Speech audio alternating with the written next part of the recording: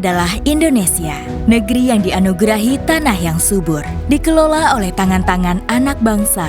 Kami berjalan bersama Presiden Jokowi dan Menteri BUMN Erick Thohir. Pupuk berperan strategis terhadap ketahanan pangan. Mengembangkan berbagai inovasi dan bertransformasi bersama Pupuk Indonesia, menjaga ketahanan pangan bangsa, dan menghasilkan senyum untuk bangsa. Pupuk Indonesia, makmur bersama Indonesia. Salam sejahtera bagi kita semua. Shalom, Om Swastiastu, Namo Buddhaya, dan salam kebajikan. Good morning, ladies and gentlemen. We welcome you again to the 7th International Conference on Strategic and Global Studies in the Consulate General of Republic of Indonesia, Melbourne. We also welcome all the attendees who are here with us online through Zoom.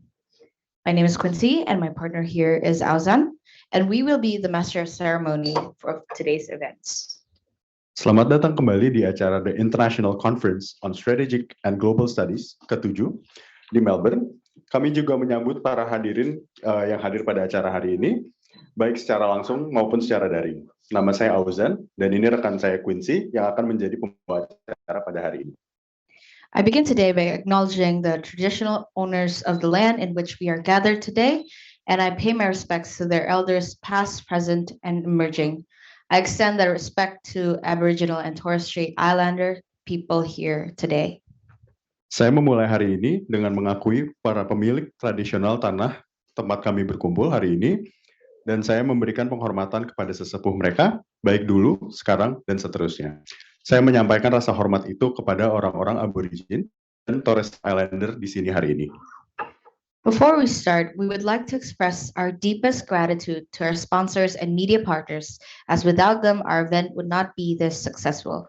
We have the Minister of Investment, Republic of Indonesia, Consular General of the Republic of Indonesia, Indonesia Investment Promotion Center in Sydney, Asia New Zealand Foundation, PT Indobara Sukses Makmur, Pupuk Indonesia Holding Company, and Pertamina.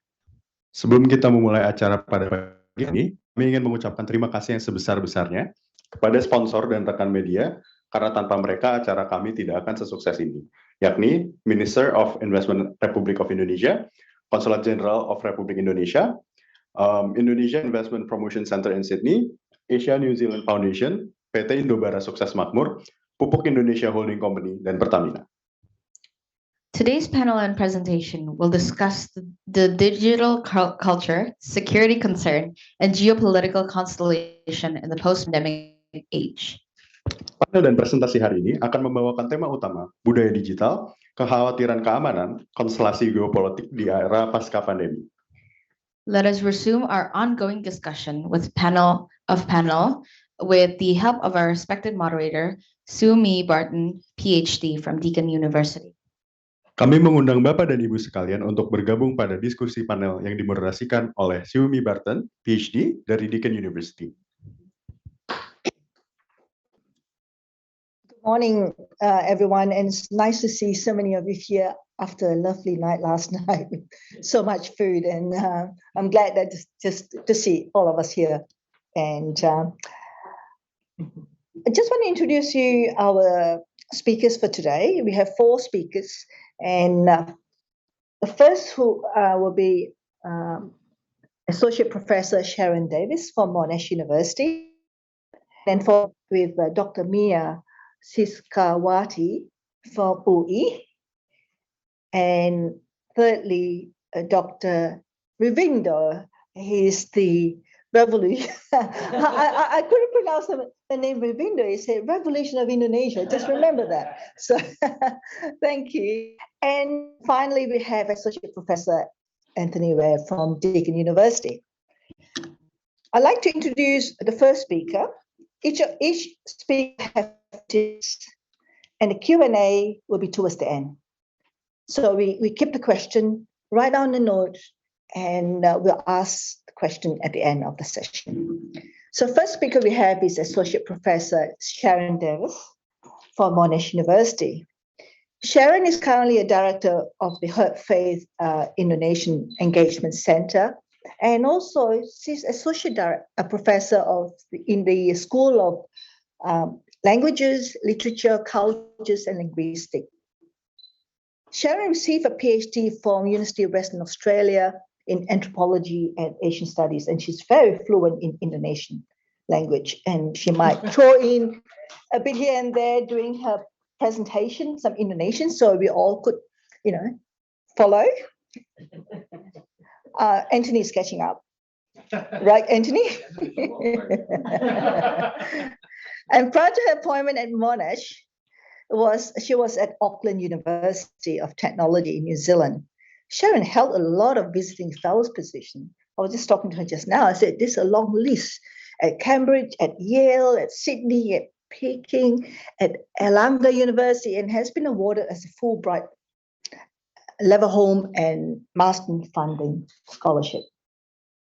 It's a long list of, scholarships and awards that you have received. Sharon is recognized internationally as an expert in the field of Indonesian studies for contributions to the study of gender, sexuality, policing, social media, moral surveillance.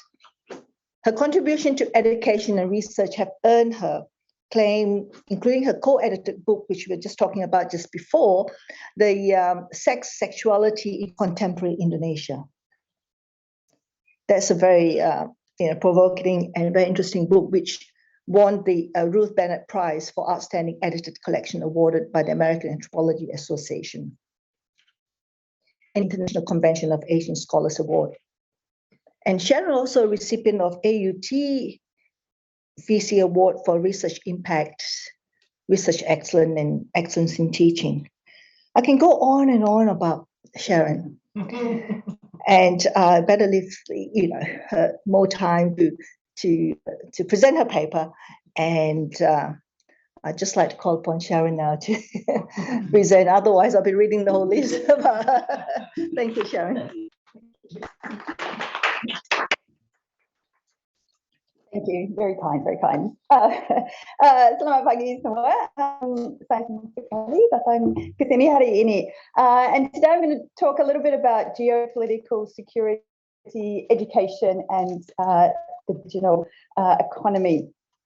So I'm going to make 4 points and keep well into my time allocation so we can have more time for discussion and Q&A. So very briefly, the 4 points I want to elaborate on include first, that geopolitical security, whether we like it or not, relies on collecting intelligence about foreign nations. And a good way to collect intelligence is by ensuring those who are collecting it are fluent in the target language and culture. The second point is that geopolitical security relies on government and industry officials establishing rapport with their foreign counterpart. A good way to establish rapport is ensuring officials understand the cultural context they are working in. Third, geopolitical security relies on empathy between people. A good way to establish empathy is ensuring people know about other countries, their customs, their cultures, and can thus see them not as an other, but as human.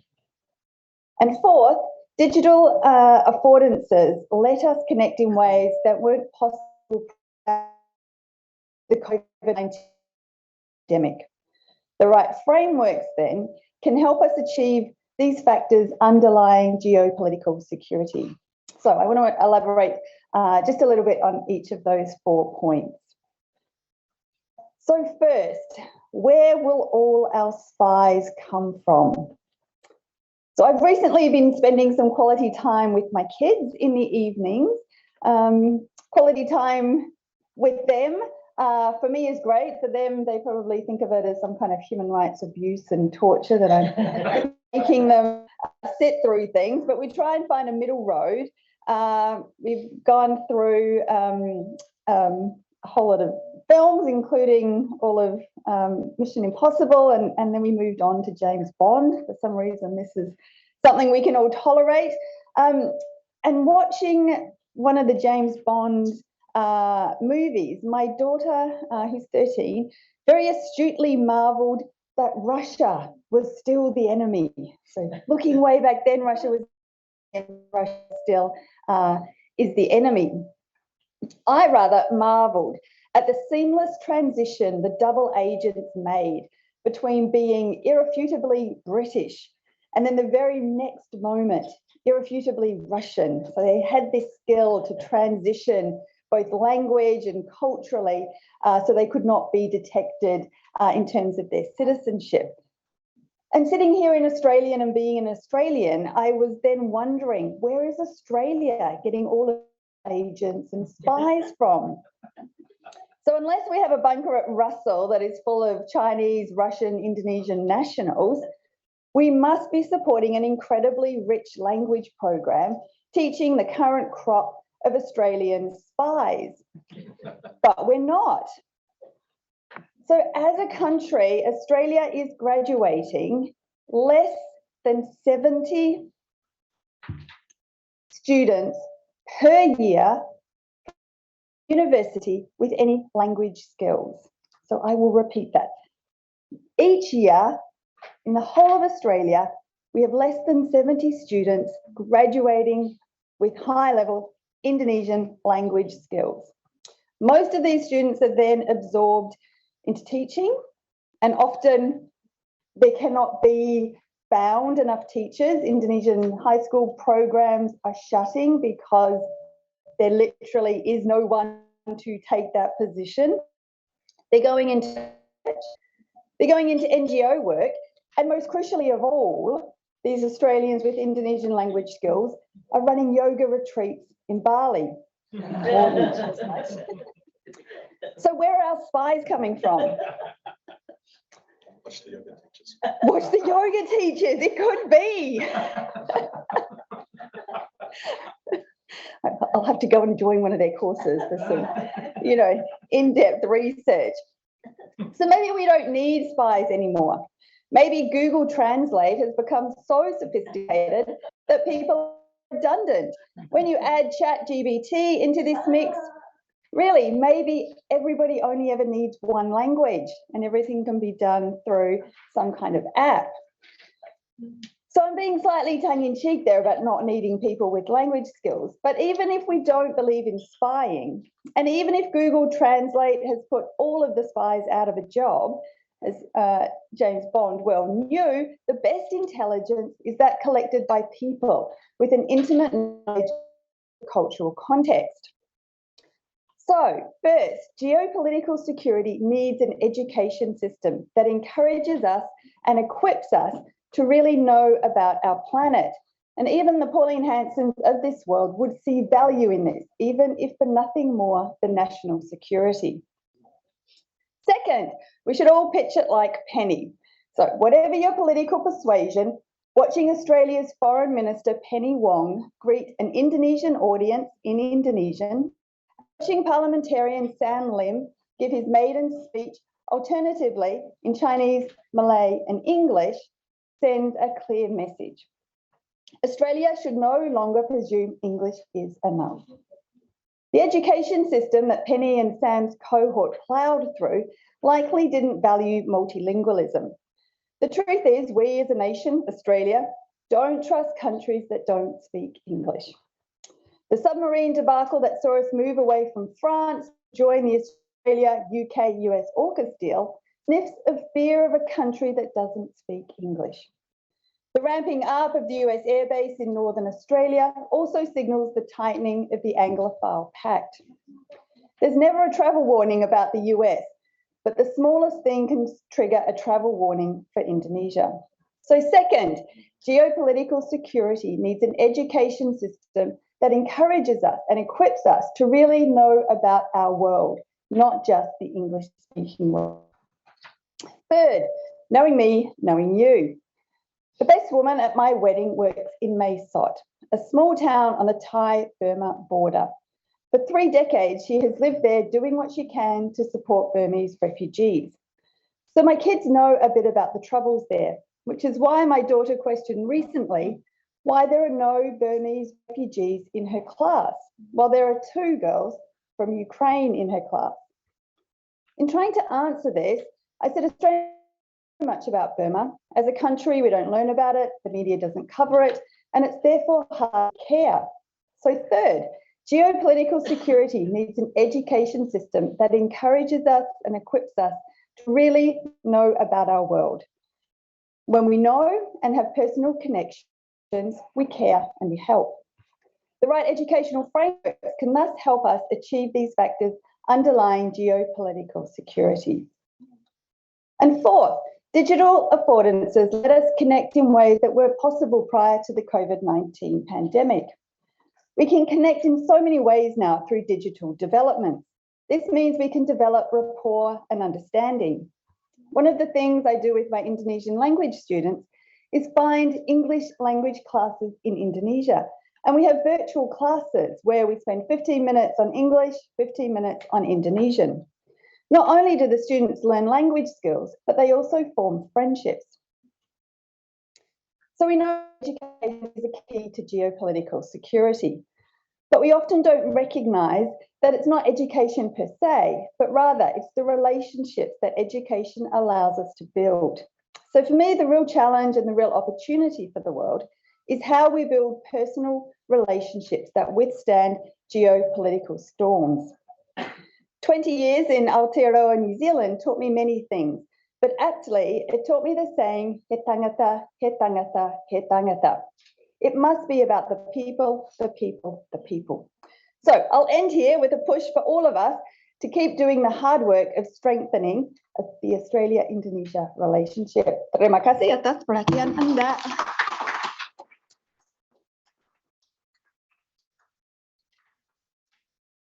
Thank you, Sharon. This is fantastic.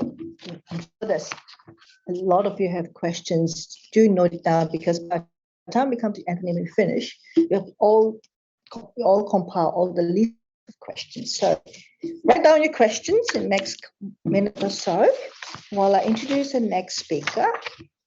And the next speaker is Dr. Mia Siskawati. And Dr. Mia is the head of gender studies of graduate program, School of Strategic Global Studies, Universitas of Indonesia. Mia received her bachelor degree in forestry from Institute Pertanian Bogor. She has a master degree in sustainable international development, focusing on gender and development from Brandeis University, Waltham, and both master degree and PhD in anthropology from University of Washington, Seattle. Mia is currently serving as one of the country coordinators for collaborative research on peatland sustainable livelihoods in Indonesia between University of Melbourne, Universitas Indonesia, and the Borneo Orangutan Survival Foundation. She served as Indonesian team leader of collaborative research between Institute of Sustainable Future at the University of Technology Sydney, Universitas, and Plan International on gender, water, sanitation, environmental health in Indonesia during 2018 to 2021. We need to put her in for Deakin. You need to do that. Missing Deakin here. I was looking for it. So, yes. She has served as a member of advisory board for international collaborative research projects, including research on agriculture policy to support natural resources in Indonesian upland landscapes in 2018 to 2022, hosted by University of Adelaide and supported by Australian Centre of International Agricultural Research. Secondly, she also involved in a project supported by the Swedish International Development Agency that facilitates a research network and community of practice dedicated to expanding and applying knowledge on forest landscape governance in 7 countries in Southeast Asia. There's a lot there. We're looking forward to hear a lot of this, your projects from you. She's now serving as a GESI advisor for Samadhana Institute and Lens Indonesia, Indonesia. She's also served as a founding member of Rimbawan Muda Indonesia, the environmental NGO.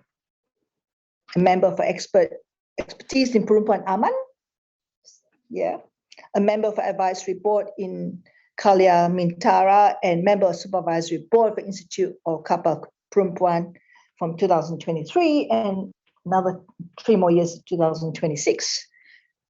She's also received Ashoka Fellowship and Kartini Award.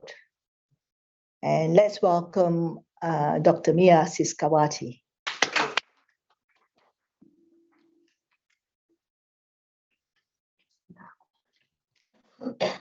Thank you very much for such a long introduction. So I would like to add that I'm a mother of 4 kids, and I'm also an urban farmer that produce our own food, organic food in Bogor.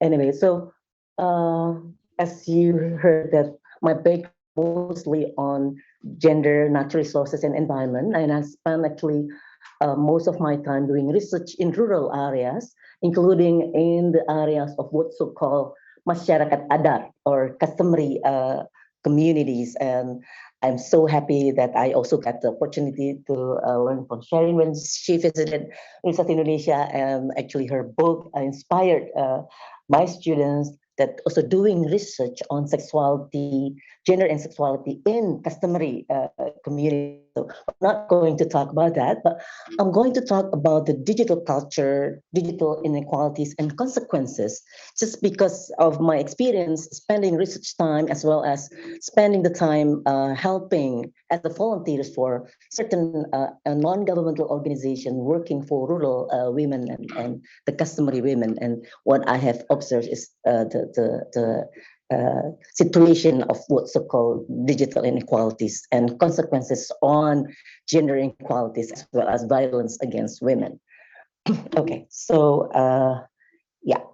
I'd like to start about our situation right now, that even though the UN SDG compliance progress report in 2020 stated that in the world, actually a total of 2.2 billion people do not have access to drinking water, and almost 1 billion of people they live without electricity around the world, which is represent over 10% of the world population.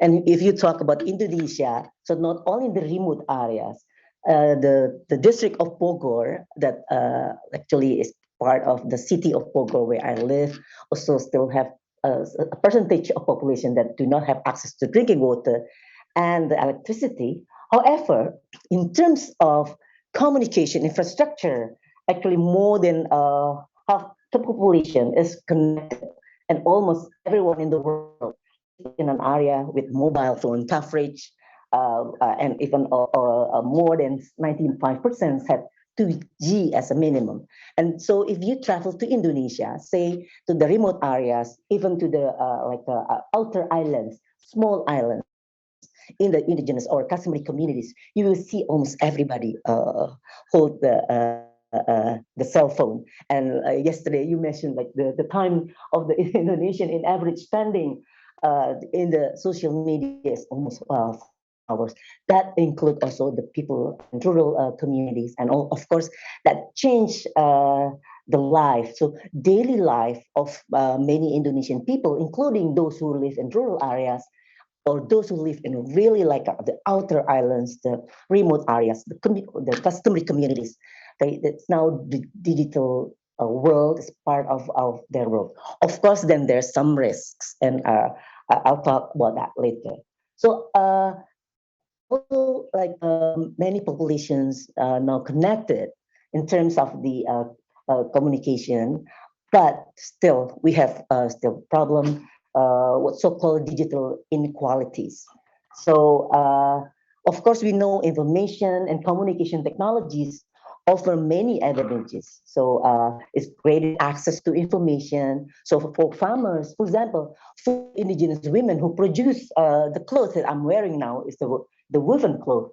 They now they can learn how to sell in more, getting more or better price, or even now they are really learning about the producing the woven products from the cotton, like planting the cotton, replanting the cotton doing the natural coloring. So in terms of the advantages for the customary women, of course, the greater access of information, then also greater connectivity between people. Now the weaver, weaver in NTT, they're selling through Instagram, so the live Instagram. So they no longer need the middle traders right now.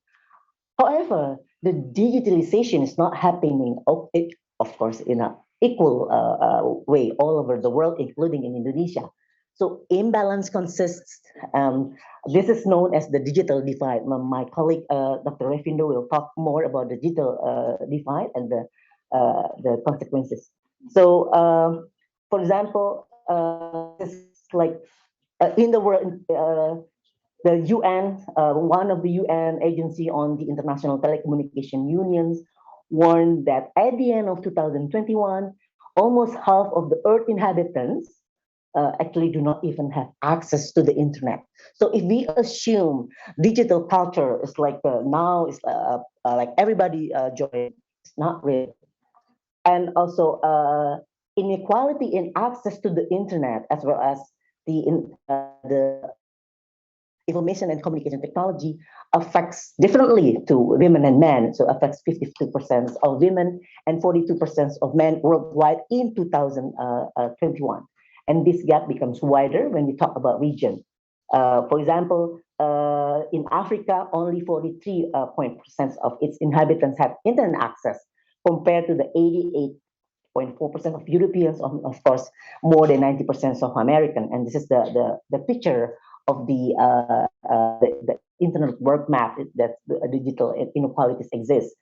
However, within the developed countries itself, for example, in the US, where I spent my time for my graduate studies, still exists. Okay, so 73% of Americans are online, but then only certain, you see that certain social groups of the people within US that have access to internet.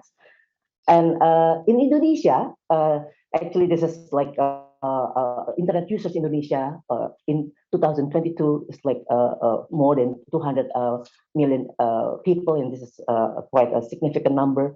And then the population remain offline is actually like 26%. So this is the digital divide in Indonesia. And talking about the provinces, this is the index provided by the government of Indonesia. Compare, top is Jakarta, the province of Jakarta, and of course the lowest is the Papua. And that time is Papua, they divide into one province, and now Papua divided into several provinces, and the statistic will be changed. And talking about social media, already we discussed that it's quite a high percentage of people using the social media, including Facebook. This is the number. Then also, like we see that like a gender differentiation of the user of the Facebook among young people, and not only in the city but also rural communities, including the customary communities. And then TikTok now gaining popularity in Indonesia. However, still the digital divide exists, and the consequences is for the people who have like a limited or even no access to the information and communication technology. And that's not only in the Papua. It could include even the district of Bogor. That's really only 3 hours from like Jakarta. So of course, the consequences are lack of communication and isolation. And the reason of the limited access or no access, so linked to the level of the socioeconomic as well as the education level. So barriers to studies and knowledge, especially during the pandemic, COVID-19 pandemic. So even in Jakarta, so the families of the poor families in Jakarta, they had really been struggling to really allow their students to study because the family only had one cell phone, and then the women head of the household who has to lend the phone to the children, they actually also had struggled because they use the cell phone for their small business, like ordering the materials and everything. So of course, then the other consequences is accentuate of social differences because of now it's not only knowledge is power, but also like access to information of communication technology is also created kind of power imbalances.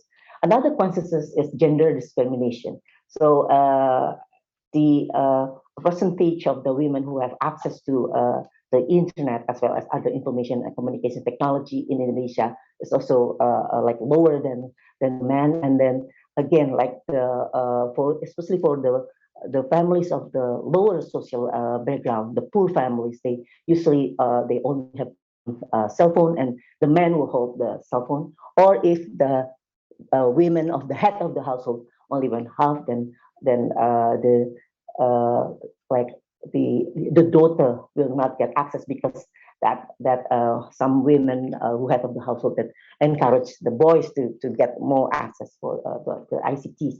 And of course, then also gender inequalities. This is the consequences of the digital divide. Another problem of the digital culture is violence against women in the digital world. These women are exposed to high levels of violence through mobile phones and smartphones, the internet, social media platforms, and email. And it creates actually a certain kind of violence. It's not just like a regular, but even the trafficking of the women and girls also that could happen, supported by the digital world. But not only happen in the developing countries. In Canada, for example, 1 in 5 women experience online harassment in 2018. In Pakistan, similar situation with Indonesia. 40% of female college students face harassment on the internet recently. So just as a concluding remarks, that digital inequalities need to be comprehensively addressed, not only between countries, between regions, between cities, but inside the city, for example, Jakarta, between the people of the have and people of the poor, and also between men and women, as well as other gender identities. So we need to be comprehensively addressed. And not only digital inequalities, but also for Indonesia and as well as I think developing countries, the digital literacy, because digital literacy is very important, so that especially the marginalized communities, including women of the poor families or women with a lower education, do not get become the victim of the cybercrime. So digital literacy is very important. And what we need to do is toward secured not only for women but for everybody, equal and inclusive cyber safe space. If we really would like to use the digital culture, to really to support the humanity and toward, of course, the equalities, including gender equalities. Thank you.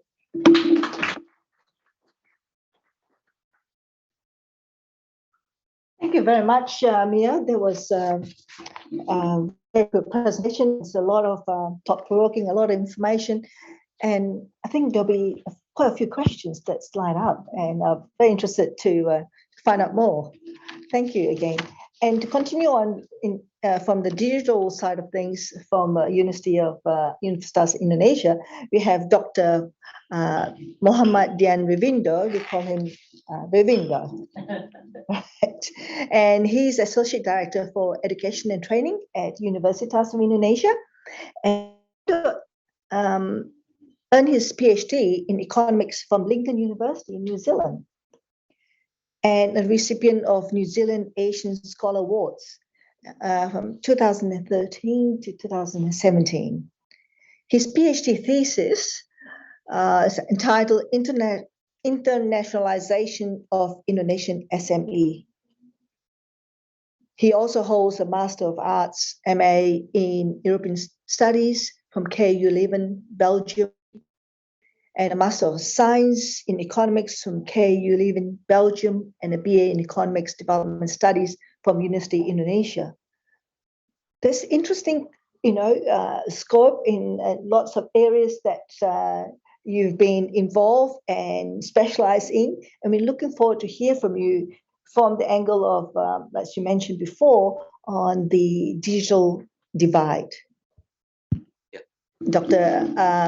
Dian Revindo. Thank you.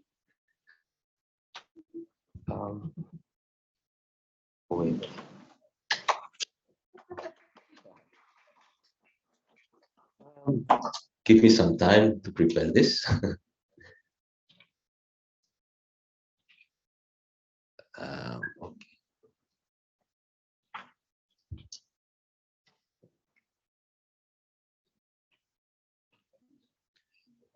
Yes, it's already on, right? Thank you, Shumi, for the generous introduction. I didn't sleep well preparing this. Too much food. That's another reason.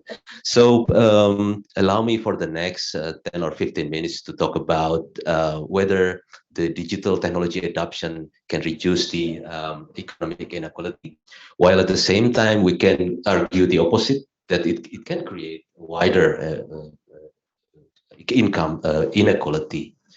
That's why the role of culture and literacy is very important. And there's some motivation behind my speech this morning. First is that, there's some studies showing that the stronger internet connection in some districts, the more poor households. Why? Because when the internet connection is good, it means each family will spend more on internet data, right? While it doesn't automatically translate into productive activities. The second one, I have to be critical to our government, of course, as an academic. It seems that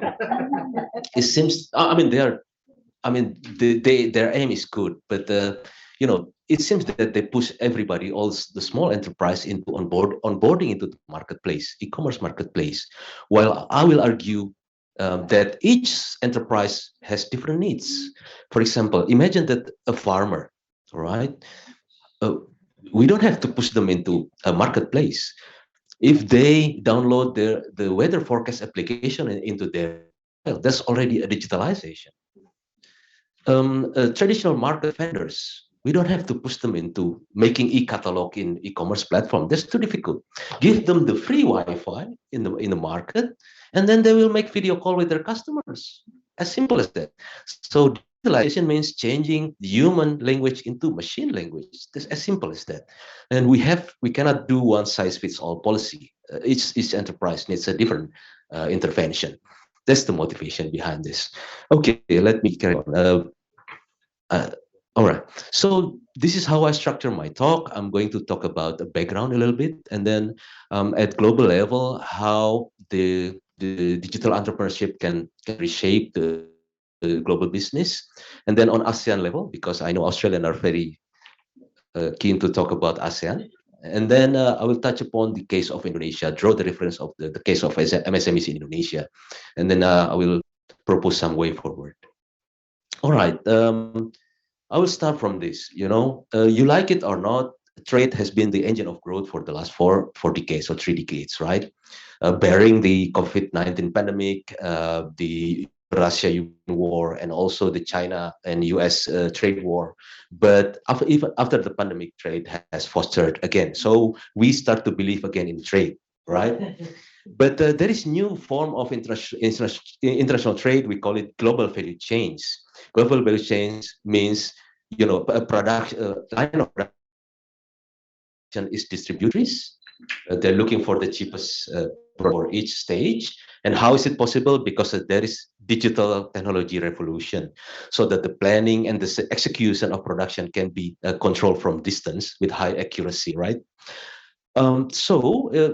When it comes to GVC, it means that the digital technology adoption becomes crucial, right? Like, for example, artificial intelligence, 3D printing, chain, Internet of Things becomes our mainstream talk every day. But the GVC has its own homework problem. Studies show that the GVC is not yet inclusive. Multinational enterprise in different countries. First, they don't use local inputs that much. The involvement of small enterprise is still limited. And then the job opportunities for low skilled and low educated labor is still limited. And also they like to put their production facilities in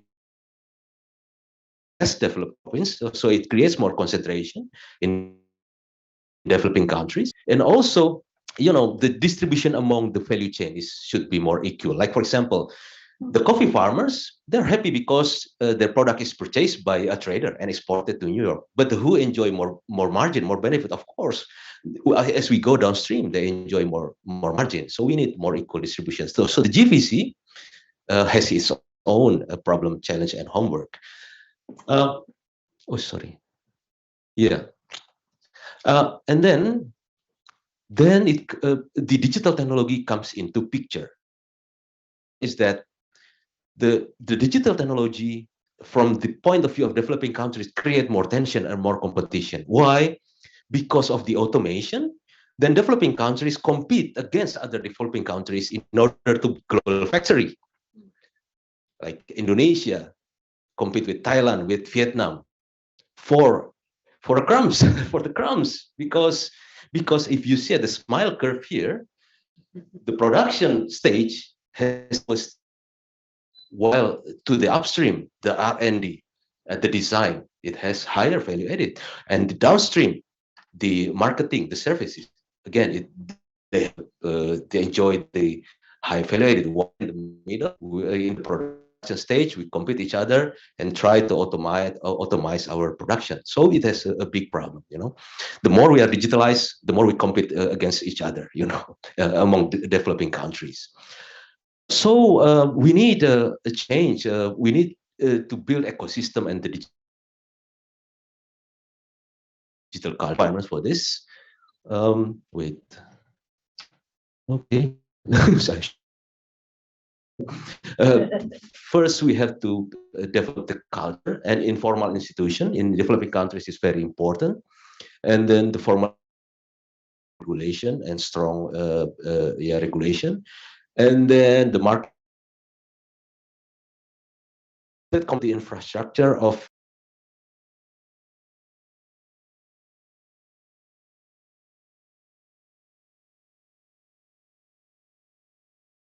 Recording in progress. Now, a bit on global level. Now let's a bit deeper in ASEAN case. We delved the data of 7,000 firms in 9 ASEAN from the Bank Enterprise Survey. And then we tried to summarize how the ASEAN countries perceive the digital technology. It seems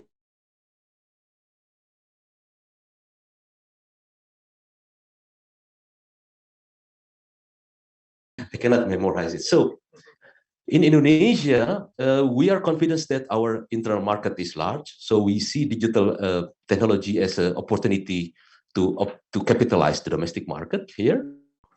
While Malaysia, their internal market is not that big, so they perceive commerce as opportunity for trade. Like, for example, we interviewed some experts from Malaysia. They said the e-commerce helped us a lot in the pandemic because it allows them to import and to sell.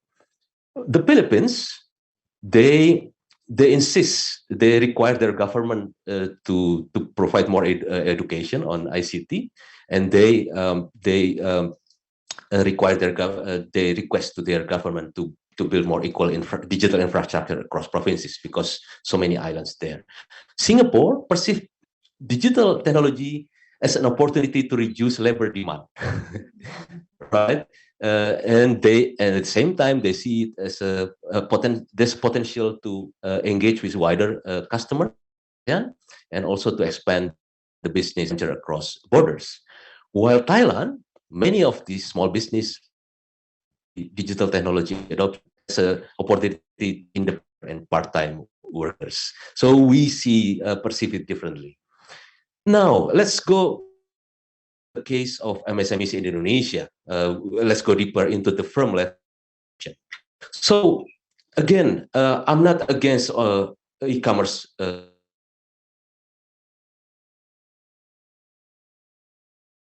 To start to understand that we need end-to-end digital adoption. For example, this is a survey to 37,000 MSMEs in Indonesia last year, conducted by LPIM together with Ministry of Information Ministry of Communication and Informatics, Kominfo. So what we found out is that, look, of course, in terms of promotion and marketing, most of small business have already adopted the digital technology. Ibu Mia already said using the social platform, messaging platforms or social media, right? Ordering raw materials, 48%. Internal communication, 16%. Product delivery, 10%. That's good. It means they already use or utilize the digital technology. But look at this, for example, recording and payment, only 5.7%. So that's why I criticize our government, our society. They keep pushing this promotion and marketing, while there's other business function that need to be addressed. Look, 5.7% use digital technology for or application for recording and payment. Well, this is very important for financial access, for the financial record, right? Access to finance in the future. And let's look at the other function. Finance, 1.3%. But there's some application for this. Kasir, La Micro, Gajiku, only 1% adopt that. Human resource management, 1.3%. Capital management, 1%. Customer retention management, 1.8%. And enterprise resource planning, only 0.04%. So digital technology needs to be, and the adoption for MSME should be end-to-end rather than at the downstream. And we have to, sorry, can I have 2 more minutes, Shumi? Sorry about this. Because the previous speaker, I think, took 10 minutes, less than 10 minutes. So, and that's also, I still believe that there is no one-size-fits-all policy. Like, for example, we have to classify as MSMEs by their performance, established system of business and finance, and their technology adoption.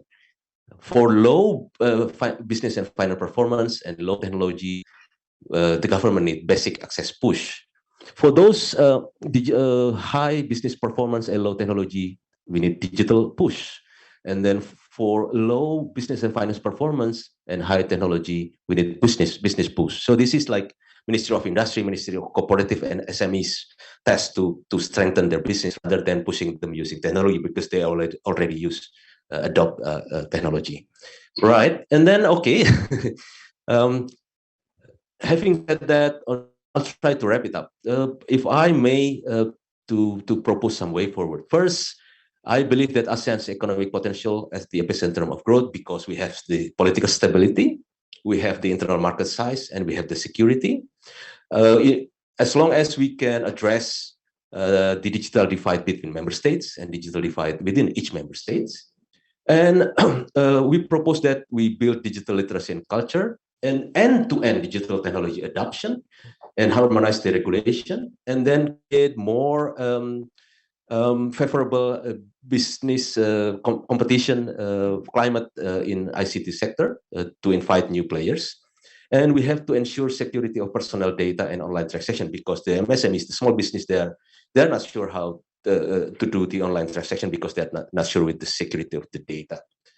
What happens if we fail to address this? We fail to make the digital technology equal for everyone or give equal access to everyone. First, there is wider gap between the educated and low educated. There is a gap between more developed province and less developed province. There is a wider gap between large companies and small companies, and there will be a movement against trade, which will harm all of us in the end of the day. I think I will stop here. Thank you very much. Over to you, Shumi. Thank you.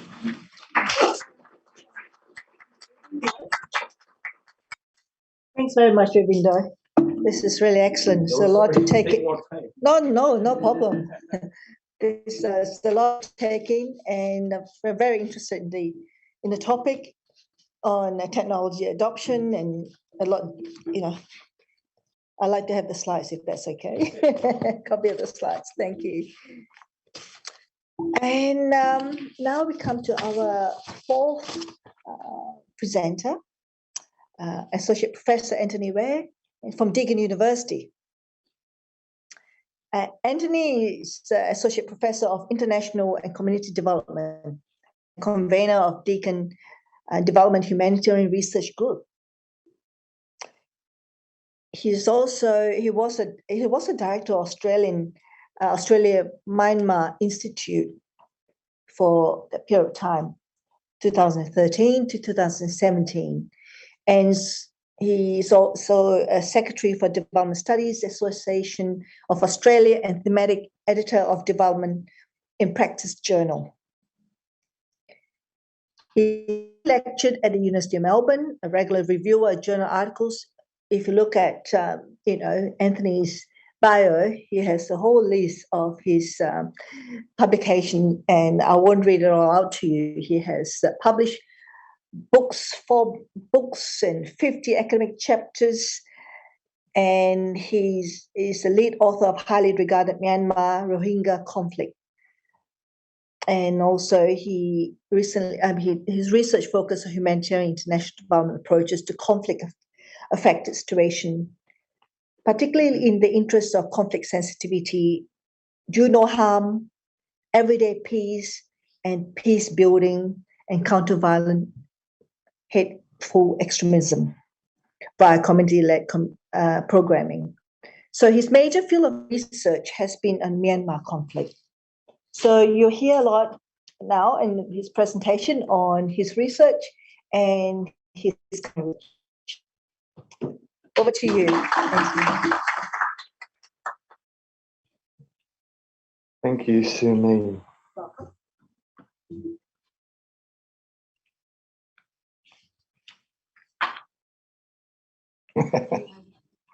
I'm just trying to get it open now. It's there we go. Okay, that's up. Excellent, excellent. So I just want to take a couple of minutes. Thank you very much for that very warm introduction. And I think we've got a very diverse panel this morning of very expert speakers. So I'll try to be nice and quick so we've got a lot of time for questions. But I'd like to quickly run over 3 security concerns for Southeast Asia and our region that we've not really touched on much to this point in this conference. And just fairly quickly, the civil war in Myanmar, the Rohingya situation, and these are just different aspects of the research that I've been engaged in over the last couple of years.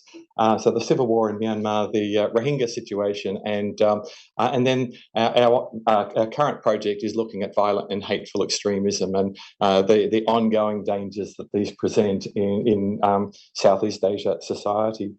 So the Myanmar civil war, just really quickly then, the coup in 2021 obviously was extremely disappointing for everybody involved or watching the country after a decade of seeming progress. In some ways, it wasn't completely unexpected. It's certainly very logical in the mind of the military, who, as we heard yesterday, perceived a threat to national sovereignty and the idea that growing sense of federation and an increasing degree of autonomy for some of the ethnic minority regions of the country and changes of the constitution that remove some of the power of the military that were being proposed by the National League for Democracy were a threat to the very survival of the state as they perceived it. I won't go into the sort of the causes of the coup and so on, but we just want to focus our attention just for a moment on the fact that 56 million people are stuck in a prolonged civil war in the country that is probably unwinnable by either side.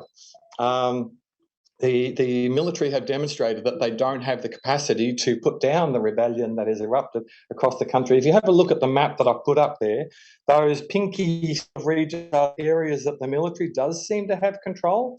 The yellow ones are regions that the People's Defence Forces have the strongest control, and you'll see very large swathes of the country, and then various other ethnic armed organisations in orange. It's not it's far from complete. In fact, we were having a conversation last night that in many parts of the country, the military will control regions during the day, and as soon as it gets dark, they don't leave their military compound, and the People's Defence Forces or the ethnic armed organisations take effective control. And of course, with the digital era, in Rakhine State, where the Rohingya have come from, and we'll come to this in a moment from a Rohingya perspective. But the Arakan Army have now established a judicial system which is entirely online, and so they're adjudicating cases on an online basis that are actually then being enforced, even have full territorial control. They're setting up some of the institutions of state. So control is extremely contested across Myanmar, but the key point is that this is a deadly civil war. It's driven 50% or thereabouts of the population back into poverty. 56 million people's lives are in turmoil. The military don't seem to have the capacity to put down the armed rebellion or armed revolt, the people. And the people don't seem to have the People's Defence Forces, and the NUG don't seem to have the resources to put down or push aside the military. So, as a vague personal assessment, how is this likely to end? I don't see a resolution to the conflict in Myanmar.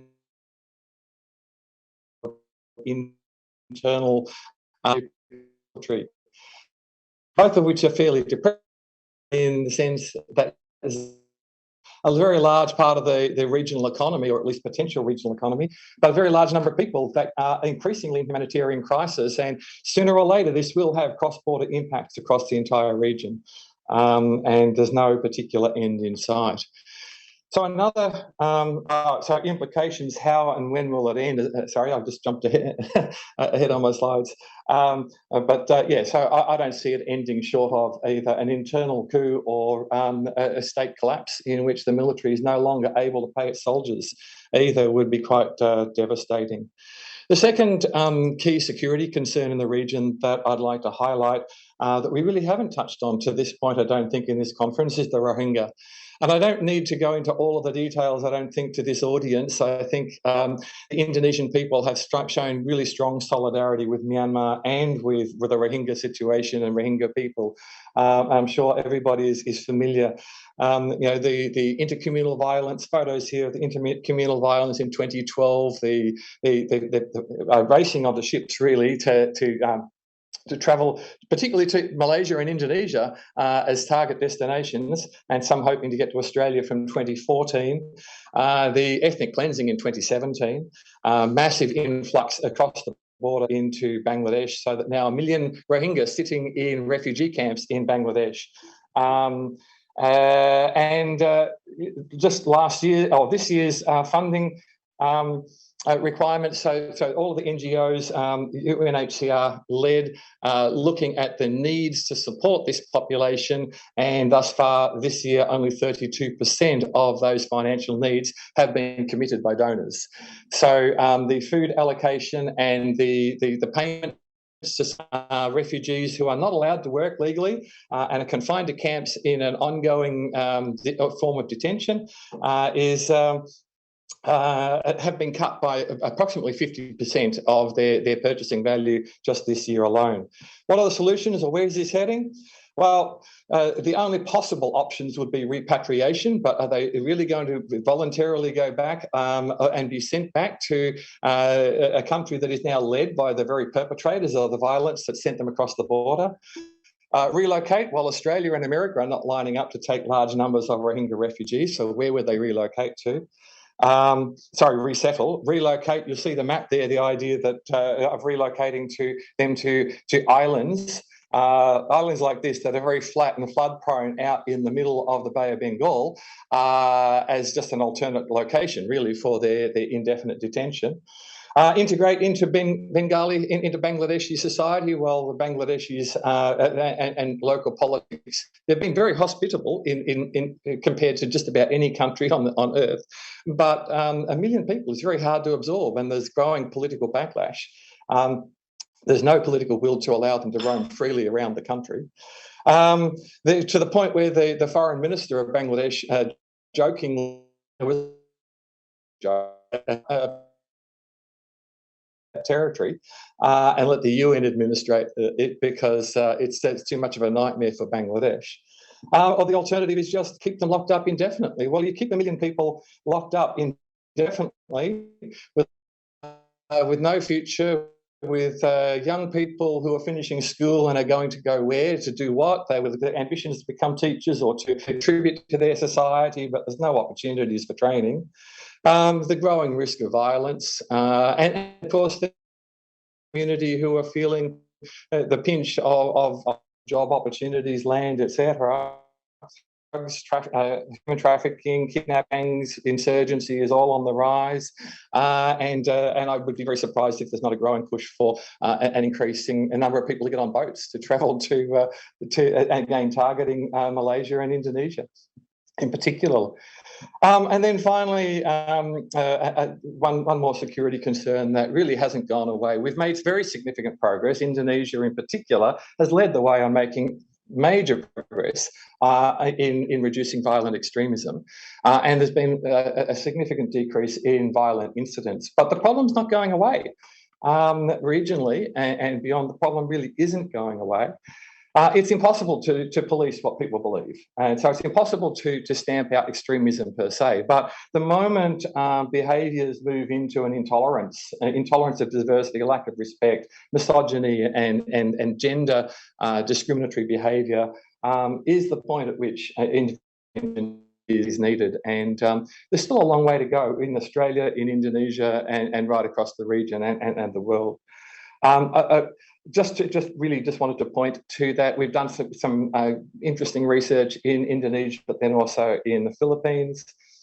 In the Philippines, I'm just going to pop because pretty much out of time, and I want to maximise our time now for questions. But recruitment is still ongoing in the Philippines as it is in Indonesia, and it's particularly coming through kinship relationships. It's linked to grievances over historical injustices, and definitely linked to poverty and deprivation, inequitable access to resources and things like that. But interestingly, in the Philippines, some of the people that are joining the extremist groups are saying in the context of insurgency, in the context of clan violence in parts of Mindanao and so on, that they feel safer join, and they feel their families will be safer if they join the powerful violent extremist group, because that gives their families that greater sense of security.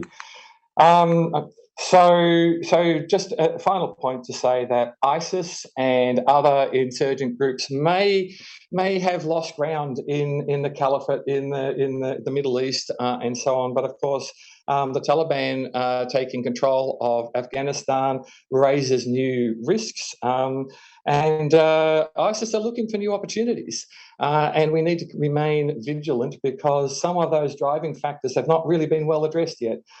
Social cohesion, the sorts of things that really are needed to address the root causes are things like work on social cohesion, marginalisation, poverty, economic inequalities, and even digital inequality, I guess, as we've been talking about, rights and gender issues, all the things we kind of know but are actually really wicked problems. I'm going to leave it there so we've got some time to talk. Thank you very much for that.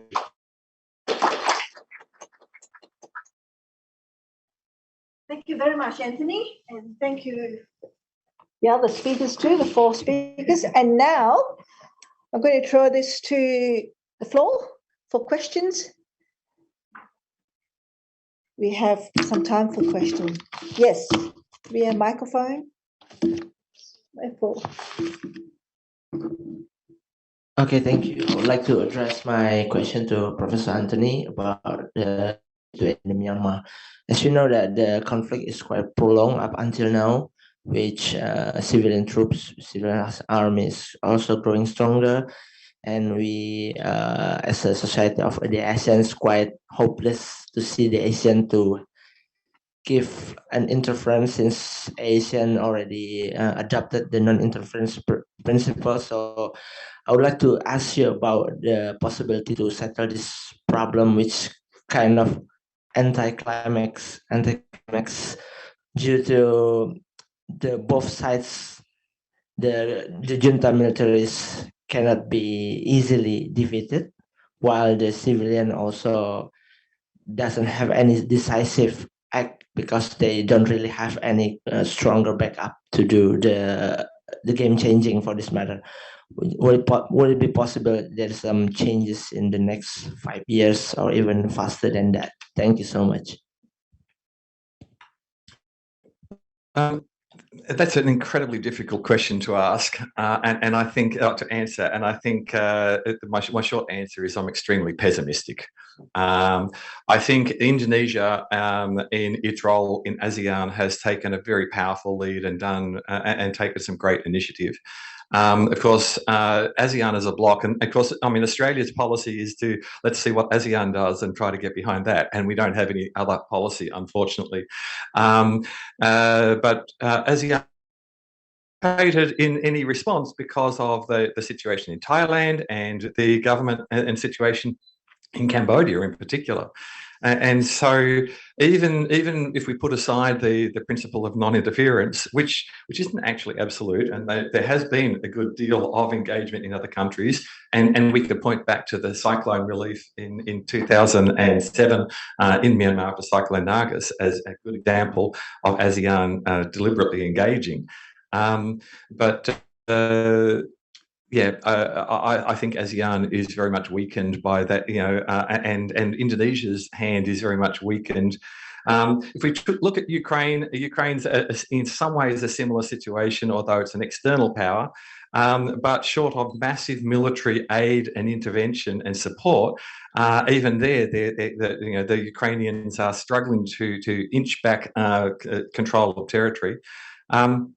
I don't think there's much that anyone in the outside international community can do to support either side in any significant way. We need to show every solidarity we can, I think, with the Myanmar people, but there's very limited traction we're going to have. Unfortunately, I think it's going to have to be resolved internally somehow. Okay. Thank you so much, Professor. Anyone else? Me? Yes. Okay. Okay, thank you. I have a question for Bu Mia.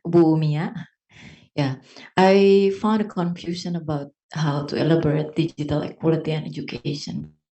Feel worried with what the phenomenon happen currently in Indonesia, especially by the coming of TikTok live, that a lot of people from the remote area doing the TikTok live and begging some gift from the viewers. And I feel like devastated because I mean, is it possible that digital equality in the remote area without the proper education? Thank you.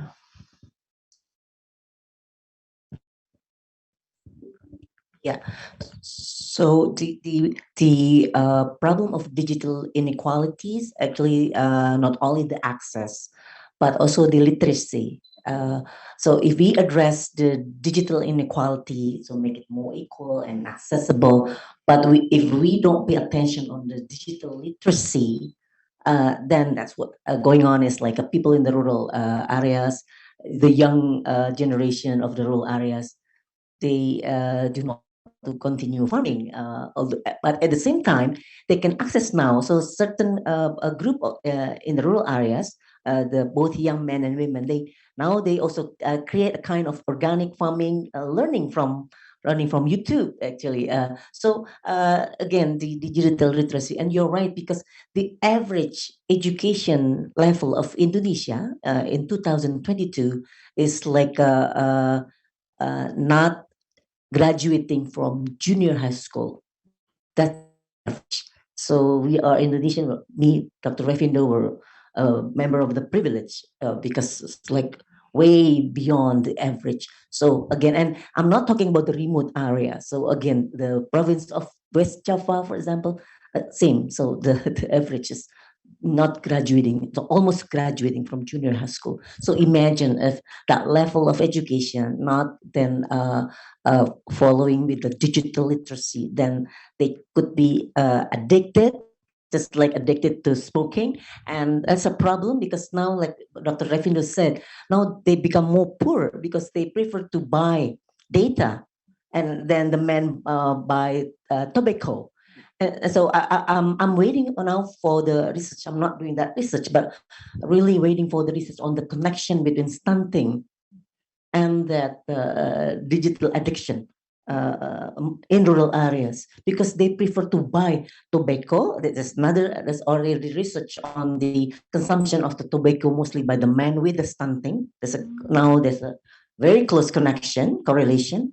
But now I'm waiting for, I'm encouraging my students also to do that. It's like the digital addiction in the rural areas and stunting, because then they use the money for buying the data, and then if they relying on the cash for the food because they no longer interested in farming, then they have to buy the food, and mostly they buy instant noodles for the babies, for the younger people. Yeah, so and you see the house is good, but then the children stunting, and stunting is a serious problem of Indonesia. And other issue of the digital problem is the social media in the certain areas in Indonesia. For example, it's areas of where I did research with my team on. So Indonesia is number 2 in ASEAN for child marriage after Cambodia. So that's Indonesia. Child marriage is the marriage under 18 years old. And number 7 in the world. That's Indonesia.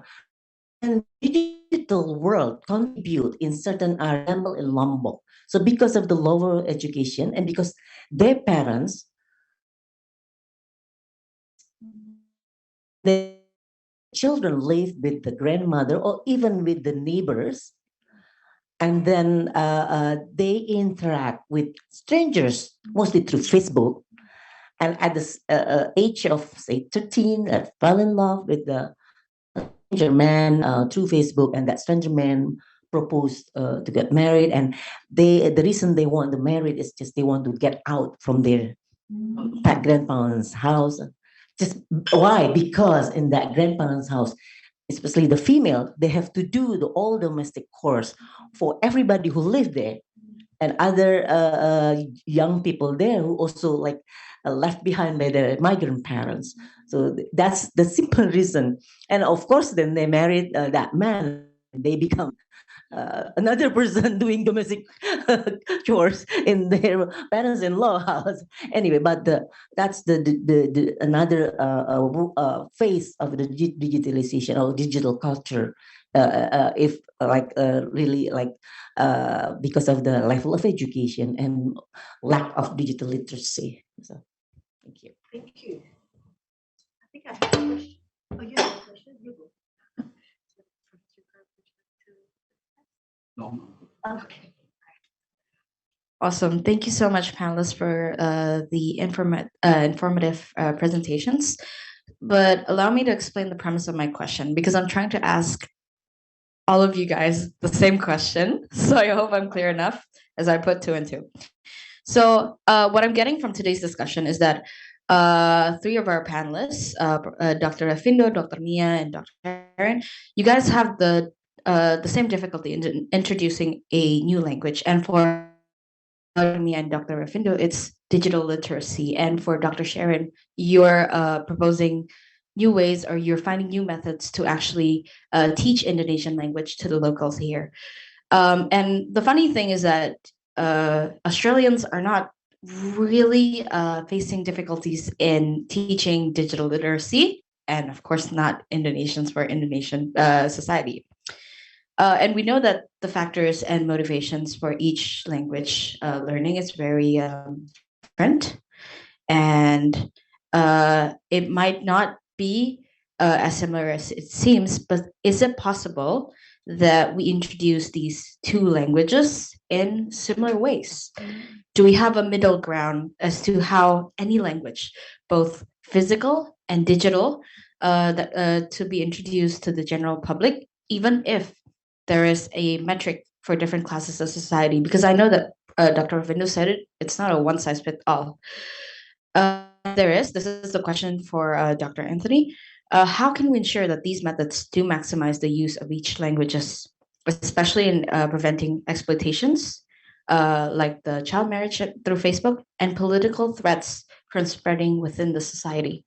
So how do we prevent that the use of the digital world as one of the ways that people are recruited into terrorist groups and spreading hate speeches, so on and so on. I hope it's very clear for you guys. Thank you. This is very question. Bobby, I think each of the panelists will take turns. We can start from top. Oh. Why always me? That's okay. So yeah, it's a difficult question, but let me start from this. In terms of MSMEs upscaling of their business, the education for digital literacy should go hand in hand with the business empowerment. Right? Why? Otherwise, if everybody has the mobile phone and they can use internet, we expect that in the case of Indonesia, we expect that those in remote areas, those in eastern part of Indonesia can sell their products to the western part of Indonesia and to the urban areas. But what happens could be the opposite, right? Now what happens is that they're in the remote areas can purchase the product from urban areas. Of information is the opposite, on the opposite direction with the movement of goods and services. So it creates more inequality. If we look at the data, for example, we compare to e-commerce platform. I cannot tell the brand, right? The one aims to sell local products into the urban areas, into the big cities, while the other don't care as long as they can sell products. What happens is they sell product from developed provinces into remote provinces. So digital literacy should go in hand with business empowerment. And there comes another problem, is that in the case of MSMEs is that now all the government institution, all the non-government institutions, they pay attention to as MSMEs. They provide all the trainings, they provide all the finance to access to finance. But what happens is that we are lack of database, right? So when they for training, for example, the participants already know each other because they met already in previous training, in other trainings. The same business people come to the training again and again. And the more they participate in training, the more they are invited, by the government institution, because they have the higher propensity to perform and to upscale their business. So now we have a high hope to business identification number. We call it NIB, single business identity number, registered through online single submission. So, for example, in order for SMEs to participate in the training, in assistance from the government, access to finance, they have to have the single, the national identity number, and then they have to update their data regularly. Let's say every 6 months or 1 year. So that will be the base for all assistance and support from the government, including the digital technology assistance. That's one way to go maybe in the future. Thank you.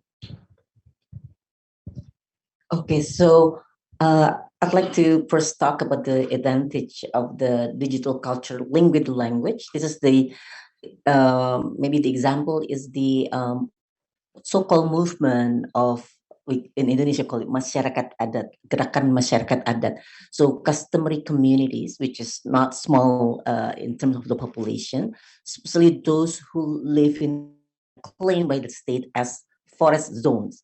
So don't think that they are like just like people in the past. They live, so more than 36% of the villages in Indonesia actually claimed by the state, I mean, located in the forest zones. So they use the digital culture to map their territories.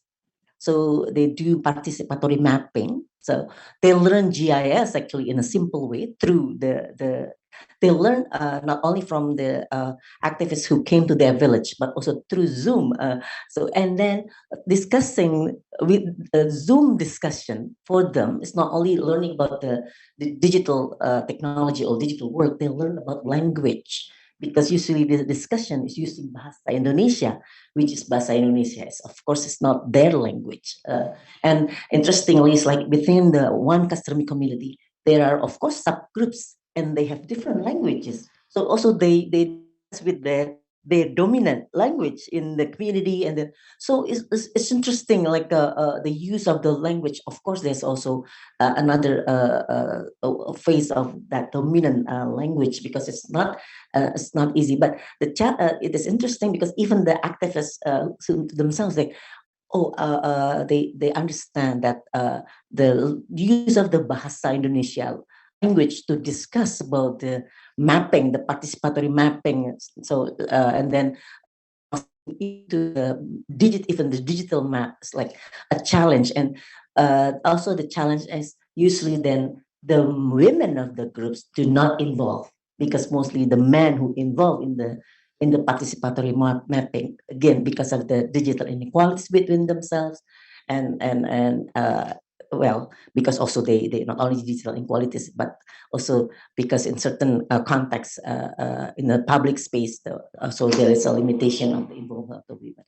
The example in terms of digital culture is you mentioned about the recruitment of, say, the nowadays it's like there's a Pak Sabto there, Dr. Sabto is the lecturer in the terrorism studies at Universitas Indonesia. So the recruitment of the young people, with men and women, through the internet things nowadays, so through online games or through the what so-called online religious discussion, pengajian online, and this is like the case of the mostly the women workers, migrant workers, who they realize they miss their families, and also they realize they feel that increasing their spirituality through joining the online religious discussion would help them. It's like just to ease their longing of their family or the emptiness. But many of them then got trapped in so-called the online religious discussion that actually managed or set up by that group, like the group that linked to the extremist thoughts, or even the terrorism network. So that's like that the situation. Thank you. Great question. Really good to get us thinking across our different topics. And I guess what strikes me is a few things. First, that the average Asian educational achievement level is not yet at junior high school. So I'm thinking about that, and also Greg's comment yesterday that in the next 20 years, Indonesia has this kind of sweet spot of still a growing cohort of young people. And if Indonesia can take advantage of that by ensuring that they have, high educational achievement, that could really boost Indonesia's future. So how then can we, address these two gaps of education achievement, but also making sure that Indonesia has this powerhouse of youth who can go and sculpt the future? So one thing, and it seems, picking up on your point about the people using any disposable income they have to pay for extra data. So if somehow the government could ensure that people could at least have Wi-Fi, then thinking about how kids could be encouraged or enabled to stay at school and given opportunities going into the future. And so education space and working across borders with Australia and Indonesia, what kind of things could our two countries put in place for students at to really motivate them to stay at school, to look at how they can go into small businesses and those kind of aspects, and setting up working with teachers in Australia and in Indonesia, if you've got internet, is not that difficult. So having classes where we can share not only language learning, but maybe it's a class in geography or history, and sharing both of that, or something in commerce and business, and thinking of how can we 15-year-old future where in 10 years we're doing business. Indonesia and Australia, I'm making textiles, Australian brainstorming can start thinking, if I stay at school, I could do this and have this opportunity. It doesn't necessarily involve expensive travel. So I think, for our governments to think about how at that educational level we can support teachers who are already overworked, support them to make their life easier by through digital technologies. So, yeah. Yeah, thank you. Coming back to the question of online recruitment to violent extremism or to extremism more broadly, I agree exactly with what you said, Mia. One further mechanism that we're seeing online, I should also point out that the more success we've had on the ground of stopping more public kind of recruitment and statements and so on means that recruiters have moved online. And so much of the recruitment now is being done online. Another mechanism, another vulnerable group and way people are targeted, though, is where there are sentiments, and this is probably more true outside of Indonesia, but where there are grievances, maybe religion or ethnic based grievances, land disputes and things like that. And someone puts up a meme that's a bit provocative, and then someone else comments that indicates a deep-seated anger and frustration and a grievance with that, and then a recruiter says, right, so that's the person I can go after. So digital literacy can help to some extent, but I actually think it's much deeper than digital literacy, because it without addressing underlying grievances, then people are going to remain vulnerable. So I think digital literacy training is important, but I don't think it's enough to stem the dangers of recruitment to extremism online. I think we've got to deal with the inequalities and the marginalisation and the lack of economic opportunities and things like that, as well as justice mechanisms for things like land disputes and the way we treat people of different faith or different race or religion, globally, really, frankly.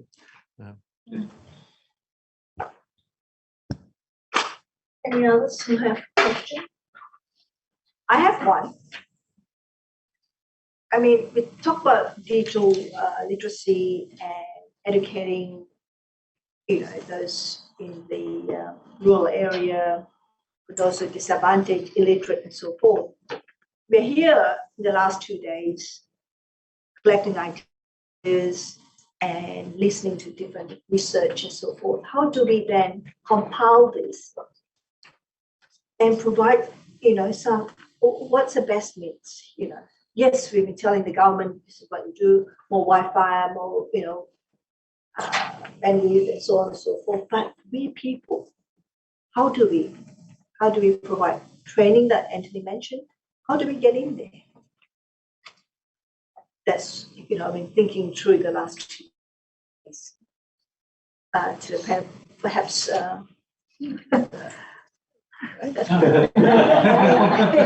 Mia or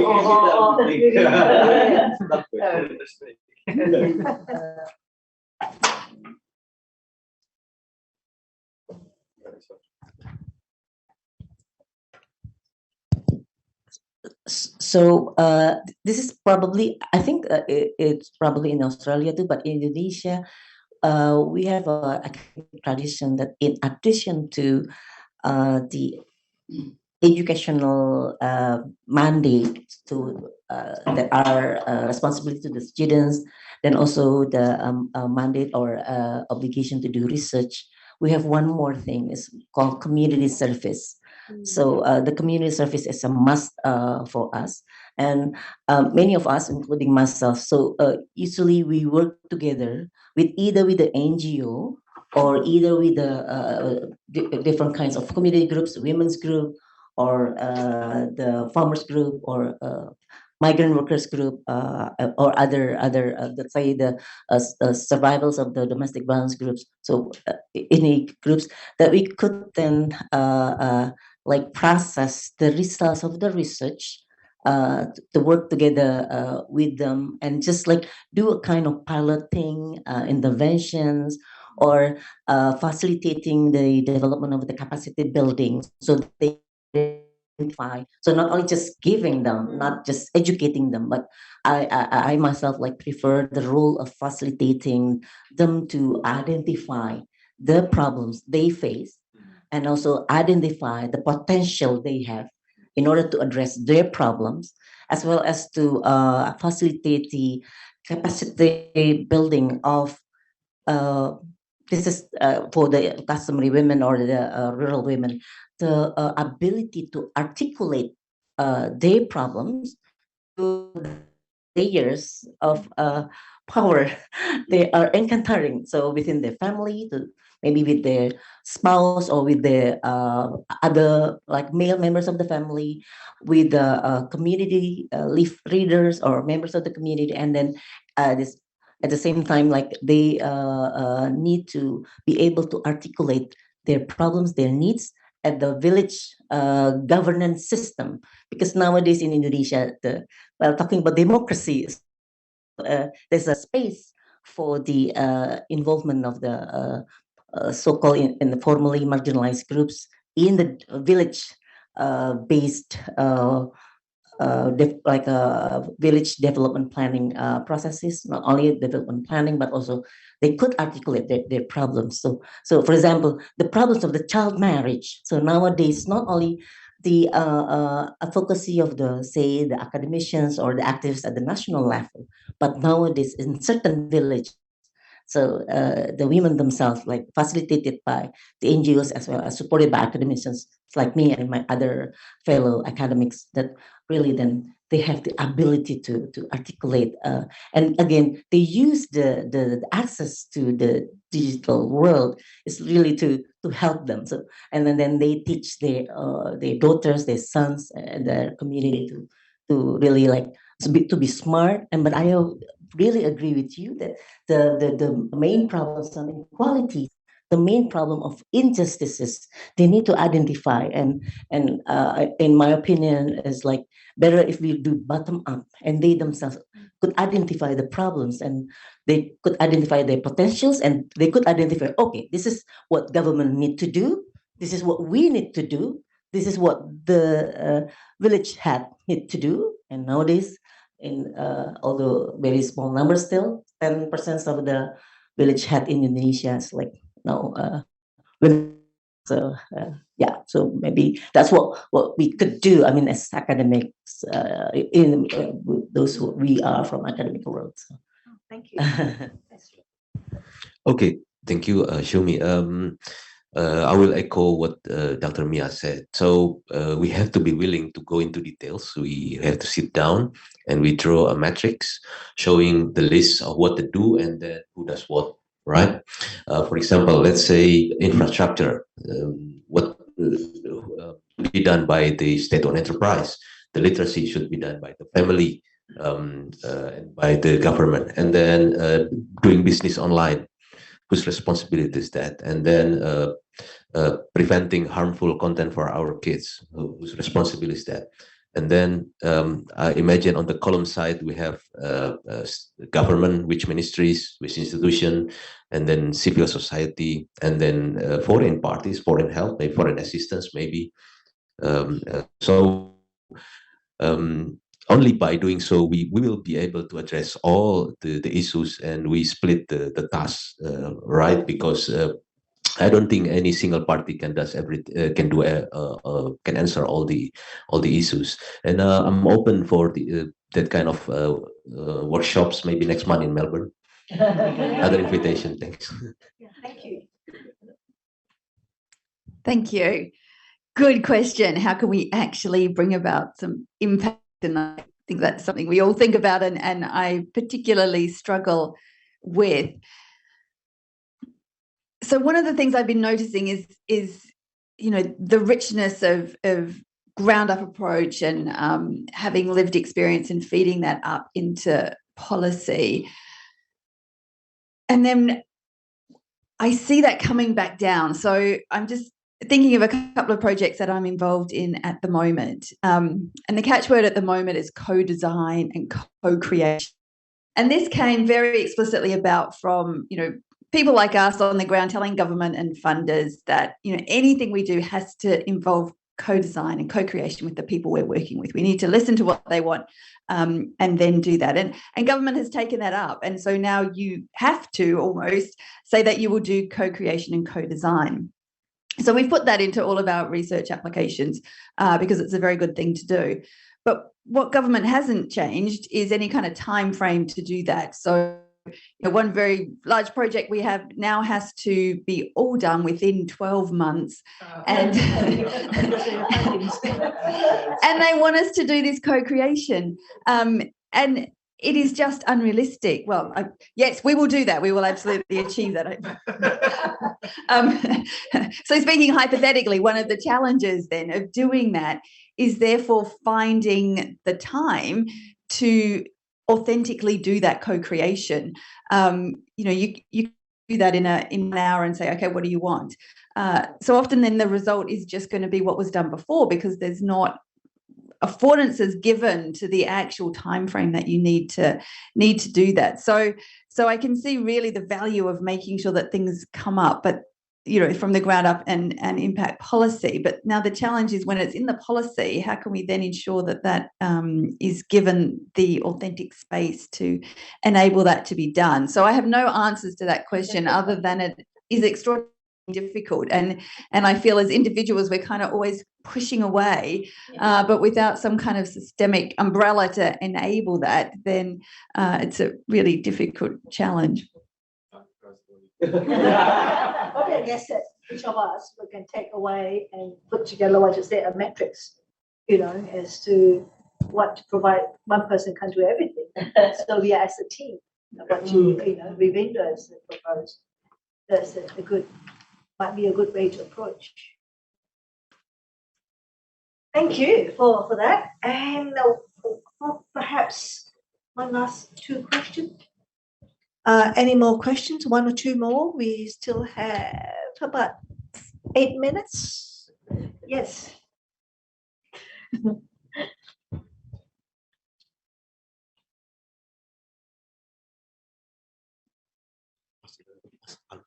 Hi, so I'd like to direct the following question to Dr. Sher. What about education on language education, especially Australia and the geopolitical standing in the global context? And I believe you hinted quite a bit on Asia literacy as well, especially in the context of bilateral relations between Indonesia and Australia. So now, government aside, especially since you talk about a lot about digital affordances, so could we see more grassroots efforts, or at least really on work, both offline and online, that could really create a really baseline consciousness of, at the very least, Indonesian consciousness of just Australia's closest neighbor? Can we see a more active approach, even from children, primary, secondary? Because you talk a lot about how, I believe the number is 70 students graduated just from tertiary education. So could we build that up more, even from the ground? See more of a support that could really pressure the government to really support this level of Asia literacy with Australia's closest neighbor. Thank you. Yeah, I think that's one of the things I'm really excited and optimistic about. And like you guys from PPIA, and we have AEA, and we have these incredible student organizations and volunteer organizations that are really bridging those links. And so having lots of activities, both in person, but also crossing over between our two countries, so people can attend virtual things.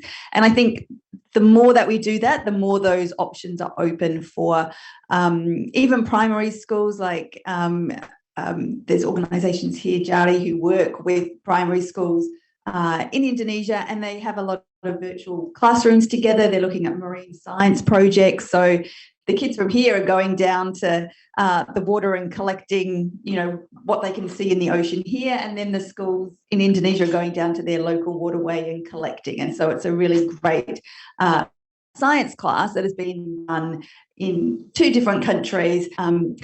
But still, the issue at the moment is that they're quite one-off, and they're reliant on a teacher who has a little bit of capacity to be able to do that. So I think the more templates we have for how we can operate across these two spaces will be the better. And the same with MSMs, like, looking at marketplaces in Melbourne and how that's working in Sulawesi, and having more of those direct connections and change. And I think that's something that we can do more on an individual level. I think it's at the moment just raising those possibilities with people through forums such as this, that actually you could reach out to groups in Indonesia or in Australia and start those connections and have those conversations. So I think that's something we can all play a small role in setting those up, and once there's a growing number of them, it'll become more institutionalized, I think. So yeah, I'm excited about that. I think that's going to be a great space, even if government and industry are lagging in terms of this support. I think in the creative sector we can do a lot. Yeah, thanks. Thank you, Sharon. Final questions from anyone? Thank you.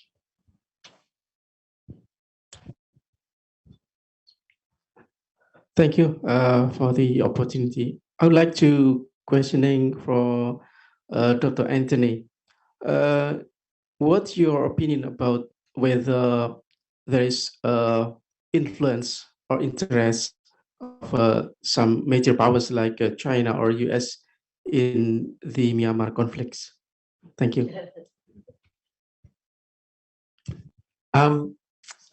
US has long had a fairly limited interest in Myanmar. It's got none of the oil reserves or other particular strategic interests that tend to attract American attention, other than it's a place to try to contain China. Otherwise, there's not a lot of geostrategic impact or importance in US eyes of Myanmar. So the US is not going to engage any more than they have been. And with the US withdrawing troops and withdrawing its presence in many parts of the world, that's likely to continue. Whoever wins office next year is likely to be a continuing trend, I think, rather than a broader engagement. China, on the other hand, has some fairly major interest in Myanmar, but what we saw during the Thein Sein presidency between 2011 and 2016 was a concern from military-led government, as it was democratic, but not, and military-led. Thein Sein was one of the ruling junta previously to that, so very much military and junta kind of thinking, and yet very progressive. Was a real concern that China had too much in Myanmar. So I think the military in Myanmar, as much as they rely on both Russia and China for weaponry and so on, are deeply concerned that they don't sell out the country to the Chinese as well.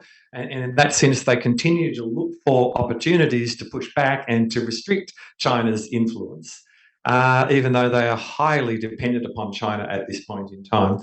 So China's interest is not so much for democracy or for rights or for the will of the people. China primarily is economic and their own continued development of China and access to resources. So those resources will be both the oil and gas pipeline that's already in existence, but other transport corridors, both for goods being shipped to China more effectively, but then also to open up trade corridors to South Asia and so on. So there's several Belt and Road Initiative projects that they would dearly love to advance. And for that, they would like stability in the country.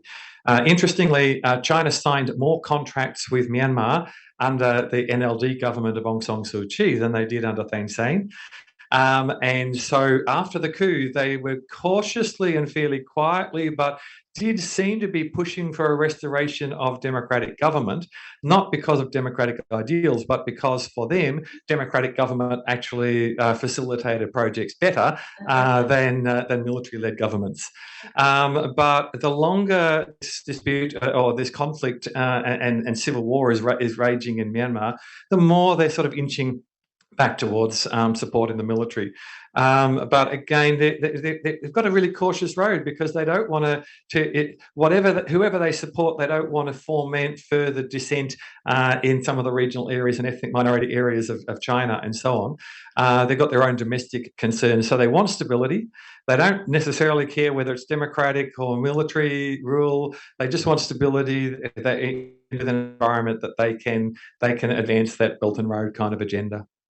So the army like TLS to civil-based democratic government? The army in Myanmar, since 1962 coup, they became extremely autarkic, meaning that they built an economy that, at least for the military, so the military is basically self-funded in Myanmar through military businesses, and those military businesses are very much focused on the domestic economy, not international. So yes, they have some international partnerships, but the withdrawal of international investment, for example, since the coup, has very little impact on the military companies. It tends to affect the civilian population far more than the military companies. So the military companies are supplying food and beverages and an essential product to the civilian population, and it's almost impossible to boycott without kind of starving yourself to death.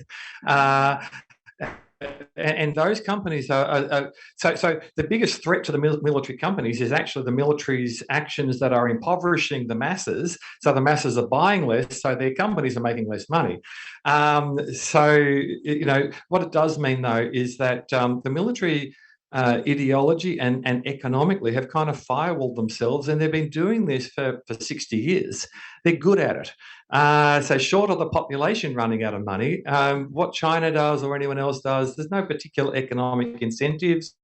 There's very little levers that we have politically or economically from outside, whether it's China, ASEAN, Australia, US. There's very little leverage we've got, actually.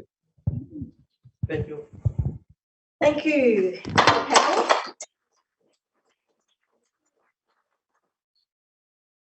And should take a photo.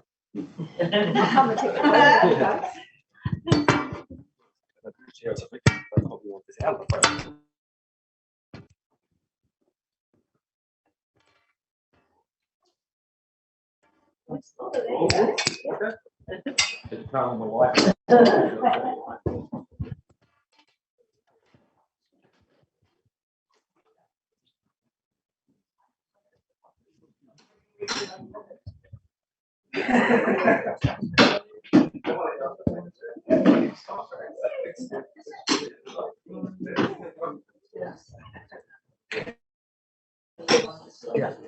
Thank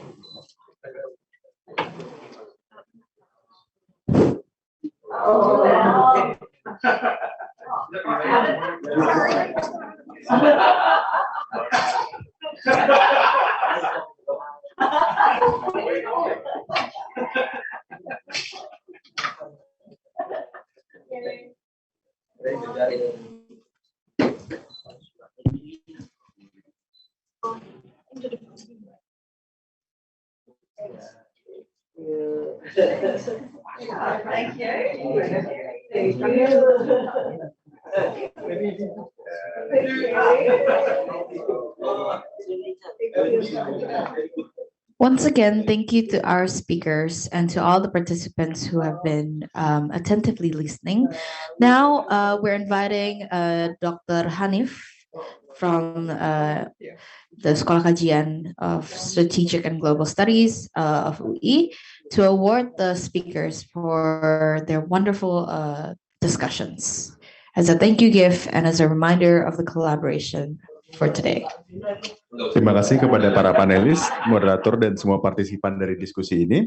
Kami mengundang Dr. Hanif dari Sekolah Kajian Strategik dan Global Universitas Indonesia untuk memberikan souvenir sebagai tanda terima kasih kami kepada para panelis untuk partisipasinya pada diskusi ini.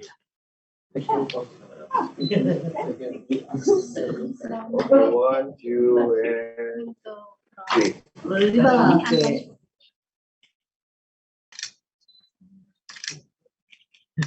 Okay. Thank you. Anthony, thank you for your participating together with us. Okay.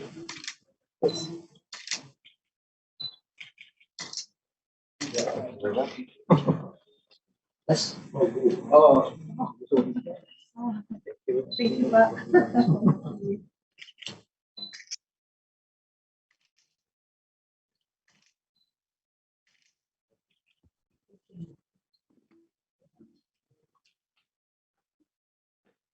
I think then we can have our lunch already. Before we continue to our next panel discussion, let's have a lunch break in the foyer. Guests can head out to the foyer where the food has been prepared. Untuk agenda berikutnya, kami akan ada istirahat makan siang. Untuk tamu yang datang pada hari ini, dipersilakan untuk meninggalkan ruangan untuk menikmati makanan dan minuman yang tersedia di foyer. So we have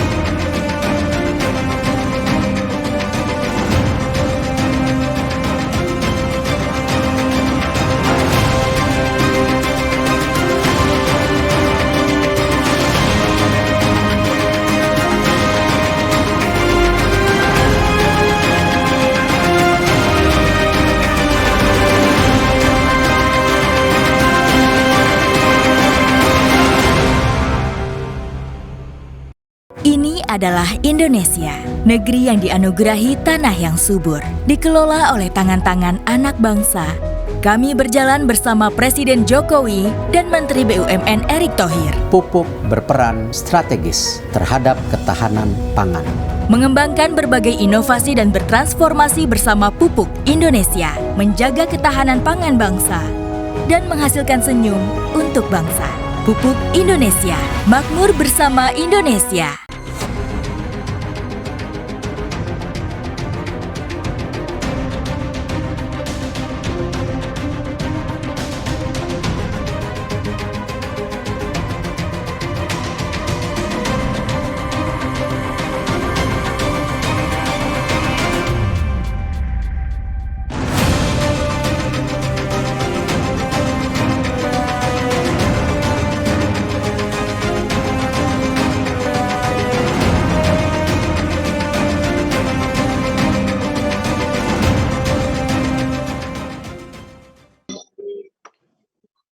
All right, how was lunch, everyone?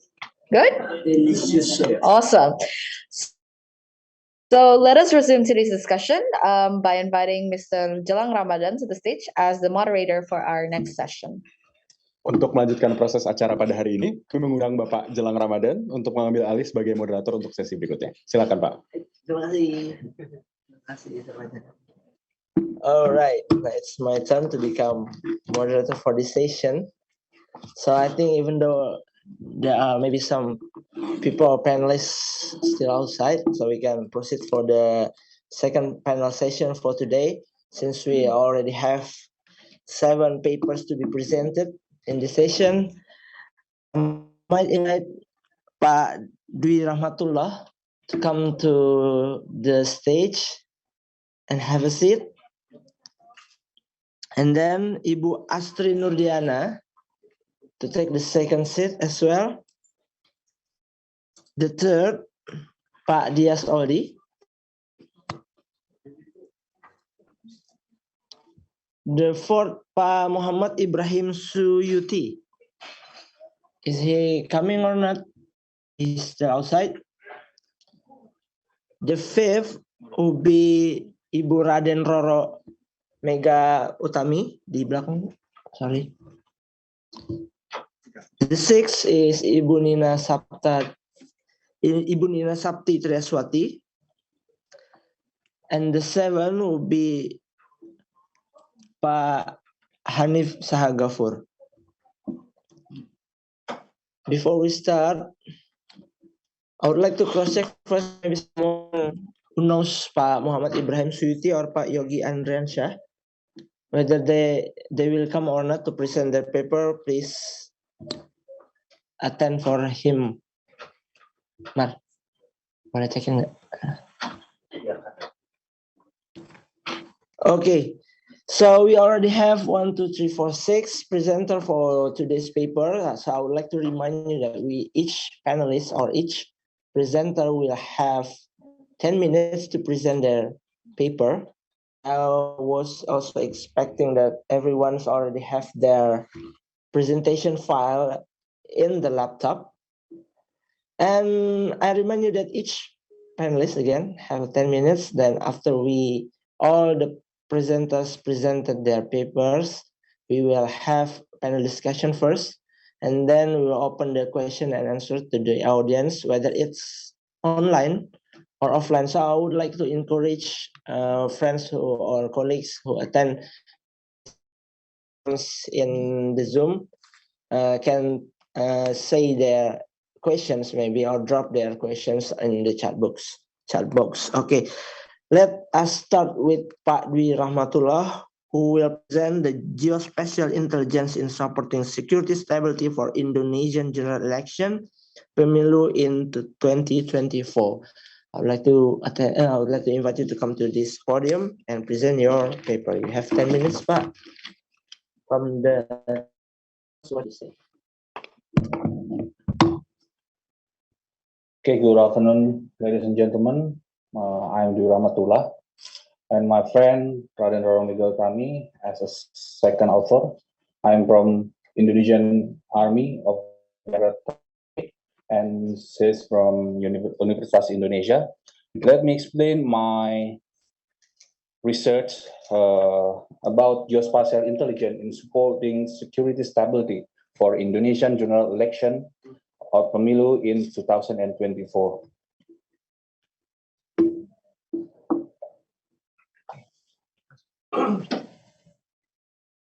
Okay, sure.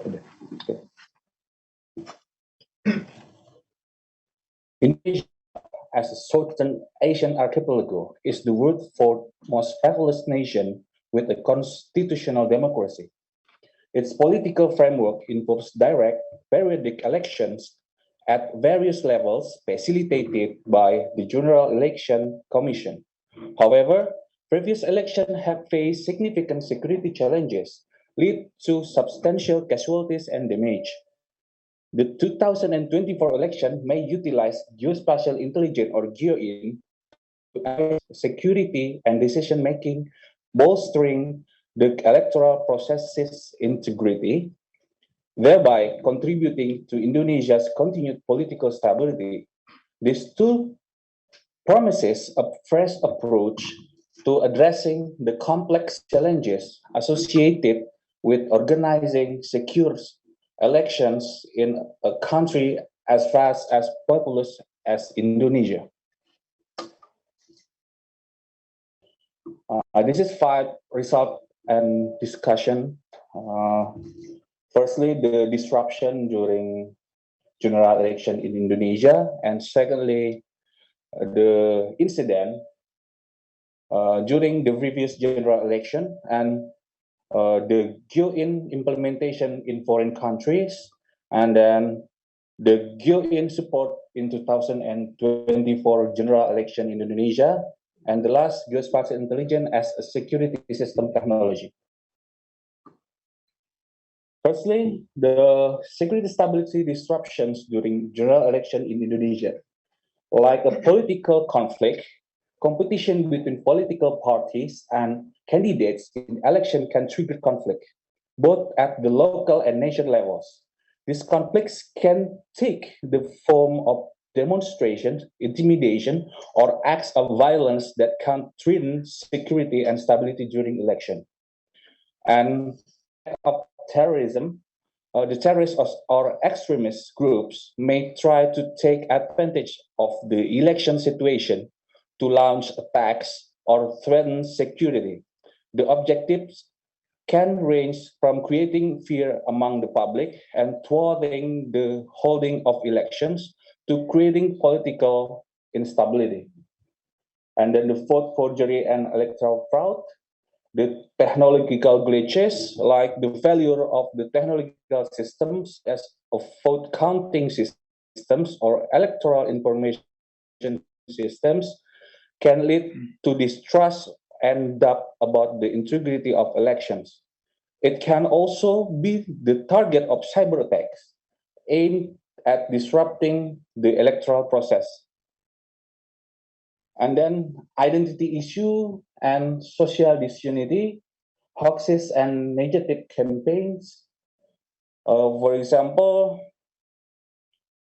the spread of false information, slander, or negative campaigning through the social media and other platforms can influence public opinion, divide communities, and create social tensions that can disrupt security during election. And then these four incidents that disrupted security stability during the previous general election in Indonesia in 1999, in 2009, 2014, and 2019. Riot in Ambon, 1999, conflicts between party supporters, acts of violence and political intimidation occurred in several regions. One of the most prominent incidents was the riot in Ambon, Maluku, triggered by a feud between party supporters that led to horizontal conflict between Muslim and Christian groups. And then the general election in 2009, although not a large scale, this incident raised concerns about security stability during the elections.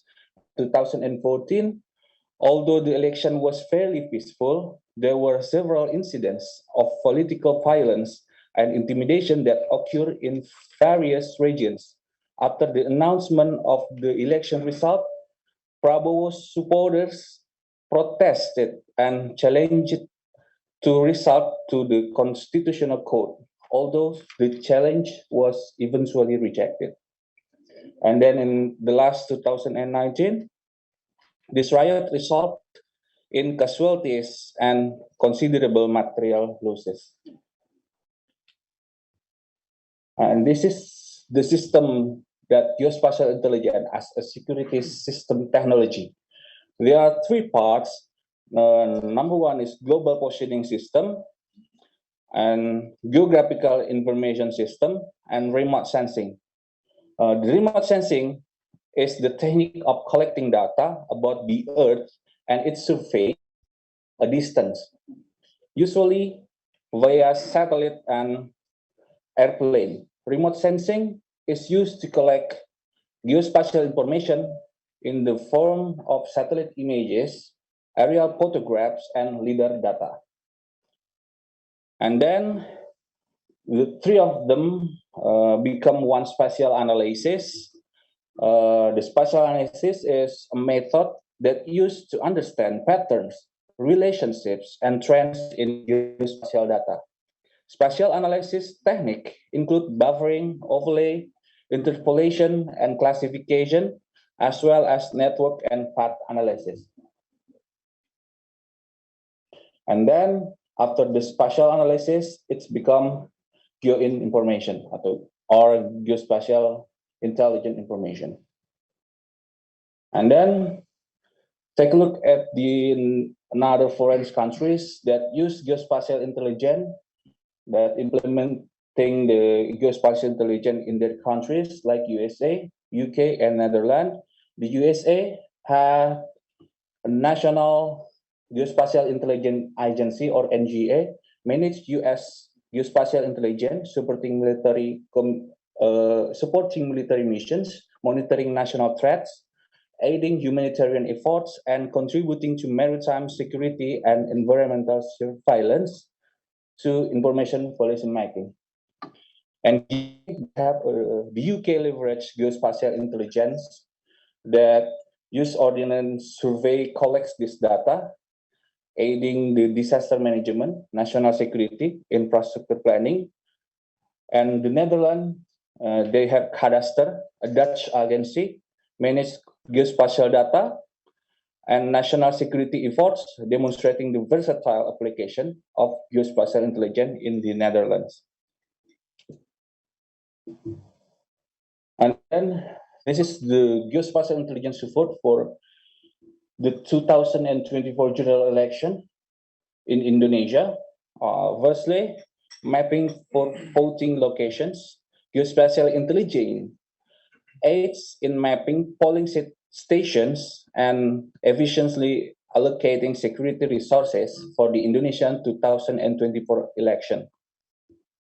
Steps include data collection, integration into a geographic information system, geospatial analysis, map preparation, real-time monitoring and updates, and evaluation and reporting. This process aids in enhancing election security, evaluating success, and recommending future improvements.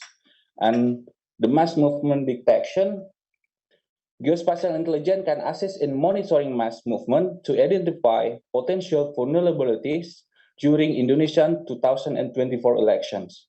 This involves data collection, integration with GIS, data analysis, real-time monitoring, and coordination with law enforcement, enhancing election security. And then, and the last, security situation monitoring.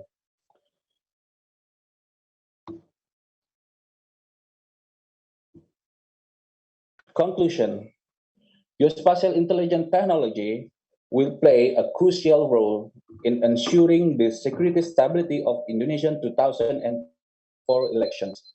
By monitoring polling stations, mass movement, and security situation, it enhances analysis accuracy, reducing reliance solely on human intelligence and improving the overall security of the elections. Thank you.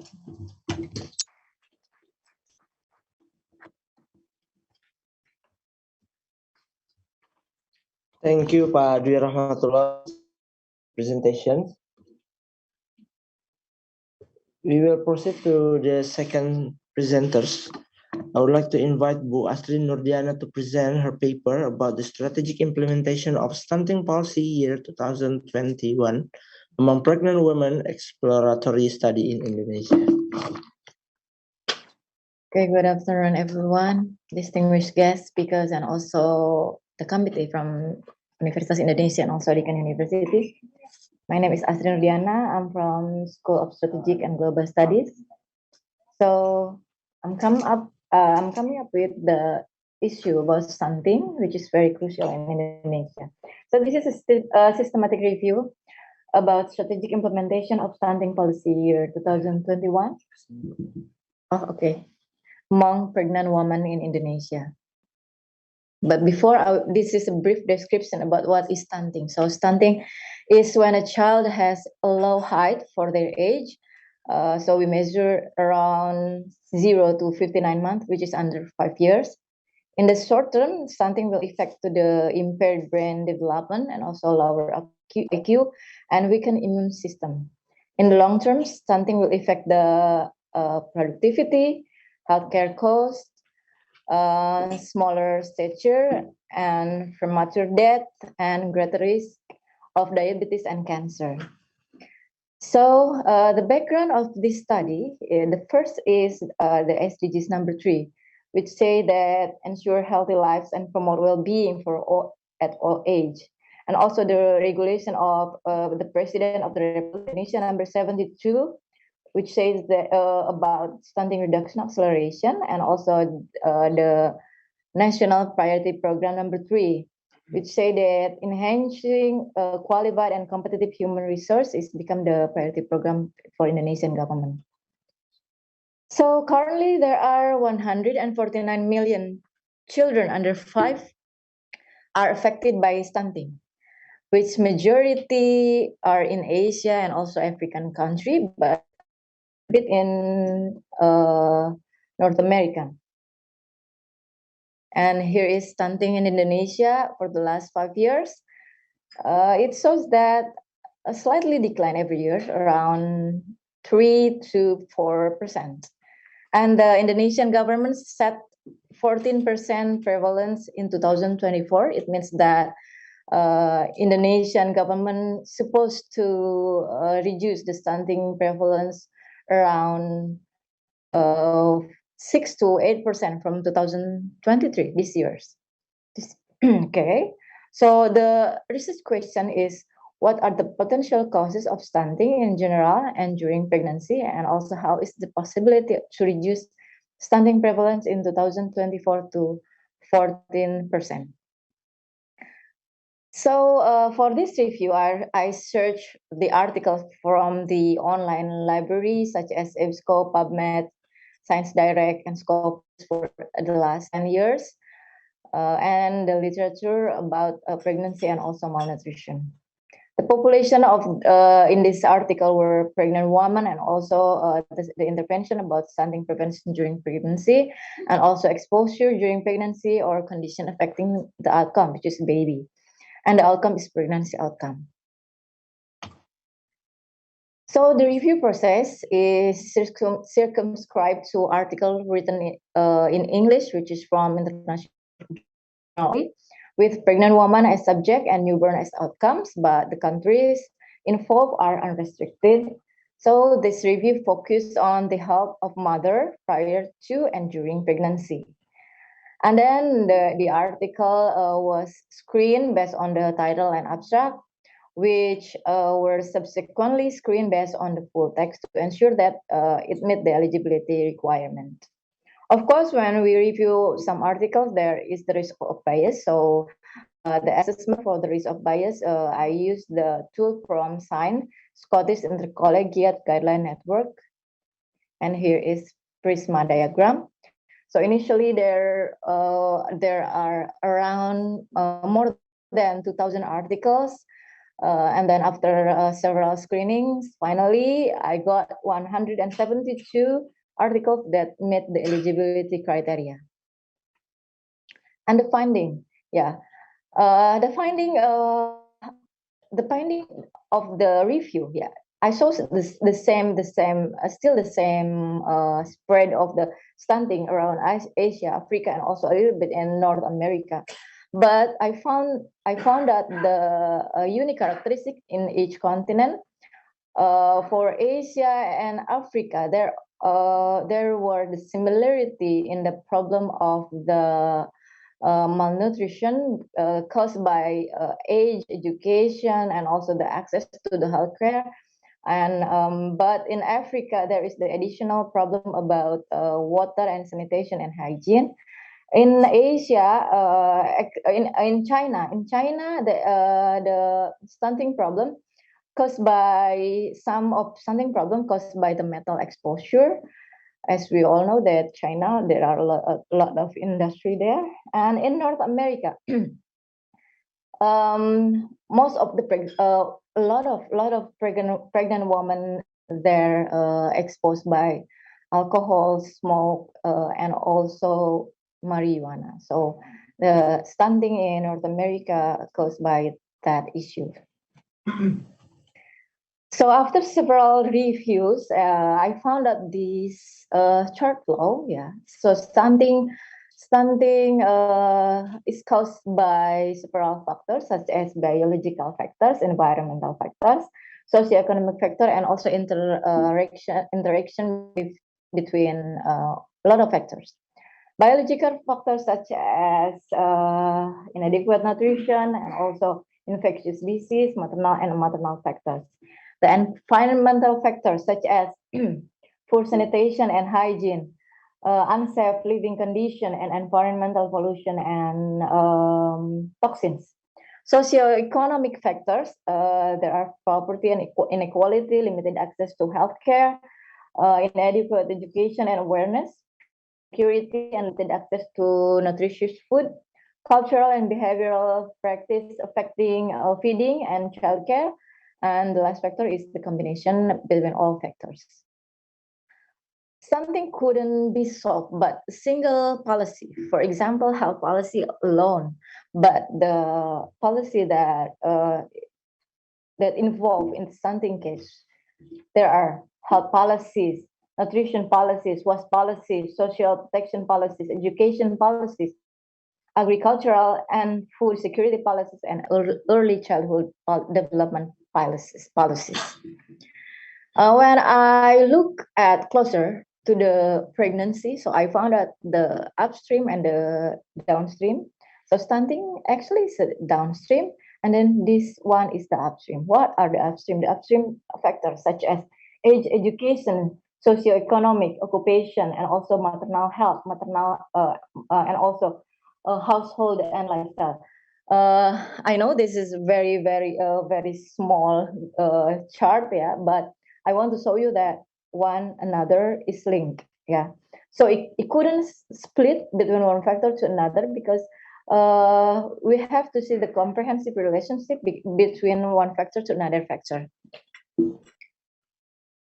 And these are the stunting intervention that has been implemented in Indonesia, such as cash transfer program, anemia screening, consumption of iron supplemented for young women, pregnancy care, consumption of iron supplement tablets for pregnant women, provision of supplementary food for pregnant women with chronic energy deficiency, monitoring of toddler growth, exclusive breastfeeding, provision of food rich in animal protein for under 2-year-old, management of children under 5 with nutritional problem, increasing coverage in exclusive breastfeeding.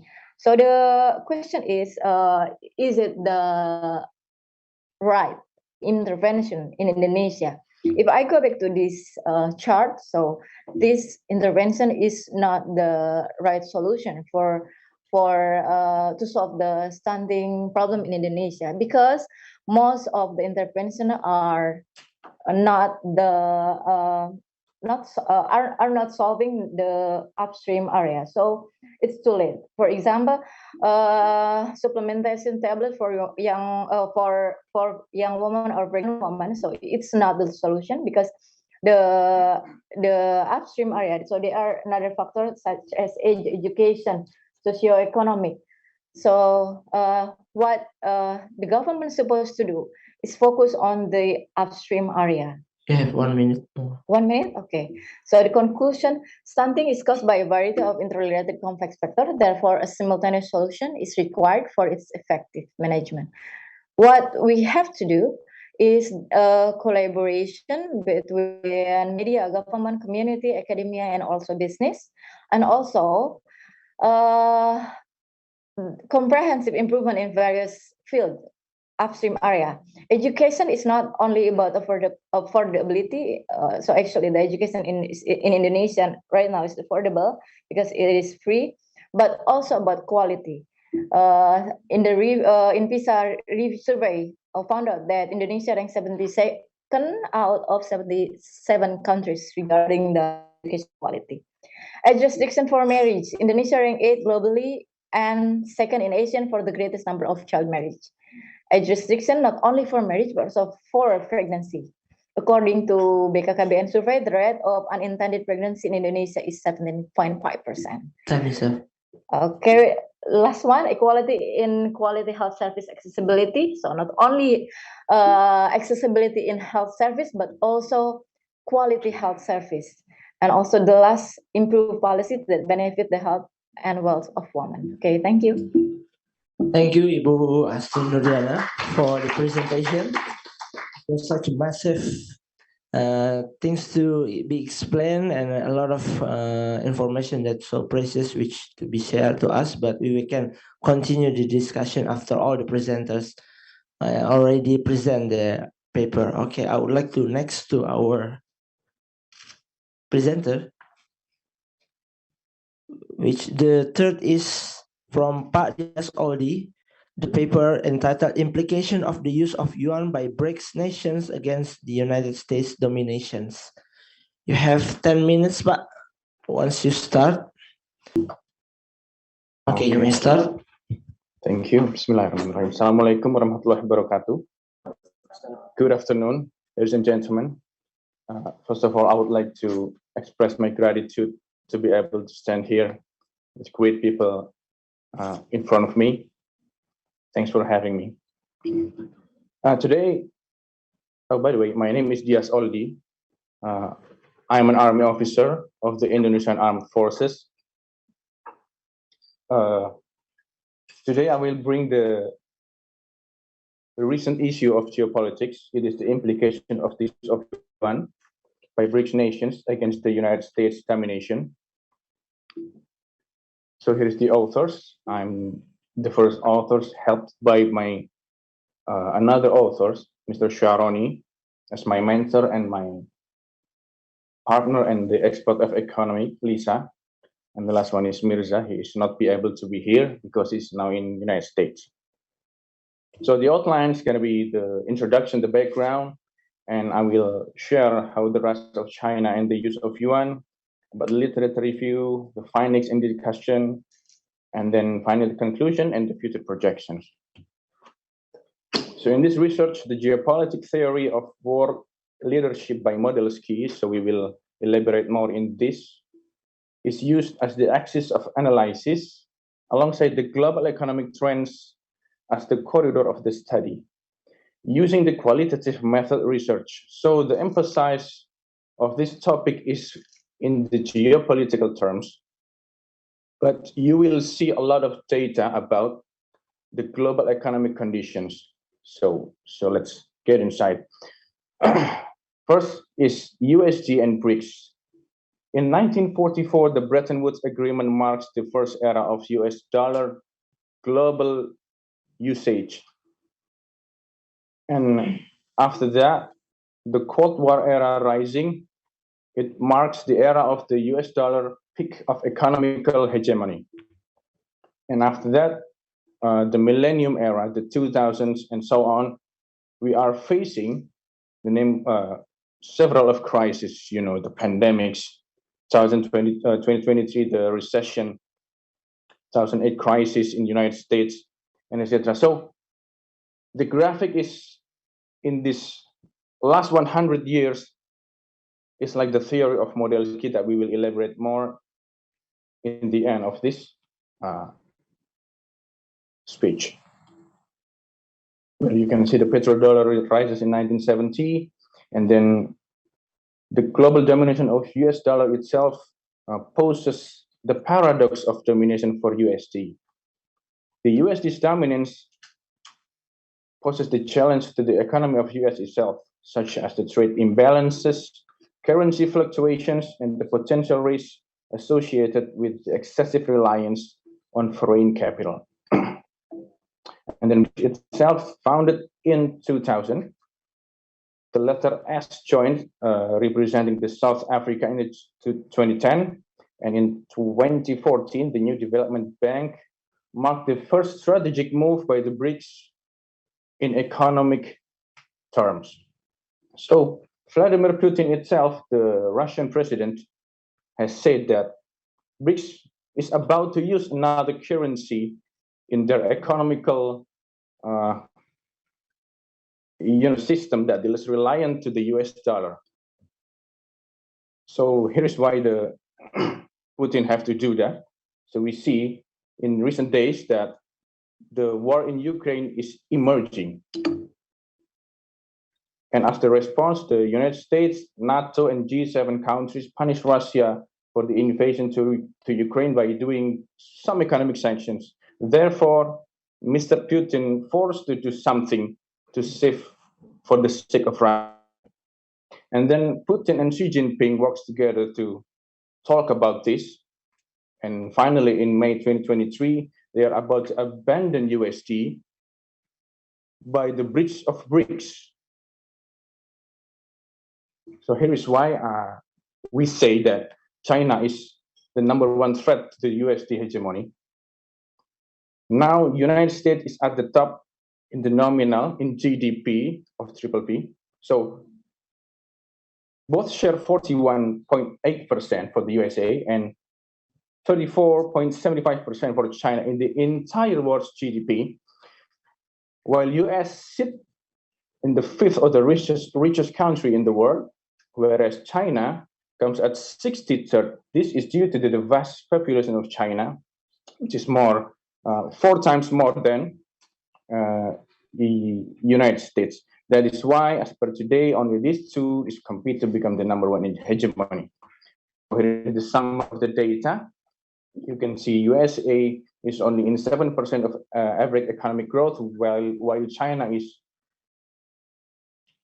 they can do 10% in the last 22 years. And this is the literature review. I think we will have to make it quick because I have only 5 minutes left. We are going to the data. So here is the data of oil, the big 15 countries of oil trade percentage. This is the green line: Saudi, Russia, UAE, and Brazil. If UAE and Saudi is joining BRICS, I mean, if they join the coalition of BRICS, they are risking the USD utility loss for about 16%. So we can imagine if the utility of something is less, then it will become less valuable. To sum up, yeah, we can say that China is the #1 contender for USA, and BRICS oil trading mechanism are about to leave USD and using yuan or new currency as alternatives. In the discussion, the decreasing utilities means the decreasing of value, as I previously said, and petrodollar is about to become the petro yuan if BRICS is allowing this to happen. And now to the Modelsky World Leadership Theory model. This is it. So according to the theory of Modelsky, there's a graphic about the world hegemony cycle, as we can see in the tables above the graph. In 1500 is Portugal, Netherlands, and then Great Britain, and the United States, starting in the first era of 20th century. And looking back to the indicators and the data, the next hegemony will be, as we can see, China is about the next hegemony. If this status quo is, if Xi Jinping is able to maintain this status right now. And now we come to the conclusions. The implication: if yuan become the main currency in oil trading among BRICS nations, first is the reduced demand for the US dollar. And second is the diminished role as a global reserve currency for USD, because the diversifications of reserve holdings away from the USD. And the third is the impact on US economy itself. The decline in demand means a depreciation, that this could influence various aspects of the US economy, such as trade imbalance, that should be imbalances, inflation, and interest rates. The future projection: if the Chinese yuan is used in BRICS transaction in oil, Chinese yuan will inevitably replace USD as global reserve currency in 3 conditions. First is the stability of domestic economic development. Second, the continue of a unique yet effective foreign policy, as it has currently done by Xi Jinping. And the last, China have to convince more countries to join BRICS in the de-dollarization project. And that is all from me. Thank you very much. Mr. Moderator, I'm coming back to you. Okay, thank you so much, Pak Dias Aldi.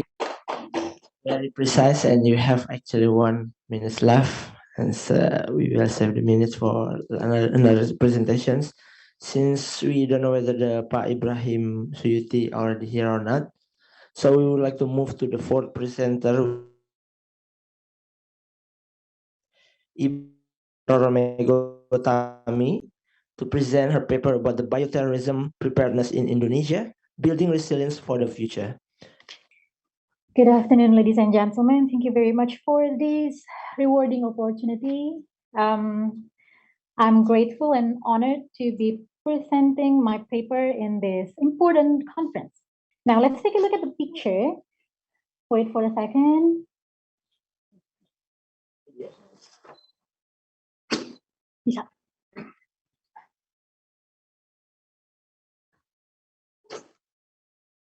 Okay, let's take a look at the picture. Yeah, there is a virus. Anyone knows what the virus is? Any virus? Yeah, this is a virus called SARS-CoV-2, or a virus that caused widespread chaos in our world for causing COVID-19 pandemic in the early 2020 up until now, I guess.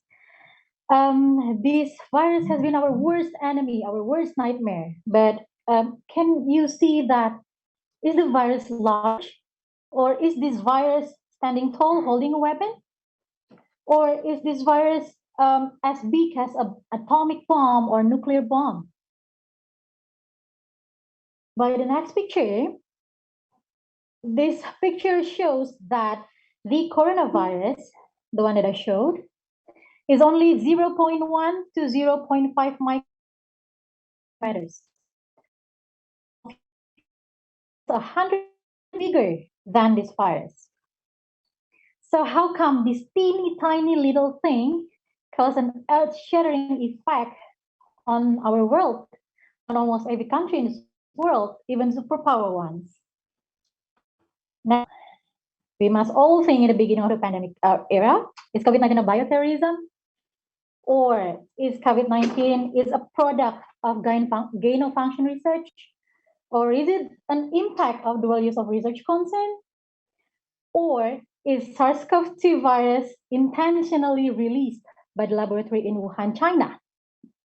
But let's stop thinking about that, because what we have to think, what we have to be focused is how prepared Indonesia to face this kind of biological threat. How is Indonesia's emergency response? How is our government's risk communication? Are there still any critical gaps in biodefense capability? And how so many policies are misleading and confusing, especially to us as a society? And also there is an absence of leading sector. People don't know what to do. The ministry don't know what to do. And of course, it impacts that the medical and security countermeasures is not optimally done. All of these gaps could have been addressed if only Indonesia had a mitigation plan, which is also becoming a strengthen of health system. Now, at this moment, my name is Raden Roro Megautami, along with my supervisor, Dr. Puspita Sari. We're from School of Strategic and Global Studies, Universitas Indonesia. Our research titled Bioterrorism Preparedness in Indonesia as a plan to build resilience for the future. The Centers for Disease Prevention and Control defines bioterrorism as a biological attack, use of biological agents, the intentional release of viruses, bacteria, other germs, or even its toxins that can sicken or kill people, livestock, and crops. Of course, bioterrorism is an impact of the biotechnology development, and it's very difficult to detect because it can be disguised as a naturally outbreak, naturally disease. And bioterrorism causing the collapse of state administration and governments, not only because it is highly contagious, but because bioterrorism is very hard to control once it happens. And yeah, bioterrorism causes food shortages, environmental disasters, economic losses, widespread disease, fear, and distrust among society. And in 2015, the Ministry of Defense, Republic of Indonesia, defines bioterrorism as a hybrid threat, means that it is a combination of military and non-military threats. That's why bioterrorism threat is closely related to national resilience. Let's see how international world responds to this kind of threat. CDC released the CDC planning guidance to biological and chemical terrorism, which regulates how the surveillance and epidemiologic investigation has to be done, how to increase the of laboratory diagnosis, how to prepare the medical management, the restriction of movement if needed, or the consequence management, and until the stakeholders integration. And also World Health Organization or WHO released the joint external evaluation. It's voluntary multi-sectoral cooperation to assess a country's capacity to prevent, detect, and respond rapidly to public health risks, any kind of public health risks, and also by following the international health regulation related hazards and points of entry. So let's take a look at what happened in Indonesia. There are so many gaps in Indonesia. First, health resilience is presently not an important pillar in national resilience. So, of course, countering of bioterrorism not been a policy priority. That's why there's no political policy to deal with biological threats. And also there's a lack of single roadmap as a main foundation that coordinates the flow of nation between stakeholders. And not all policy implementers know what their respective duties, what their function, what they have to do. And therefore, there's still overlapping and shifting responsibilities between them. And this become the vicious cycle of handling bioterrorism in Indonesia. Is Indonesia ready? Yeah, we have to admit that government has released several regulations. First is Presidential Instruction number 4 of 2019, and then it will be technically made by the National Action Plan on Health Security of 2020 to 2024, which is released in the end of 2019. And if you remember that COVID-19 came to Indonesia by the early of the 2020, so the National Action Plan on Health Security, which is very complex, very detailed instruction of how we can prevent, detect, and respond to biological threats, unfortunately, they didn't use it well in handling bioterrorism or in handling COVID-19 pandemic. And several weeks ago, there's Indonesia's health law or Undang-Undang Kesehatan, which has been released just a few weeks ago. Also, there are reduction of health resilience terminology in the articles. The health resilience terminology narrowing to become just pharmaceutical and medical supplies resilience. So there are no prevent, detect, respond components in the articles, every single article in the law. So as a conclusion and recommendation, this research speaks that it is important to strengthen our health resilience system because unfortunately, Indonesia is not yet ready for the next biological threat, which will be happening. And we need bold action in health security policy formulation. And the National Action Plan on Health Security should be a starting point, should be made more technical, should be made under the law, who have a legal binding power to prove Indonesia's commitment to strengthen health resilience. And the requirement, in this circumstance, the requirement of intelligence in biological or medical intelligence is increasingly needed. And right now we have ASTA-GATRA concept in the National Resilience Agency, but in ASTA-GATRA, there are no health GATRA. Health is a very strategic component in ASTA-GATRA, in our national resilience. So health resilience should be put in ASTA-GATRA concept.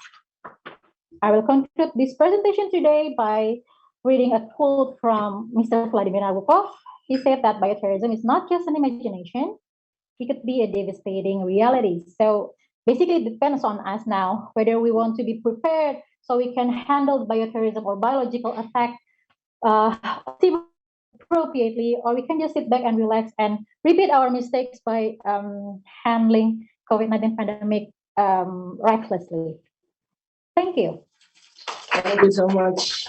It was fascinating and mesmerizing to see to know that the bioterrorism could endanger our life actually. So we would like to invite the fifth presenter. It will be Ibu Nina Sapti Treswati, her paper is about the challenges of Indonesia's economic policies in the post-pandemic age, improving effectiveness toward efficiency and equality.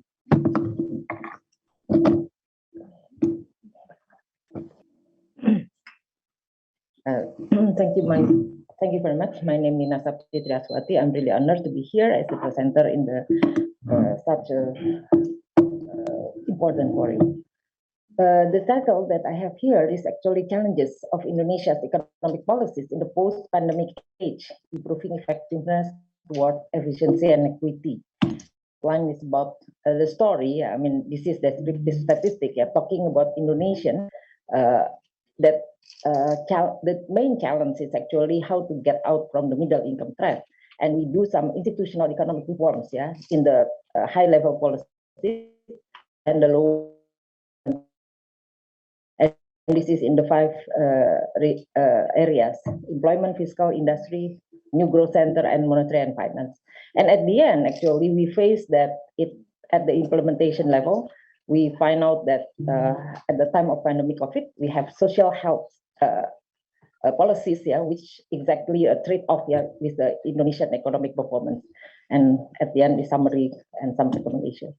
So actually, yes, why we are here now, because what we are facing is, and this is also what the word, oh sorry, this is, yeah, that's the outline.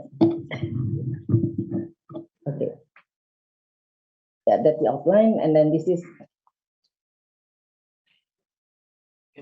okay, yeah, the first part is about the story, what we are facing now. This is global economic growth, yeah, which is still very weak. And we have 4 indicators for this. Yeah, the first one is about economic growth projection. This is coming from IMF, April 23, World Bank, June 23, and OECD, June 23.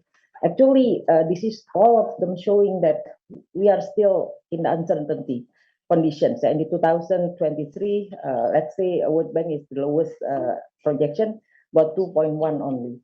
And 2024, World Bank put 2.4%.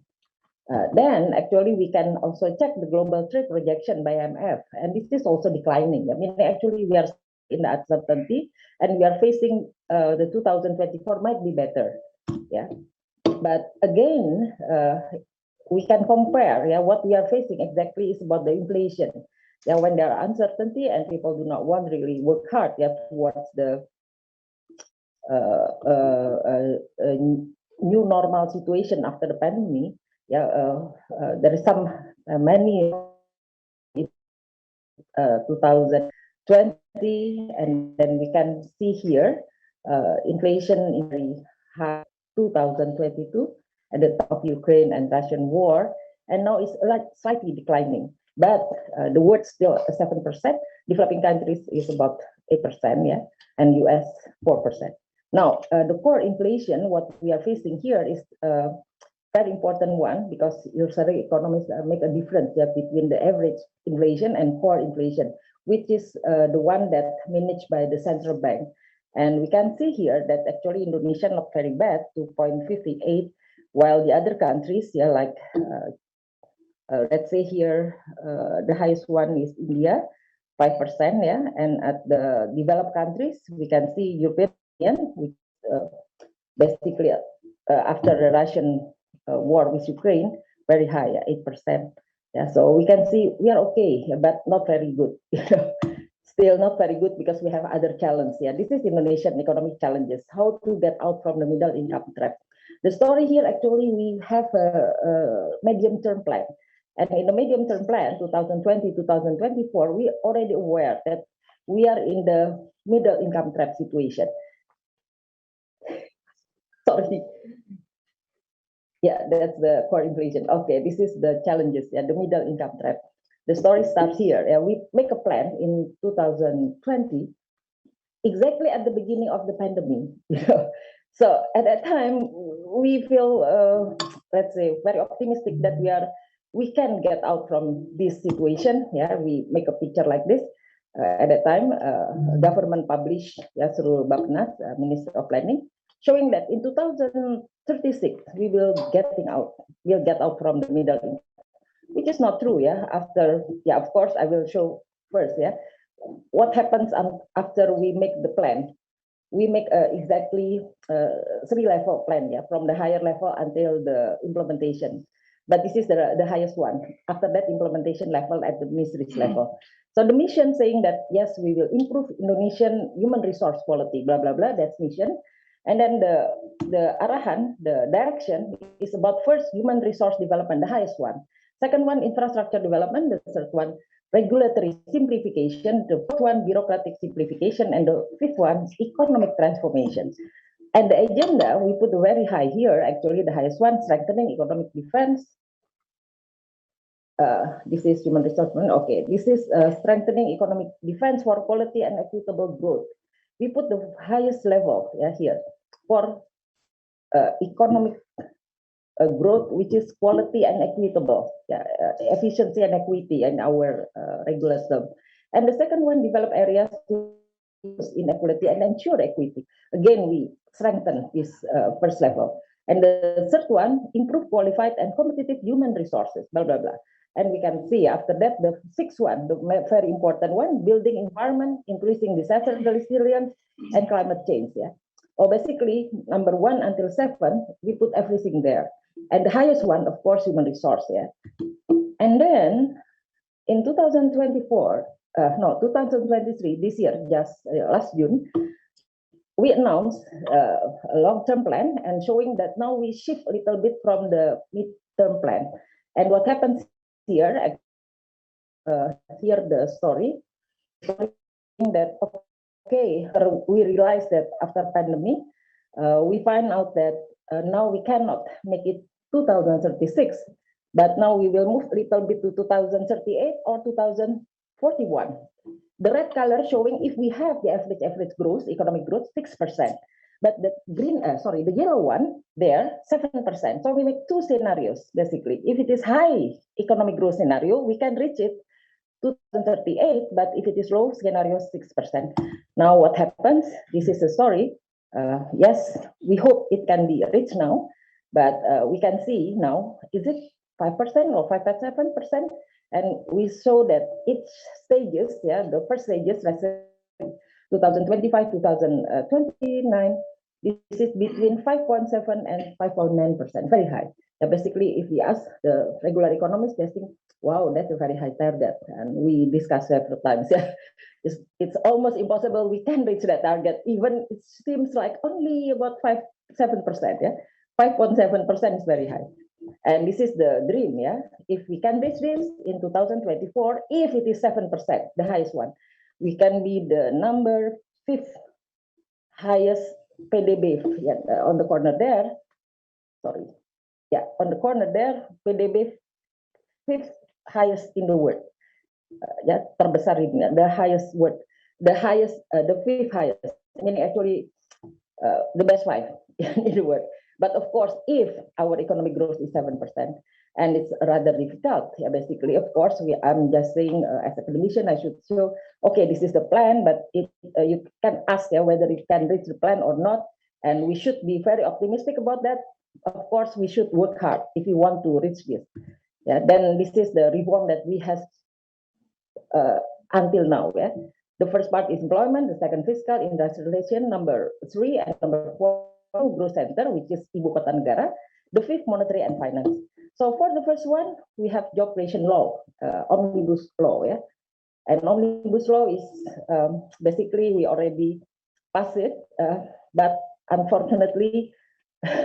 Some non-government organization reported the job creation law to Constitutional Court, Mahkamah Konstitusi, and the job creation law has just been implemented since March 2023, very late, yeah, this year. 1 minute left, Bu. Yeah, fiscal, this also the Perpu number 1, meaning actually through this fiscal, this is actually basically the summary, extraordinary policy we have done in the 2020. This is we passed Perpu number 1, yeah, law number 1 2020, saying we can have a PEN, yeah, program pemulihan ekonomi nasional, yeah, PEN program, and this is meaning actually we can widen our fiscal deficit until 6.34%. Before we only have a maximum 3%. And this is the pandemic handling until now and until the 2023. We are in a good shape in this case. Unfortunately, it's not easy when we talk about the industrialization. We talk about hilirisasi, and this is the dream. Yeah, the dream meaning actually we have some plan, but it's very hard to reach. Yeah, meaning actually we should work hard. That doesn't mean that we cannot reach it. Just saying that we may be 3 times or 10 times, yeah, working harder. And saying that penguatan ekosistem industrialization, it mean, yeah, you talk about nickel, bauxite, etc. Yeah, this is the story. But then the fourth one, and this is exactly in our new situation again, new growth center, which is Ibu Kota Negara. Ya, Ibu Kota Negara baru, ya, Law Number 3 2022, ya, just passed in 18 January 2022, saying that now we move Jakarta, not Jakarta as Ibu Kota Negara, but now North Penajam Pasir, we call it Nusantara, ya, the name now, as our new capital. Yeah, so this is the last one, monetary and finance. I think that's all I can sum up. Yeah, the result we can see the trade balance good. Unfortunately, not in workers and not in poverty. Yeah, because the gap is increasing. So the corruption also worsen. That's it. Thank you very much. Yeah. Thank you so much, Ibu Nina. Can relay a bit about the slide. This is the summary previously. Second summary, I think it's done. All right, yeah, we come to the last presenter before we next to the panel discussion on question and answers. I would like to invite Bapak Hanif Sahagafur to present his paper about the role of the Chinese ethnic economy and the nation integration policy in Indonesia.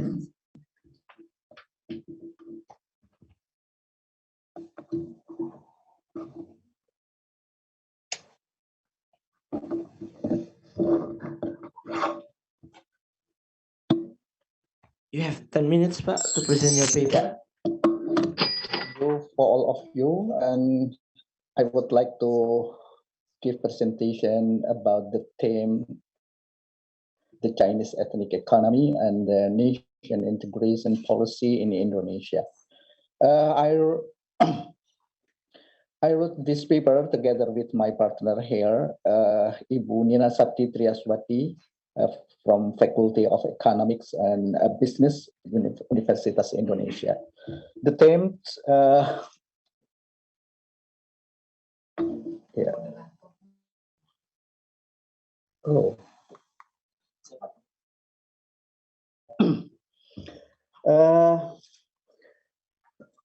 The nation integration process in Indonesia is one of the major obstacles between the especially between the Chinese and other ethnicities in Indonesia, especially about the striking economic gap. Historically, the Chinese ethnic played a relevant role in Indonesian economy, but presently it is still ongoing, even more developed. Therefore, the reason it is a significant concern among the ethnic groups is understandable. Besides their dominance in the economy, including land and property ownership, several well-known businessmen from the Chinese ethnic circles are involved in collusive relationship with government officials to control state finance projects and other economic interests. This is also led to stigma and stereotypes against the Chinese. The questions such as how does this affect the integration process in forming a pluralistic Indonesian national society while respecting each other's differences. And strategies needed to explain the economic role of Chinese ethnic in the national integration context. We are discussing the Chinese ethnic integration policy through the discussion about the forming and establishing its economic role and maintaining a balanced social system, and each process strengthening an economic role of the Chinese ethnic in Indonesia, namely colonial and old and new order government, as well as the reform era. And then, but this is several outline about our paper here: early Chinese ethnic consolidation, and then Chinese under the Dutch colonial, and the Chinese in the early age of independence, the Chinese in the New Order era, only as in the economy, yeah. But Chinese citizen decision and integration ethnic conflict potentially in Indonesia, and conclusion.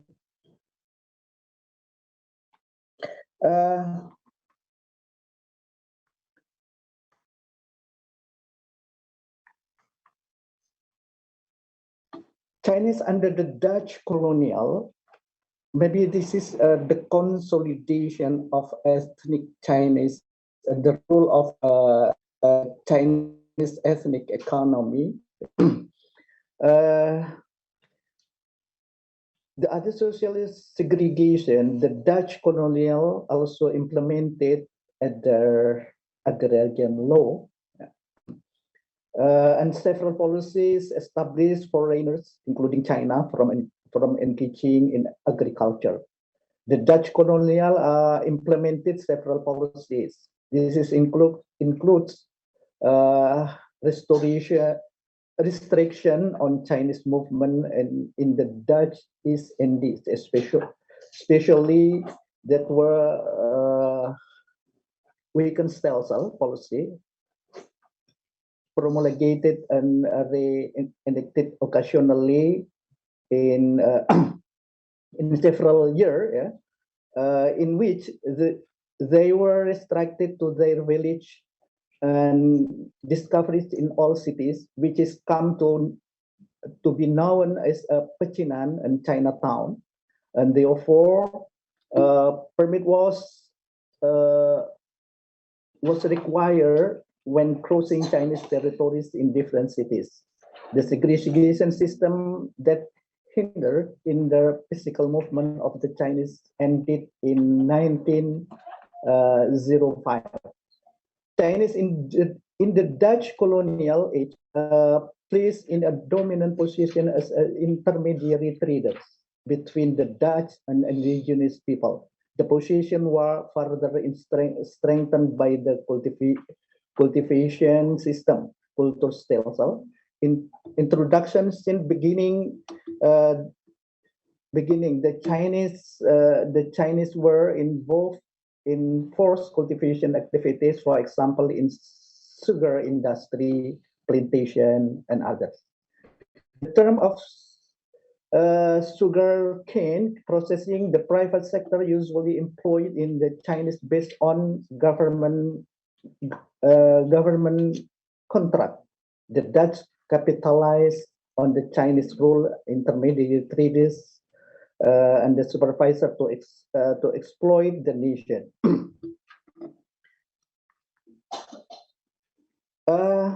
This is about the Chinese in the early age of independence. During the independence era, the Chinese in this country were not sociologically consistent, but in social reality, several indigenous people still perceive the Chinese as a single face and tend to be pejorative. Therefore, discrimination against the Chinese continued till the independent period and during President Sukarno's tenure. 3 minutes left. Yeah, therefore, I cannot read this paper completely, but maybe I would like to several point in this paper.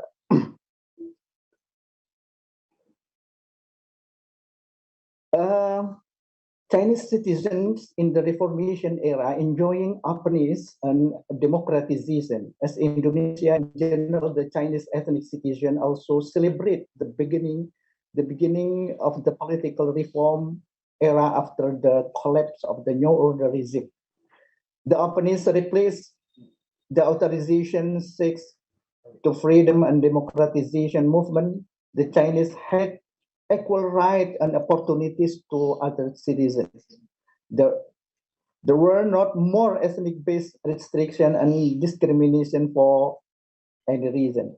President Habibie gifted the equality of citizens in social and political context by issuing presidential instruction number 26 of 1998 concerning determination of term indigenous, non-indigenous, pribumi dan non-pri. Yes.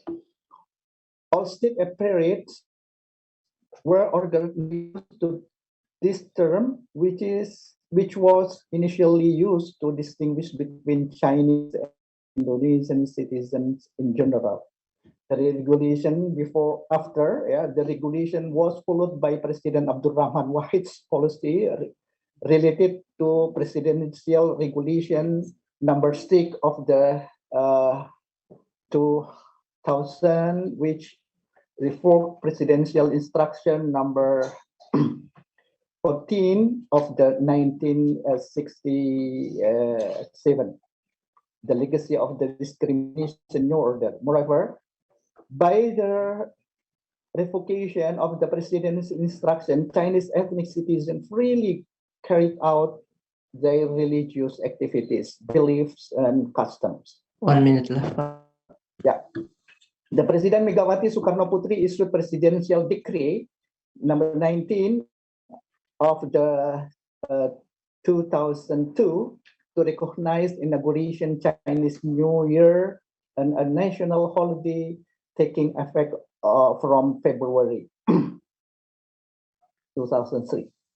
During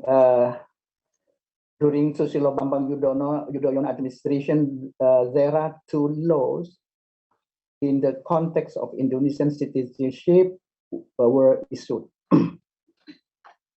Our conclusion here, the was prominent in the old and new order era. Therefore, the government provided more opportunities to develop the economy, and it is expected that this led to strong group of entrepreneurs.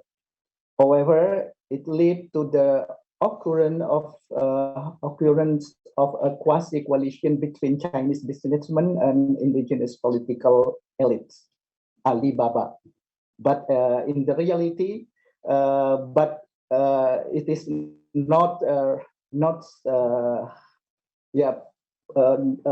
there is no policy to strengthen this policy implementation. Therefore, this Chinese businessmen became more prominent, while the indigenous people, apart from obtaining insufficient experiences, were also unable to contribute to the development of national economy. Various programs initiated by the government also failed. Meanwhile, during recording in progress, managerial performance and business that too not reflect through capitalist spirit. It is business fundamentals and not strong and weak in handling crisis. During the political reform in 1998, various government policies help revive and expand their business activities. They also benefited from the current democratization and freedom to engage in other fields. The Chinese ethnic group is currently enjoying certain advantages and positions in the economy, and also required to aid building, maintaining, and strengthening the integration policy, the economic and business field effective and strategic stage for the Chinese to play their role as a nation's integration force. Okay, thank you, sir. Thank you.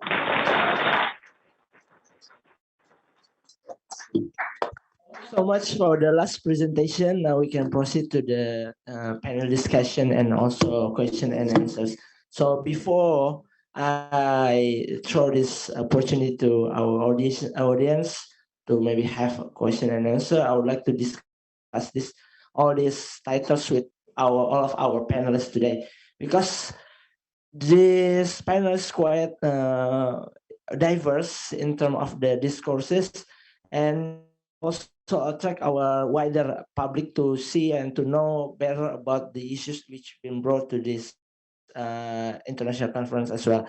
So is there any of you would like to explore more about others title regarding this panel session? In example, maybe from Pak Dwi to explore more about what had been explained by Ibu Astri, or something else. Maybe would you like to have any of this first? Okay, if I may, so I have noted a lot of things important which we can discuss actually. First, maybe from Pak Dwi Rahmatullah regarding the geointelligence information, which rarely heard by ordinaries like me, maybe. So I always wonder to how far military can use this kind of technology. And since we have the case of the glitch, which happened to be SI, Bank Syariah Indonesia, I think that time, and they are trying to revive their image by giving supplementary discount which related to other big companies. So this kind of things happen. But how the geointelligence information really benefit our society? That's what I want to ask. And as well as but is there maybe any blind spot regarding this usage of this kind of technology? That's why I want to ask. Maybe you can explore some more about this. Okay, thank you for the question. I want to explain about geospatial intelligence. Nowadays, in the United States, used by the Department of Defense, there are one organization agency. The name is National Geospatial Intelligence Agency. They think that geospatial intelligence is the eye of the state. Not like us in Indonesia. Geospatial intelligence is one kind of technology that help army to know where is enemy. Not only like that, but in United States, geospatial intelligence, they say that GeoIn is the eye of the state, because if they want to know everything inside the United States land, they know it, they see it with GeoIn. Maybe soil, what is inside the soil in United States, and then or maybe next year what will happen, the disaster. They can, what does it mean? They can they can forecasting with GeoIn, because GeoIn needs a satellite, maybe more than one satellite that to see what will happen in this world. But in Indonesia, GeoIn is by army. When I'm in 2016, I joined the Special Forces Task Force in Papua. GeoIn used to found where is the KST, kelompok separatis teroris. But the resource is use the satellite imagery from US too. No, because we don't have a lot. So we asked the United States data satellite from United States image to analyze where is the KST and OPM enclave. Yeah. So I think if last week's the president's staff of president called the head of Badan Intelijen Negara, Badan Nasional Penanggulangan Terorisme, and by make a focus group discussion the urgency of the geospatial intelligence, because they want to improve the geospatial intelligence in Indonesia, and they want to have a satellite that dilengkapi with a sensor to have an imagery, satellite imagery. Okay, I think from the experience of the US by tracking the Osama bin Laden, I think it's also use the geo intelligence information right from the satellite. So I think we still depend to the US. That's right. This kind of technology, because I was almost expecting that okay, we already know the place where the OPM already reset. We can just launch the missiles to. That's right. But it's quite fascinating, to know that we have explore the technology to increase our defense in this kind of term. Maybe Mbak Roro would like. I'm the second author actually from this paper. So in fact, that the interesting thing is geospatial intelligence is in Indonesia is not really used to intelligent thing, to military thing, but only used for disaster management, to forecast weather. But as you can see from the previous presentation, that geospatial intelligence is very useful. You can detect where the chaos is. You can detect where the probability of the chaos will be happening. So it is important, but it has been realized just recently, while the United States, another country, Netherlands, and others already realized it from a long time ago. So of course, because geospatial intelligence is also an artificial intelligence, there are also blind spots, of course, and that may be the homework of the Topographic Directorate of Indonesian National Army, but in National Intelligence Agency, the government, the central government, to overcome the blind spots, to overcome the gaps. And this may happen if we conduct the geospatial intelligence analysis in things. Thank you. Okay, you're welcome. Is there any, maybe one of the audience would like to comment or give? Okay. Maybe just an additional question to the previous questions by Mas JJ juga. Mungkin untuk Mas Dwi sama Mbak Roro, just a follow-up question. You've answered about the key benefits and the urgency for GeoInt as well, but I would like to know if there are any risks involved with GeoInt for general elections, especially.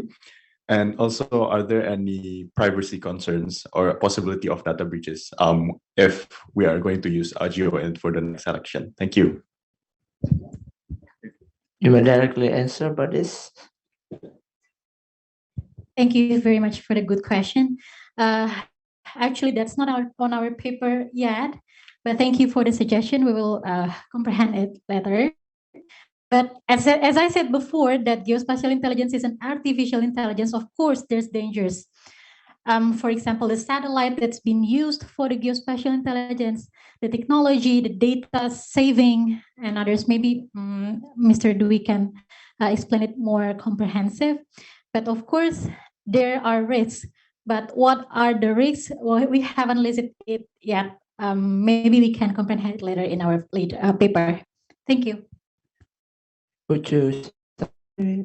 Well, okay. So the input for the paper will be very beneficial. So even you can develop another paper, I think, to see this. So it can covers a lot of issues which related to the spatial intelligence, right?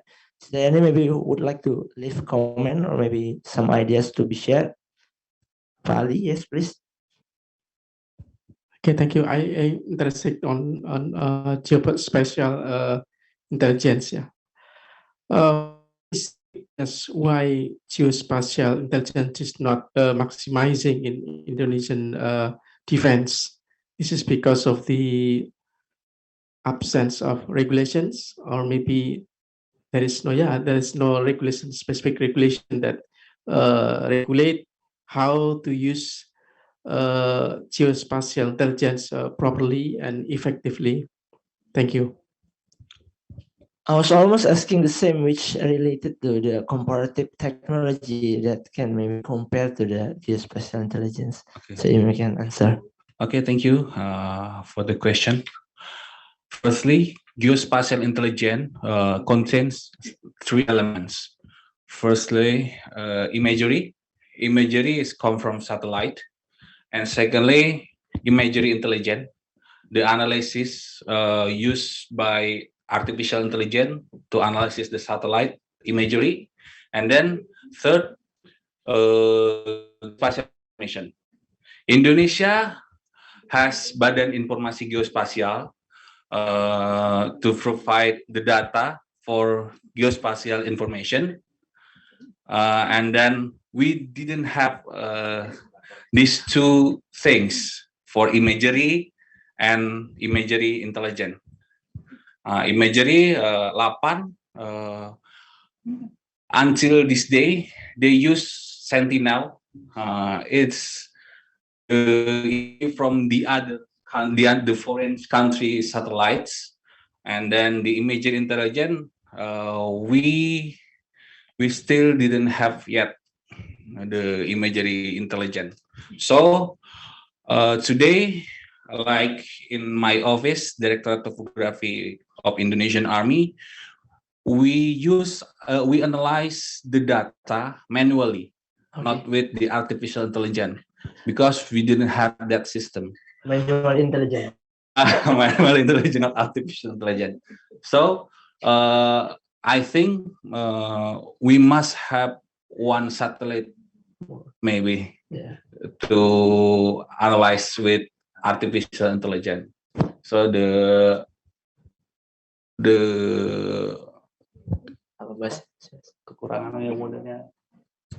lack. Yeah, but so we must have one satellite for imagery intelligence. Okay. Thank you. And if I may add, Mr. Jelang, is it okay? Yeah, please. The most important thing that there are no programs related to geospatial intelligence in military aspect in Indonesia because there are no policies regarding this. Okay.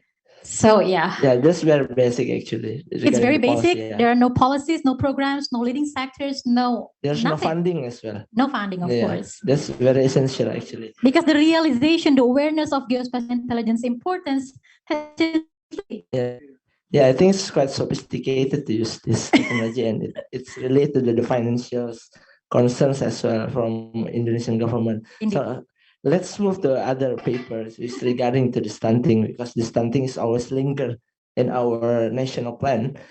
So you may maybe explore some more about this stunting plan issues, because in your paper is only mentioned about the plan in the 20.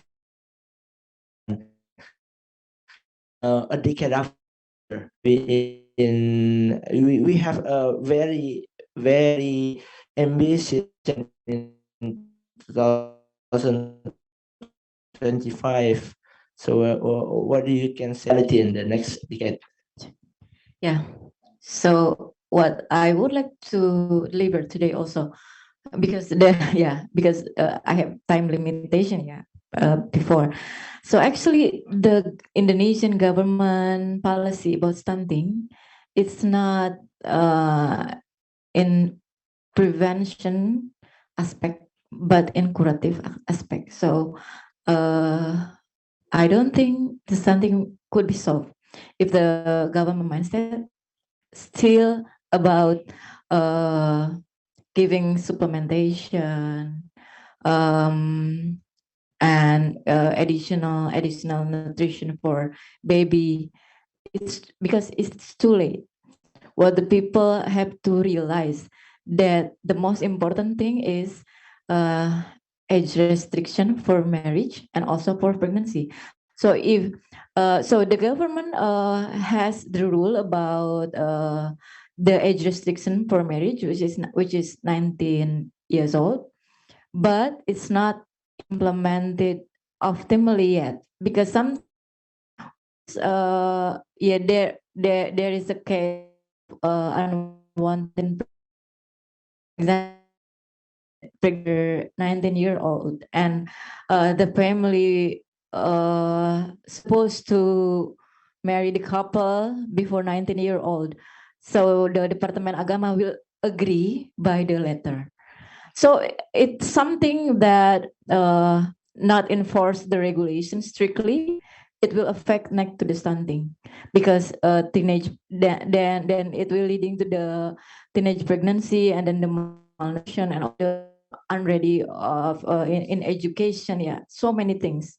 Yeah, so the things is I have shown you the upstream area. So the upstream area that what has the government to focus on, yeah, age, education, occupation. So many people underestimated about the occupation. So the people think that the woman who stay at house doing a chores, it's an occupation, but actually it's an occupation. So they the woman will lose a lot of energy, washing dishes, washing clothes, yeah, and ironing. When the pregnant woman eating a food and then too many work without helping from the family or from the husband, zero nutrition to the baby. Yeah, so I think that I have the upstream area, what the government is supposed to focus on for the improvement in policy, and so many other policy that government made but not implemented yet very well, such as the policy about breastfeeding. I stay in Karawang. I live in Karawang. Karawang is one of the industrial city in Indonesia. So there are a lot of factory, a lot of women labor there.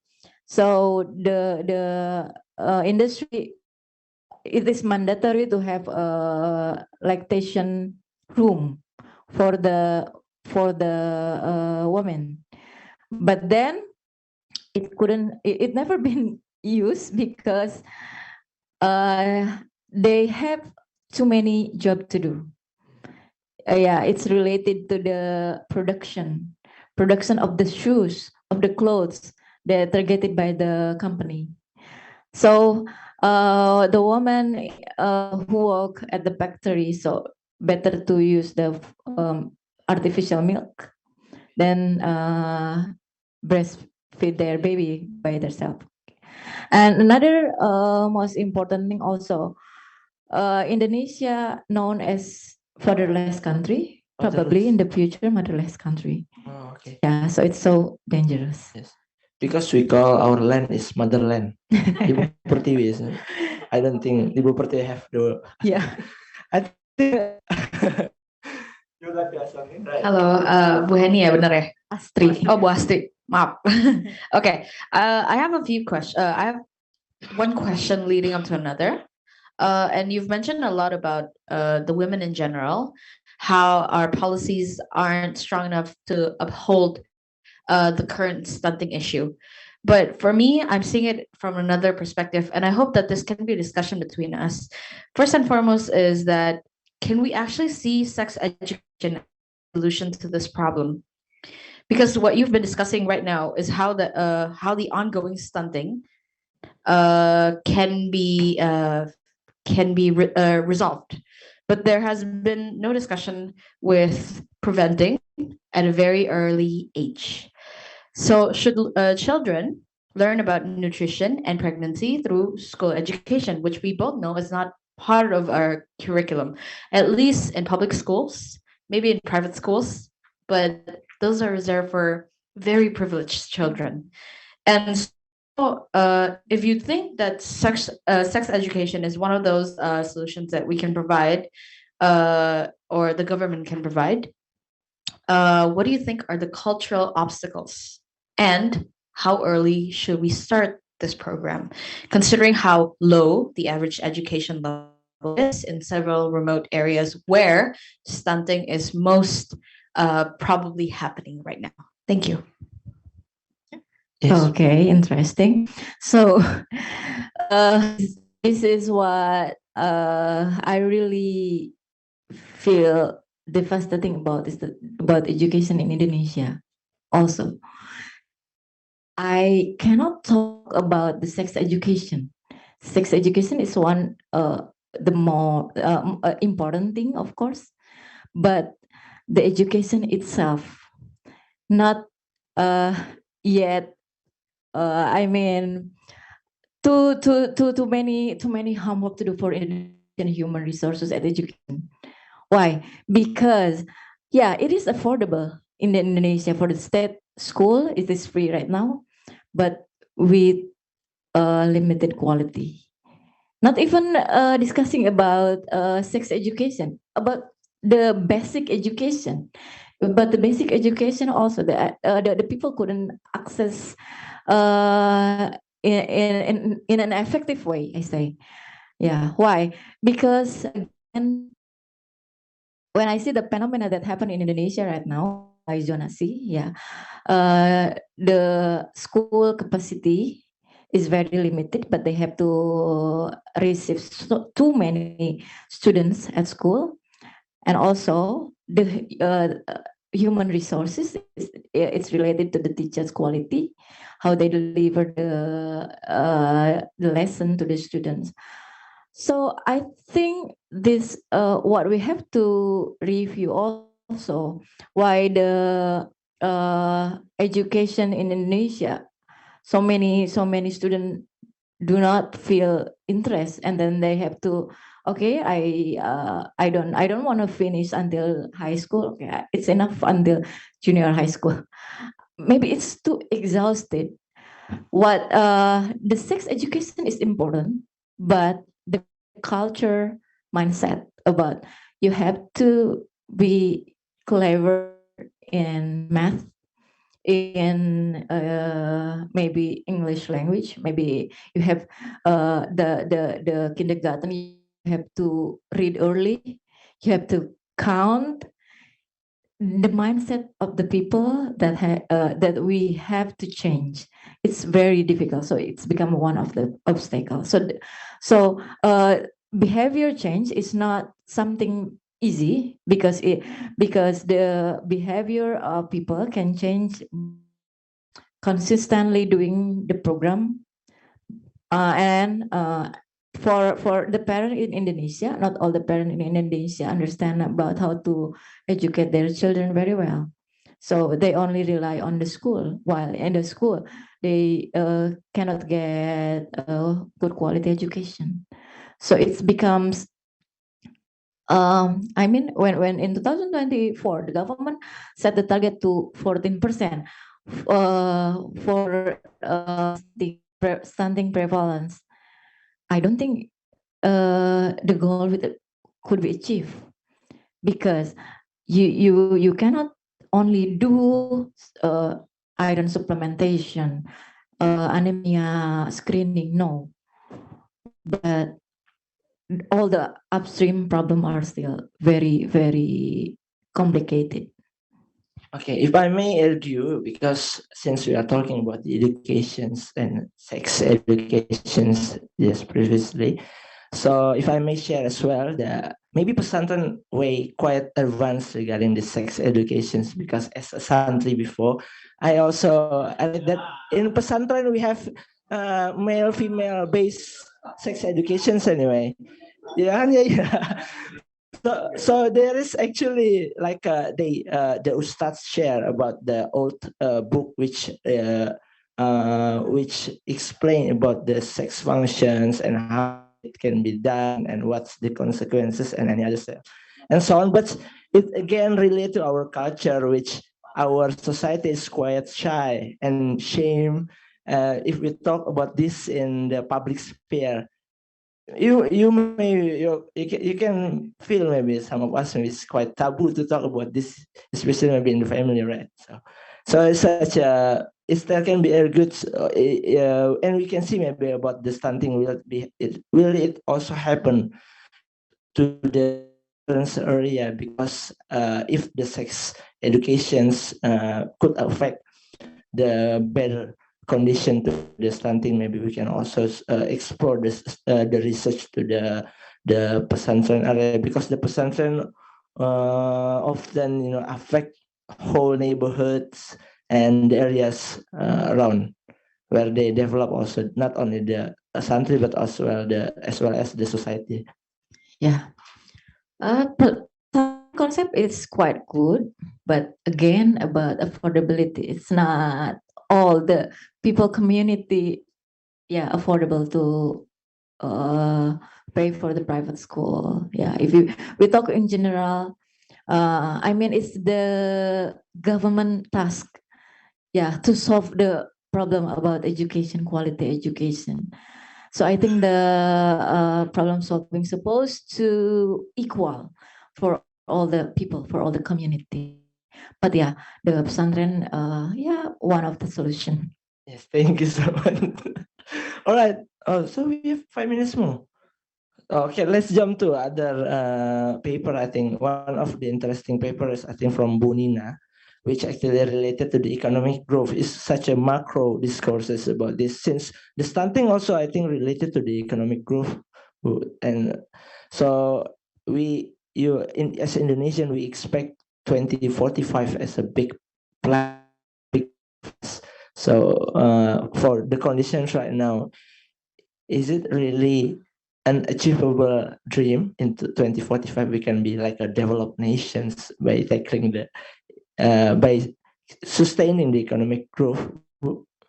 So what you can say maybe for if you see this current condition to see the 2045, right?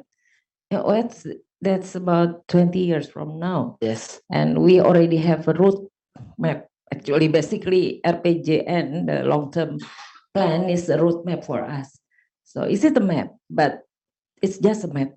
Can we read the map? So it depends on us. You mean if you want to have, it's just sometimes map. we lose. Everybody have a dream, Obama once have a dream as a president. I got it, So I just think, okay, maybe we can achieve that, but of course with what to call it, maybe not in the same way. I mean, same strategy that we have now, maybe a little bit better if we can apply all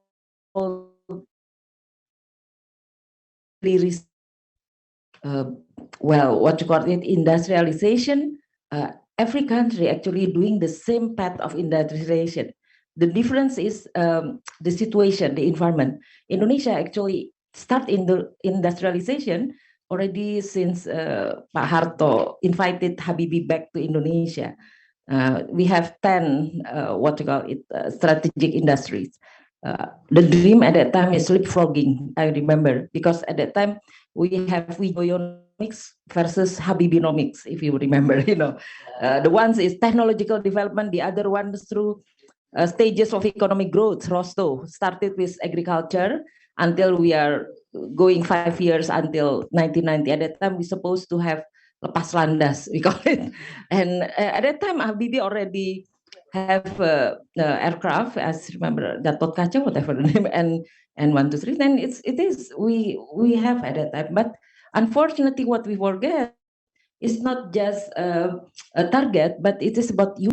Thank you so much. Is there any question maybe to be addressed to Ibu Nina? Yes, please. Yeah, Bu Nina, thank you for the insightful presentation. I would like to ask about, probably everybody now is currently talking about the Indonesia Emas 2045, but my question would be, is it now or never moment for 2045, because after the 2045, our population will be declining, and would be there still possibility that our economic growth will still be optimistic as our current pathway to 2045? Yeah, thank you, Bu Nina. Yeah, it's true. Every day is our challenge, actually. So when you said now or never, should be every day. You mentioned that. I mean, to make us really happens, because what happens now, at that time, I'm just showing you 2020, 2024 plan. When we cannot achieve that, we shifted a little bit into 3 years after, right? So in 2024, 2045, we shift already the target. So don't forget that. And if you check back with 2019, 2024, the 5-year plan is been shifted every time we cannot reach the target, we target a little bit, and then we said, how come you should have what happens is we should change much about the strategy, yeah, when you shift the target. So that's what I'm saying. It's not about the numbers, but it's like when you want to get an A in your class, right? And at that time, now you have a C, you should change the way that you are studying, right? You should change your allocation of time. So that's what happened in Indonesia.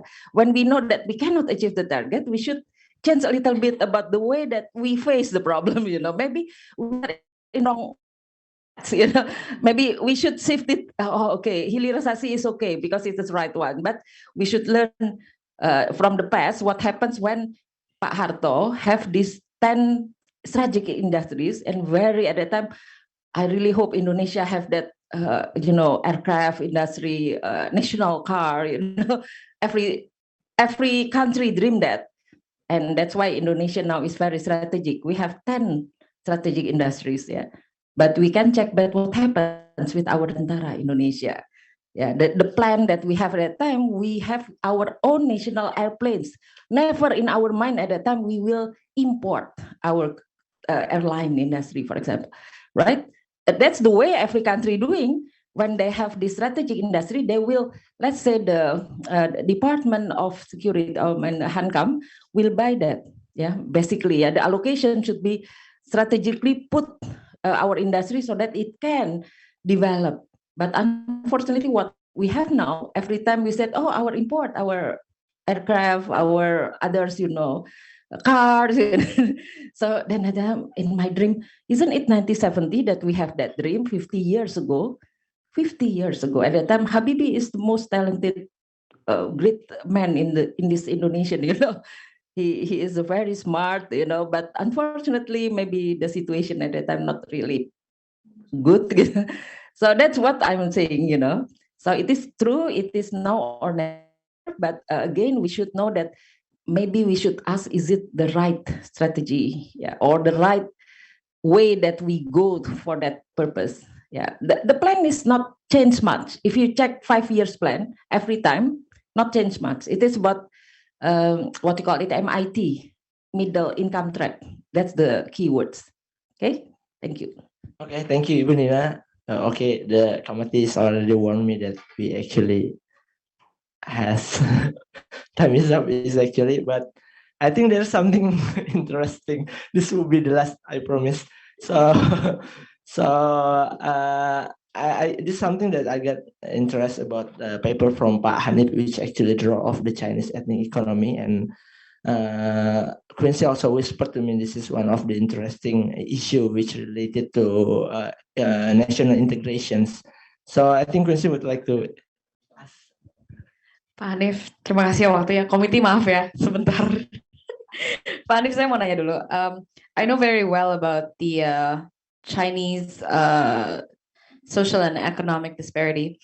It's all caused during the colonization of Dutch, where they gave certain rights, including and especially in the farming industry, where they can grow sugar and crops in the lining of the other crops. So they have special rights. compared to native Indonesians. And in one of your conclusion, you mentioned that the Chinese ethnic group must help building, maintaining, and strengthening the integration policy.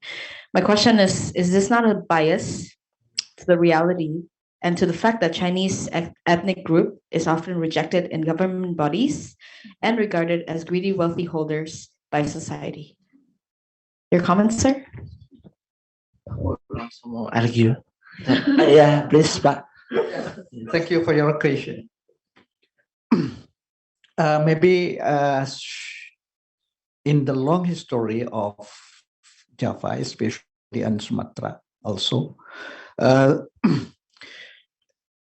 the Chinese ethnic role and domination in economics, this is a very, maybe have two potential, the potentiality both, our nation integration, contribute to our nation contribution, and also maybe conflict. Therefore, it is in the long history from the before the Dutch colonial until in the independence of Indonesia. But maybe after independence, and after in the old government, and a new government order, it is maybe the conflict, the potential conflict and integration is the same level until now. This is still ongoing until now. Therefore, maybe we Indonesian government have a problem to strengthening a policy. To strengthening policy, how to integrate our nation, especially not only in the level of economy, but also in the cultural and social integration and harmony. Therefore, maybe we can see that it is important to us to strengthening policy in nations integration.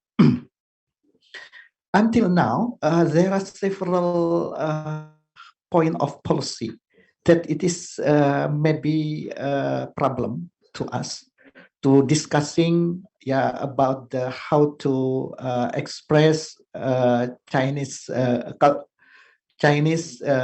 tradition and culture, how to express and the relationship with other ethnics.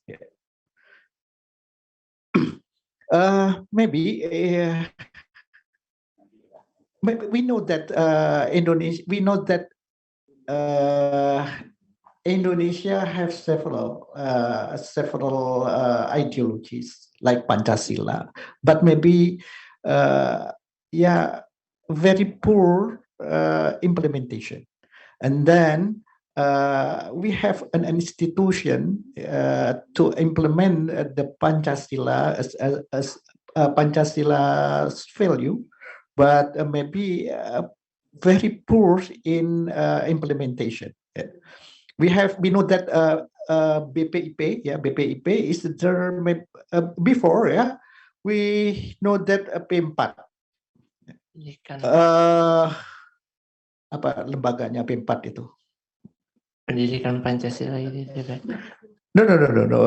The institution BP7 and BP7. BP7 has a point of task to implement Pancasila's value to our nation. But maybe this is but after Reformation era, and then BP7 closed, by governments, And then there is no until now how to implement Pancasila in our nation yet, and how to nurture our nation with Pancasila. This is a very, very important problem to our nation for the future. Okay, thank you, Bapak. Actually, we already we could end this session. Actually, I would like to let's give an applause to all the panelists. I'm really thanking you for presenting the ideas and sharing the ideas. So since we are limited by the time, I am so sorry and really regret that we must end this session because we still have the last panel sessions. And again, I thank you to all the panelists and the audience. I hope you could engage more and develop this paper and submit it to the reputable journal and disseminate it to the public. And let's end this session by taking the photograph together.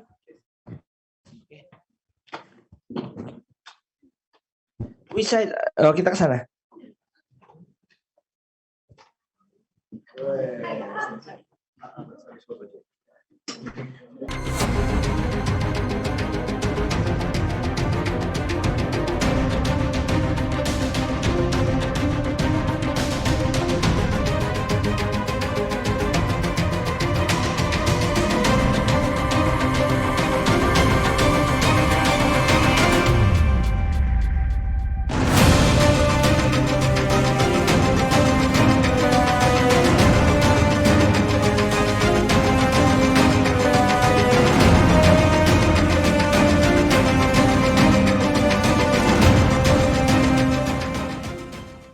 Ini adalah Indonesia, negeri yang dianugerahi tanah yang subur, dikelola oleh tangan-tangan anak bangsa. Kami berjalan bersama Presiden Jokowi dan Menteri BUMN Erick Thohir. Pupuk berperan strategis terhadap ketahanan pangan. Mengembangkan berbagai inovasi dan bertransformasi bersama Pupuk Indonesia, menjaga ketahanan pangan bangsa, dan menghasilkan senyum untuk bangsa. Pupuk Indonesia, makmur bersama Indonesia.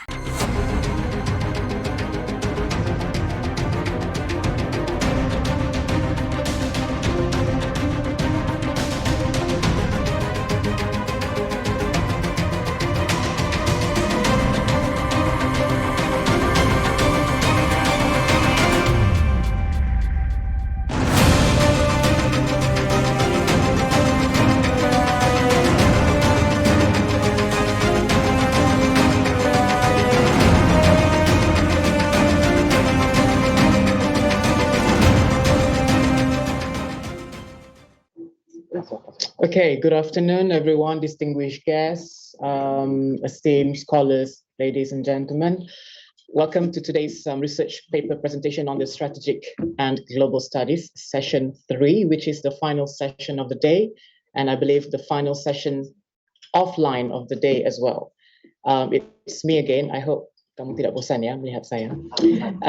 So as we delve into the intricacies of geopolitics, international relations, and strategic decision-making, I invite you to, again, like yesterday, embark on a journey of this intellectual exploration and thoughtful discourse that promises to illuminate our understanding of the complex challenging facing our interconnected world.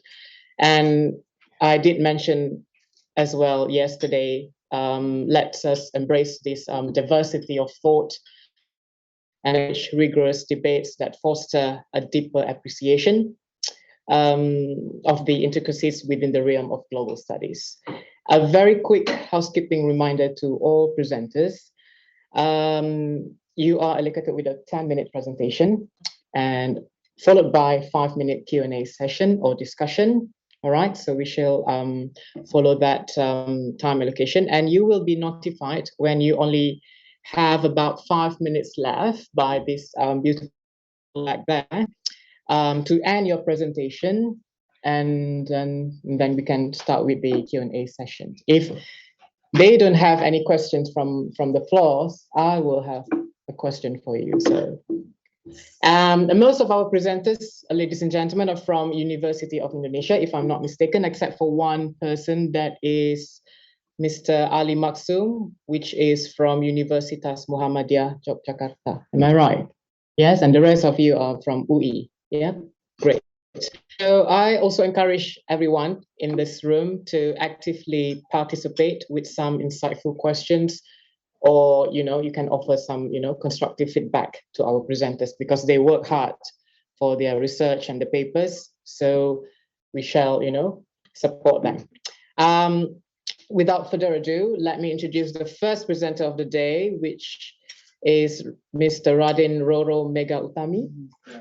Oh, Mr. or Miss? Miss. Yeah. Not yet. Sit down. She's very eager to present. So her paper title is Agricultural Terrorism and Food Analysis. Of her studies, this research objective is to conduct a policy analysis, am I right, to explain the factors that impact the absence of food safety policies from agro-terrorism threats in Indonesia. And with the aim of recommending safe and resilient food policy scenarios for sustainable economic growth and quality food production, if I summarize it correctly. Thank you. So please welcome Ms. Radin.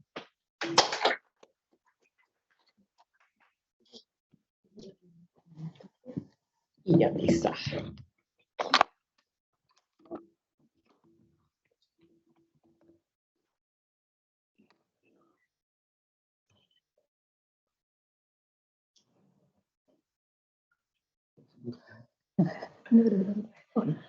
Itu benar, tapi tinggal di duplicate apa gitu. Ini banyak masalah.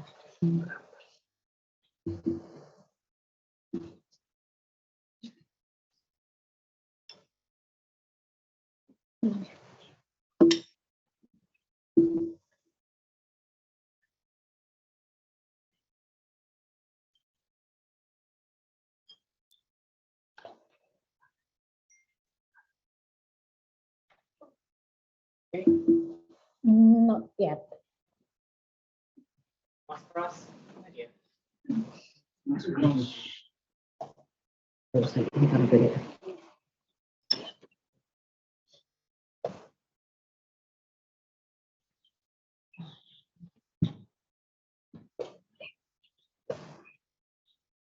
All right. Good afternoon, ladies and gentlemen. Thank you for having me again.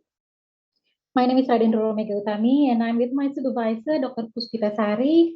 We're from School of Strategic and Global Studies, Universitas Indonesia. Let me deliver you my presentation entitled Agricultural Terrorism and Food Insecurity in Indonesia, a Policy Analysis. So, naturally, we can find biological agents in the environment, such as bacteria, fungus, viruses. But biological agents can be modified to increase their ability to cause disease, make them more resistant, and increase their ability to spread out in the environment. And if the bioterrorism happens in the food supply, crops, and bioterrorism become agricultural terrorism or food terrorism, this is another threat in the form of deliberate contamination of food consumed by humans using chemical, biological, radionuclear agents, which is intended to cause injury and death to the population and ultimately disrupt the social, economic, political stability of the country. So one of the manifestations of bioterrorism is agricultural terrorism. If the biological agents contaminated the food supply, then it will be a collapse of country's food security and it becomes food insecurity. And also there will be disease outbreaks, and obviously it will sum up in economic loss and dependency to another countries. Dependency is dangerous because if our varieties, our taste, our natural resources is known by another countries, they can use it as a weapon. So agricultural terrorism happens in all over the world since hundreds and hundreds of years ago. For example, in UK, Germany, France, Japan, and Russia? And what about in Indonesia? So based on the literature I've been searching, it has happened in Indonesia. For example, the bacteria Dikea chrysanthemum was found in rice seeds, and fortunately, it has been destroyed by quarantine center. And also the Erwina chrysanthemum, it was found in chili and carrots plants in Bogor by the end of 2016, and causing crop failure at that time. And suspiciously, it entered to Indonesia from China through seed smuggling. And about avian influenza or flu burung, H5N1 virus, based on the researches from the Ron Fauchier and Yoshihiro Kawaoka, they modified the H5N1 virus to become more lethal, more infectious, more easily to spread, even from human to human. So it poses a security threat because terrorists can use the knowledge of the papers to inflict harm, to create biological weapons. And also a professor in Indonesia stated that the H5N1 virus in Indonesia, the strain of that virus is identical to the one found in Guangzhou, China. So many people suspected that avian influenza or H5N1 virus is a bioterrorism. So as I mentioned in the slides before, that agricultural terrorism can lead to food insecurity. Food insecurity is a condition which a person has difficulty in regularly accessing sufficient, safe, and nutritious food to support normal growth and development, as well as an active and healthy life. And there's a movement initiated by DuPont and the Economic Intelligence Agency. They created the measurement called the Global Food Security Index, which measures countries' capability to make their food secure in their country, considers the issues of affordability, availability, quality and safety, and sustainability. In this term of agricultural terrorism, it affects the availability aspect and quality and safety aspect. Now let's see what other countries do about how to protect their agriculture sector. The United States of America has released the Agriculture Bioterrorism Protection Act of 2002 as part of Bioterrorism Preparedness Act of 2002. And their U.S. Department of Agriculture issued regulations to protect borders from invasive pests and disease and increase security personnel in food handling. And also the Animal Plant Health Inspection Service. They must register the entities, researchers, laboratories, scientists to have access to biological agents. And the Centers for Disease Control and Prevention, or CDC, under the Department of Health in the United States, they have to register the agents and toxins considered as threat. And also the FDA, they have to protect the safety and supply of food and drugs. And also the Environmental Protection Agency to ensure the safe use of pesticides. This very comprehensive and complete guide has been made on 2002, almost 21 years ago. How about in Indonesia? Well, we have a law number 18 year 2012 on food. In the Article 67 on paragraph 2, it's clearly stated that food safety is intended to prevent the possibility of biological, chemical, and other contaminants that can disturb, harm, and endanger human health. And also in Article 77 and 78, they regulate the production of genetically engineered food. But in Article 79, they state that the violators are only subject to administrative sanctions, only administrative sanctions, in the form of fines, cessation of production, food withdrawal, compensation, and license revocation. So there are no terms of transnational organized crime. There are no terms of terrorism in the law on food in Indonesia. So there are many gaps in food safety in Indonesia. For example, there's still a negligence in monitoring the food circulation in the market. The food that circulated in the market is not matched with the food labeling, and sometimes they manipulated the ingredient list to disguise the harmful ingredient. And also there are poor supervision implementations. There are still illegal imported food products in the market, and there are no BOM is FDA in Indonesia permits, but they can circulate freely in the market. And also Indonesia is an archipelago country. Indonesia has land borders as potential entries of plant, animal, and food. And of course, the smuggling of its agricultural commodities can make oversurplus on products in the market. So as conclusions and actionable recommendations, Indonesia's government needs to the development and strengthening technical policies. Again, there are no technical policies of food safety in Indonesia, including ratification of biological toxin weapon convention, which is held maybe tens of years ago. And Indonesia needs to develop technical capacity to monitor the scenario of deliberately releasing pathogens, even though it requires strong economic support. But again, if there are no policies, of course, there are no fundings.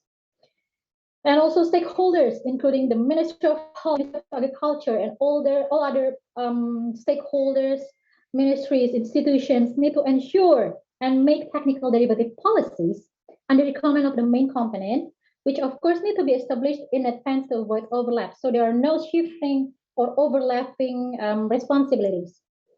And also the involvement of academicians, scientists, politicians, security analysts, information technology experts, and other key elements can build a holistic food safety system capable of establishing a system to track where's the location of the pathogens and their possible use as weapons. And agricultural experts and veterinarians need training for specialized skill to deal with the threat of agriculture or biological weapons, as well as to raise awareness about biosafety. Thank you. Very much in time. Thank you. So, do we have any comments or questions from anyone? Yes. Okay.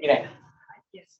Thank you very much for your presentation. I'd like to ask about your last conclusion. Okay. So you said it is the involvement of many stakeholders, right? Academics, sorry, I cannot see clearly, politicians and others. So my question is, can you elaborate more how this action, the involvement action could done for all stakeholders? Okay. Thank you so much for the question. Well, as I mentioned before, that in Indonesia, we do not have yet the regulations, this roadmap, the flow chart to handle the food safety incidents. But if I may, let me show the US one. The stakeholders like academicians, researchers, laboratory technicians, and others, they have to register their entities to have access to agents. So it's not easy for them to get an access to the biological agents. It's not easy for them to access the laboratory because laboratory has several levels, BSL 1, 2, 3, 4, and the more higher BSL, the more dangerous it can be. So they do not easily gain the access. They have to register. They have to get a permit from the Animal Plant Health Inspection Service, from the Centers of Disease Control and Prevention, from the FDA, from the environmental. So that specific and little detail is not yet regulated in Indonesia. Meanwhile, if you can see in, I'm so sorry, I cannot show you all the articles in the law of number 18, year 2012 on food, but there are still overlapping and shifting responsibilities between Ministry of Agriculture and Ministry of Health. Let's say if the agricultural tourism cause disease outbreaks, disease penyakit means it's the matter of Ministry of Health. Meanwhile, they do not think what can we prevent to prevent the disease outbreaks. So there are shifting regulations, shifting responsibilities, overlapping stakeholders that are not implemented, that are not regulated in one clear roadmap. So that is our homework. Thank you. Excellent answer. Does that answer your question? Okay. Can we have another question, probably?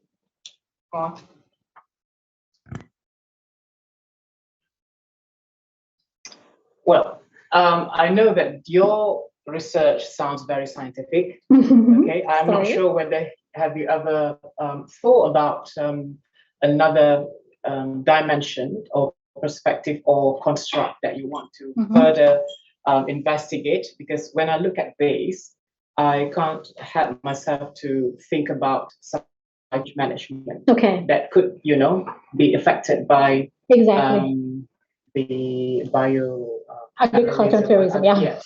Okay. What do you have to say about that?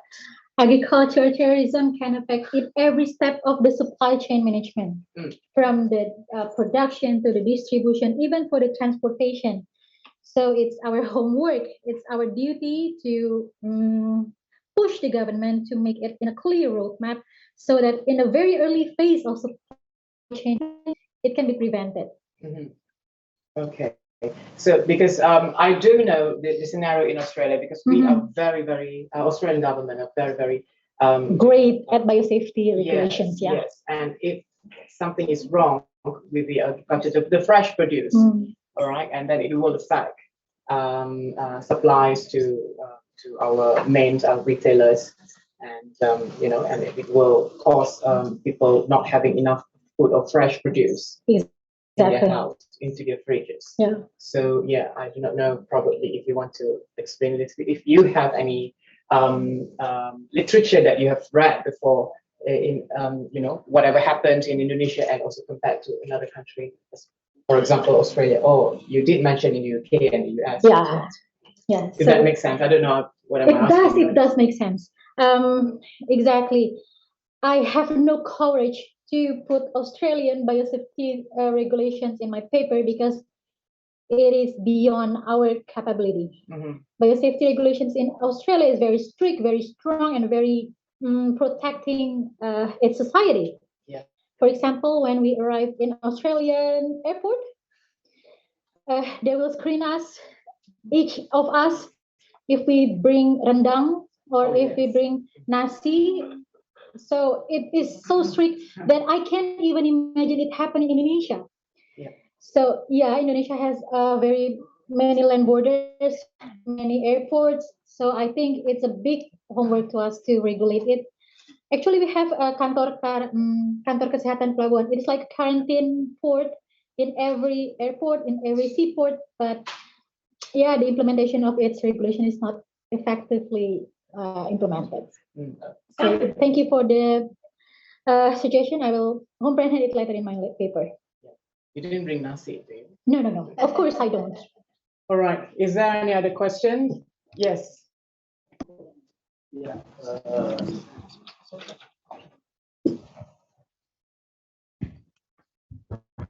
I want to ask about if the terrorists in Indonesia have capability to attack agricultural terrorism, and what the terrorist group have capability to attack agricultural terrorism. Thanks. Thank you, Mr. Sabto. Teacher, for the very good question. Thank you, Mr. He's a Sabto. brilliant teacher. Thank you. Yes, sir. I learned that terrorism actors can be individuals, groups, or even countries. So I realized that it is become more dangerous if it implemented by group or even country. But in fact, that agricultural terrorism mostly done by groups of or companies. So I heard about individual person do the agricultural terrorism attack yet, but I will learn it later. Thank you so much. All right. I think that's all that we can.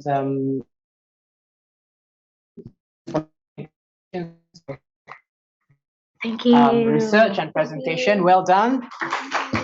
Yes. So let's keep the momentum up. All right. So let's move on to the second presenter, Mr. Arno Hiras Simorangkir. Am I right? Yes. Yes. How are you? Kamu mau minum dulu.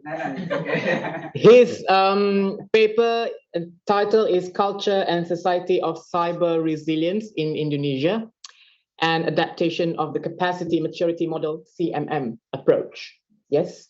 So this research objective is to benchmark Indonesia's cyber strategies and policies against best practices using the Oxford University Capacity Maturity Model, CMM approach, focusing on social dimensions. Yes.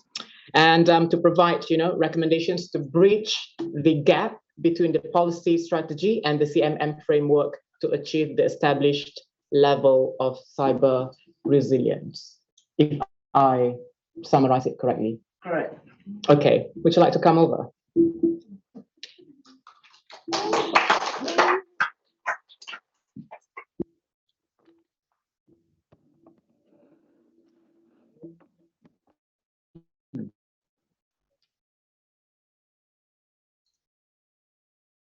Where's the presentation? I don't know. No. Surprise. I had asked him. Yeah. Yeah.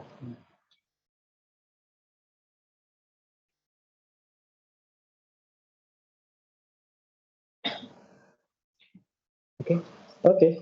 Thank you for the time, Dr. Azril. Good afternoon, everyone. My name is Arnold Hiras Simorangkir. Me and my supervisor, Dr. Arthur Yosias Rimon Rinturumbi, we are trying to write a paper to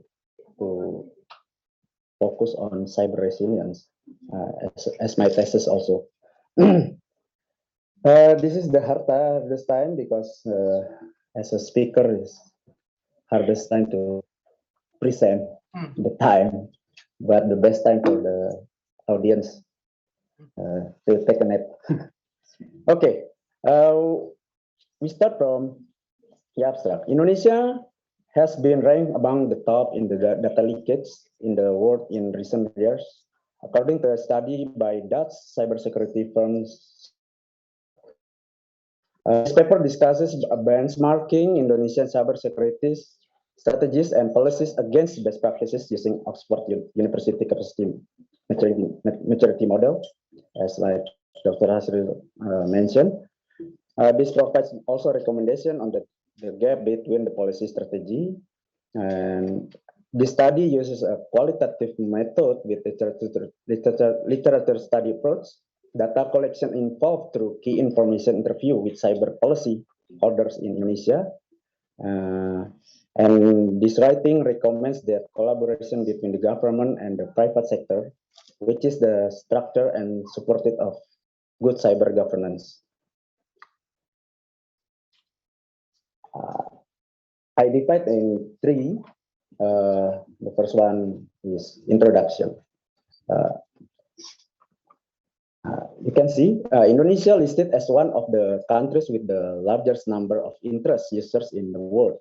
Quoting the We Are Social 2022 report, the number of internet users in Indonesia has reached around 204.7 million with a penetration rate of 73.3% as of January 2022. Data leaks in Indonesia in the second quarter even is increased by 143% from the first quarter, and also the total number of data leaks cases in Indonesia has reached 120.9 million.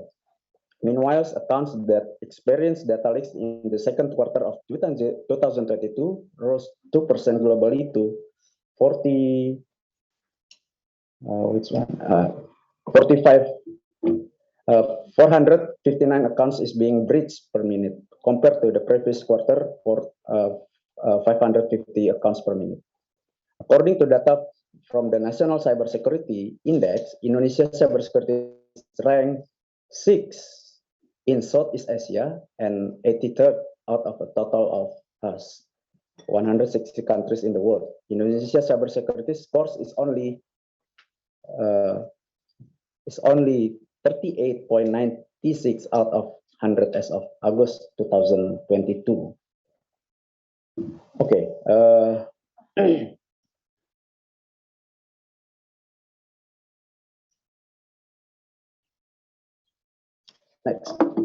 Indonesia. In 2017, President Jokowi established the National Cyber Security as National Cyber and Crypto Agency, or commonly as BSSN. The formation of the BSSN, which represents the presence of the states in the management of national cyberspace, has an important role in optimizing coordination as well as cooperation with other institutions as a stakeholder in the cyber space in Indonesia. Stakeholders related to national cyberspace are TNI, Ministry of Defense, Police, Ministry of Foreign Affairs, and other ministry or institution related to the main duties and function in the cyber sector. Okay, now about the research method. This study uses a form of descriptive analysis with a qualitative methodology to explain some intuitively and systematically.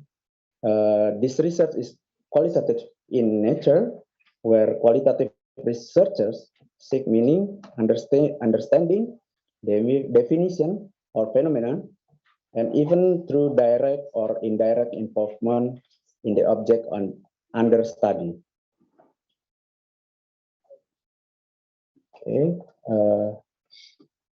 Okay, the next, origin.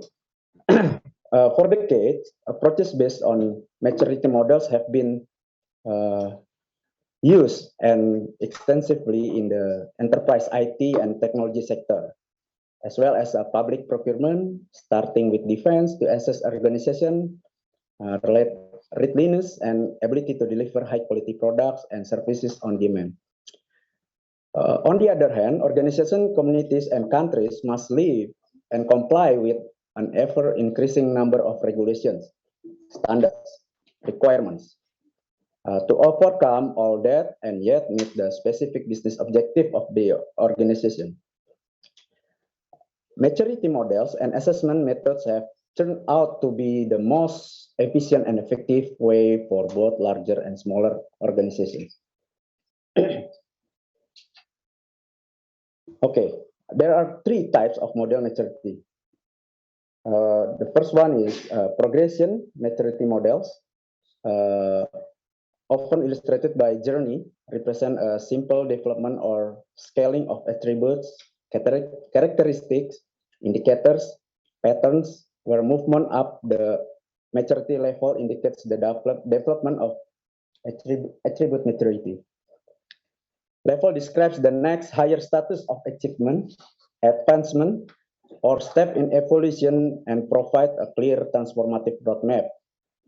In practice, however, they do not measure process maturity or capability.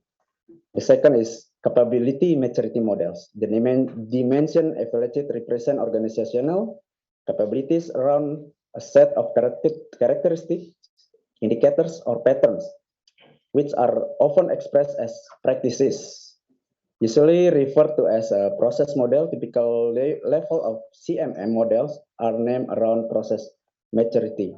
For example, ad hoc, manage, define, quantitatively manage, optimize. And the third is hybrid, combination between number one and number two. Hybrid maturity models combine the characteristic of the progressive and capability CMM. You can see cyber capacity maturity model. The dimension there are 5. So number one, cybersecurity policy and strategy. Number 2 is cybersecurity, culture and society. Number 3 is cybersecurity education, legal and standard. And I choose the culture and society model. This is the Indonesian cyber strategy and policy using the Oxford University capacity maturity model. Okay, because my time is only 1 minute. Okay, we jump to conclusion. Indonesia cyber strategy and policy. Now Number one is national cybersecurity policy, like I said in 2017, in Indonesia government built a national cybersecurity policy and BSSN. Number two, BSSN works to protect critical infrastructure, formulate cybersecurity policies, and enhance national capabilities. And then number three is conclusion, international cooperation. Indonesia has collaborated with other countries, including cooperation with ASEAN countries, Australia, to improve cybersecurity and exchange information about cyber threats. This collaboration helps in gaining insight and experiences from the best practices at global level. Conclusion number four is awareness and education. The Indonesia also conducted campaigns to raise public awareness and education about cybersecurity.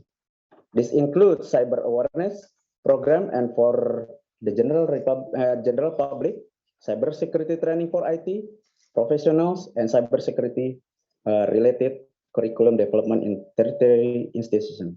And the last is risk management, how to risk control through standards and technology. I think that's my presentation. Thank you. Well done. Just on the dot. Thank you very much. Cybersecurity. Any questions or comments? Yes. I have two questions. Actually, the first one is I didn't really get to the point. Why do you think that Indonesia,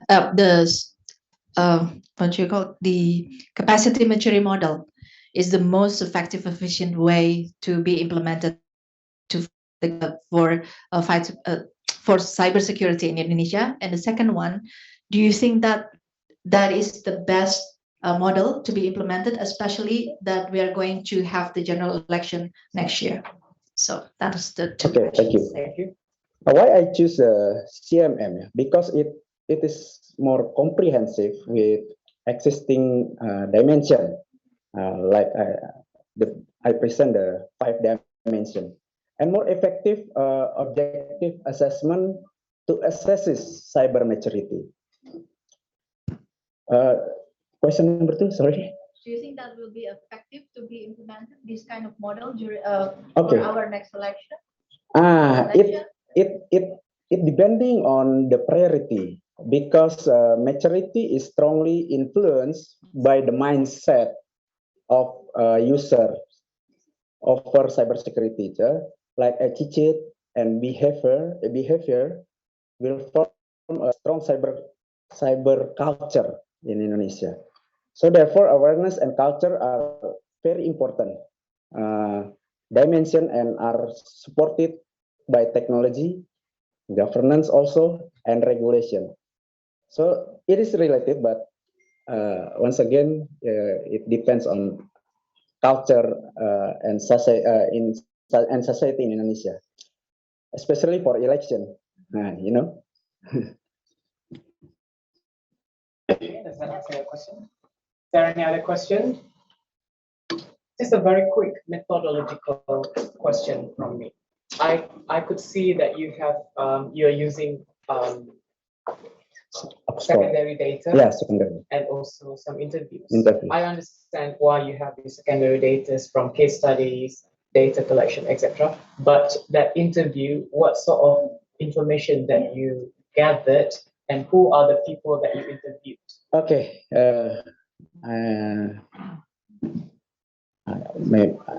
Actually, I can show you. I interviewed the head of BSSN, Lieutenant General Hinsa Siburian. Directly, I interviewed him, and from BSSN side, after they read my paper, they also to apply that on their regulation. So after I present this, we have a working group to apply the CMM in that regulation. This is the new one in Indonesia. I think the Amazon started, and then but there's no other study in Indonesia about cyber maturity. Okay. That's why the Lieutenant General is very interested to participate. Yeah. Whenever you have that. Yeah. Okay, good. Thank you very much. I think that's the end for presentation 2. Please give well done. Thank you, Dr. Azam. Okay, now let's move on to the third. I've been told that we have to finish this by 4:45 or 4:50 or 4:55.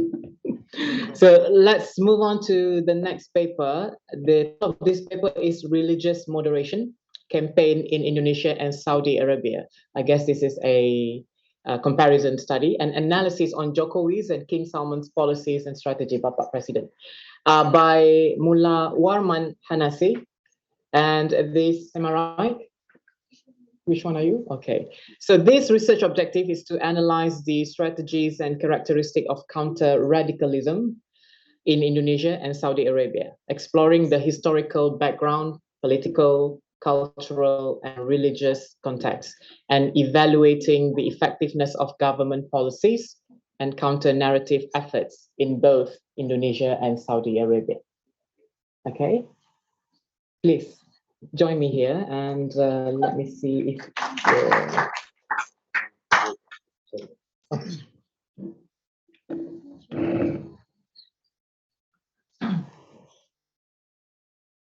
yeah.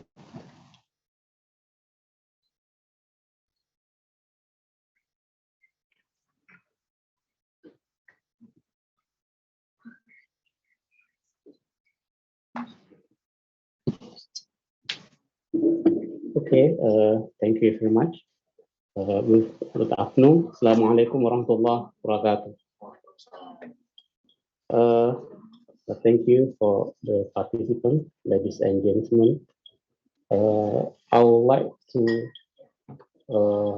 present my paper on title Symbolic and Substantive Action of Jokowi and MBS, Muhammad bin Salman Policy on Religious Moderation Campaign, both in Indonesia and Saudi Arabia.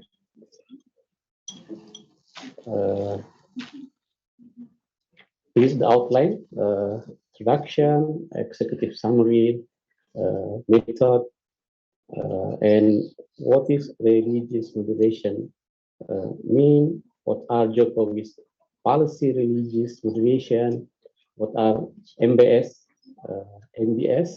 policies religious moderation, and then the last conclusion remarks.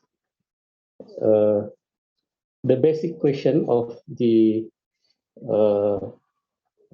presentation are how does so-called religious moderation mean in Indonesia, in also in Saudi Arabia context?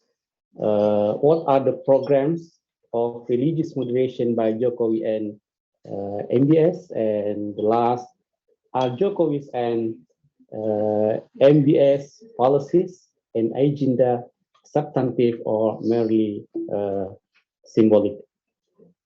This is the executive summary because probably we have a very limited time. I just going to the introduction.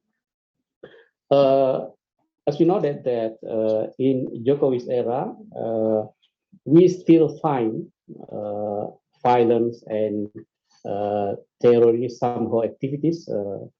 We see if we observe both from the media on the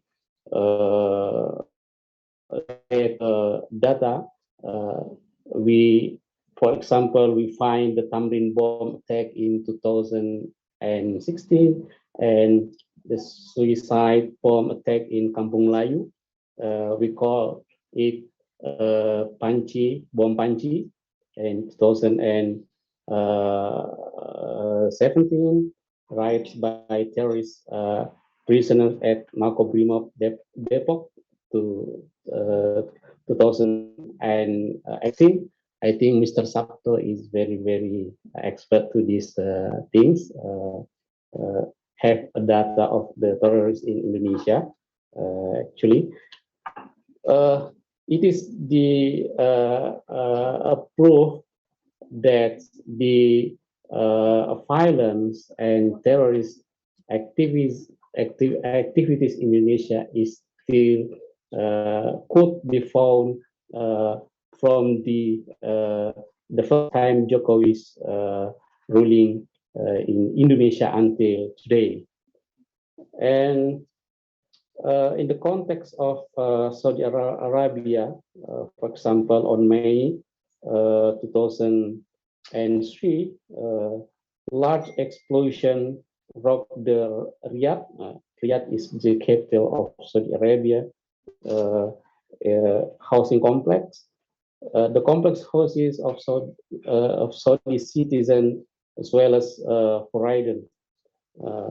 In this attack, about 35 people died and at least 200 people were injured. It is the reason why this reset regarding important to compare between Jokowi's and MBS policy on contra-radicalization, religious moderation. It is include the introduction and the method.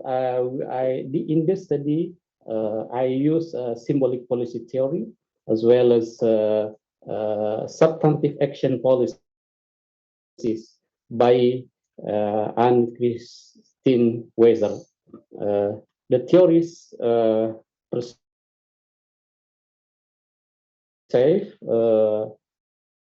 substantive indicator to see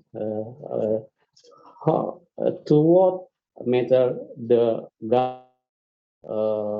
have effective policies both Indonesia and in Saudi Arabia.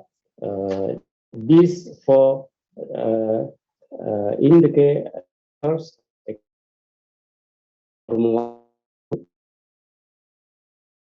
the last materializing policies. The next, I would like to probably explain what the religious moderation, what is understanding of religious moderation in Indonesian context, as well as and actually there are many definitions of religious moderation adopted by many experts, but here the authors is interested in explaining in the Indonesian context. As Ulil Absar wrote, I think some of us recognize about Ulil Absar Abdullah wrote in his article, there are three sources of ideas for religious moderation. The first is the ideas originating from the Nahdlatul Ulama environment.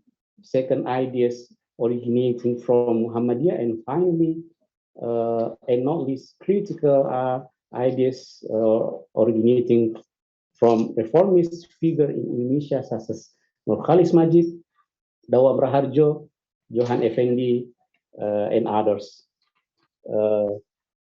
If we talk about Nahdlatul Ulama definition of religious federation, and also Muhammadiyah, and also Ministry of Religious Affairs today, that can be important ideas. A chapter of Pancasila, principle, and the Indonesian national state, NKRI, as a final form of statehood, which is valid and does not conflict within Islamic belief. And two, there are no conflict between religious commitment and national commitment. And third, at the last, the indignation of Islam as an initiative by Gus Dur. I think I agree that there are many definitions of religious moderation, but we can see from these three aspects constructing by NU Muhammadiyah and Ministry of Religious Affairs in Indonesia. We are going to Jokowi's policy regarding religious moderation. If I deeply observe the Jokowi's policy, I think it is very comprehensive policies regarding religious moderation. There are 5 ministries involved and participating in the religious moderation program in the Jokowi administration. The first is religious moderation program of Jokowi's government. The first ministry is coordinating Ministry for Human Development and Welfare, Kemenko PMK.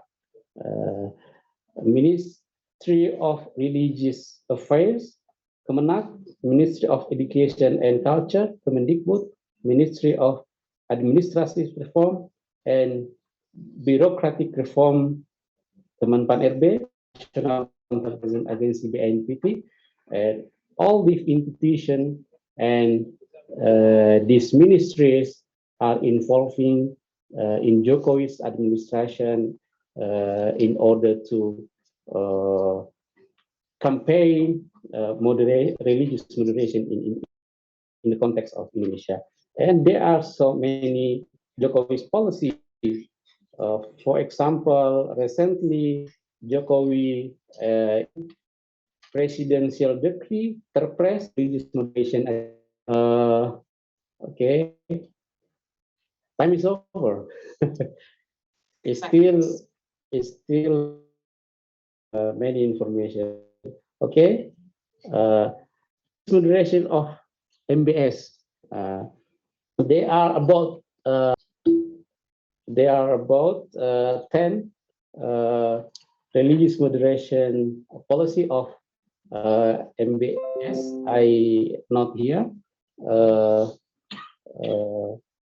and we can discuss after this presentation because what are time, the highlights our times. religious Okay. moderation of Muhammad Salman? For example, relaxing entertainment limitation in 2017, Saudi Arabia legalized cinemas to open, and previously not legalized cinema, for example, to open. Live music and stand-up comedy act, and others policies. Saudi Arabia grant women to right to drive. Yeah, okay. That was just recently, wasn't it? It wasn't allowed before. No, wasn't allowed before. And new rules of guardianship, wali, that allowing women leave Saudi Arabia without the permission of male guardian. And previously, it's not to any woman going to abroad without permission to the. That is very true, because based on my experience, ladies and gentlemen, please listen. Based in it is the illustration. Yeah, we can Yes. see. No. What I wanted to tell you, Okay. one of the policies I just mentioned, few years ago in Australia, I had many male, Arab friends, boys, they come to Australia, but they are not doing anything. They just accompany their sisters because they're not smart, but the sisters, the female siblings are very smart, so they can study abroad. So they have to bring at least one brother, younger or older brother, to accompany them. And the Saudi Arabia government will pay for all the expenses. So these boys were not very smart. They just come and enjoy the life, sort of, accompanying the sister. Yes. So I think that is not required anymore these days. Yes, yes. The rule is already changed, right now. Do you think that these changes are going to, affect the social Yes. quality of, in Islam, in Muslim countries like that? What do you think? Yeah. First of all, we would like to see the Saudis policy today, not just related to the religious nation, but they have the 2030 vision of economic and also diversification of economic resources.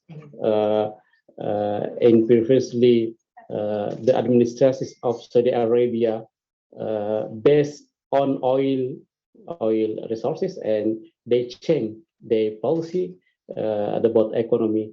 The consequence of the policy, they have to open to all. For economic reasons. Yes, for economic reasons also. They not just about religion reason, but also about related to the economic reason. Yeah, very well. Is there any question for the presenter? Anyone? No? Maybe one last very quick answer from you, if I can ask. What Indonesia can learn from the King Salman's religion's moderation? But in contrary, King Salman and Crown Prince MBS Muhammad bin Salman have to learn to Indonesia.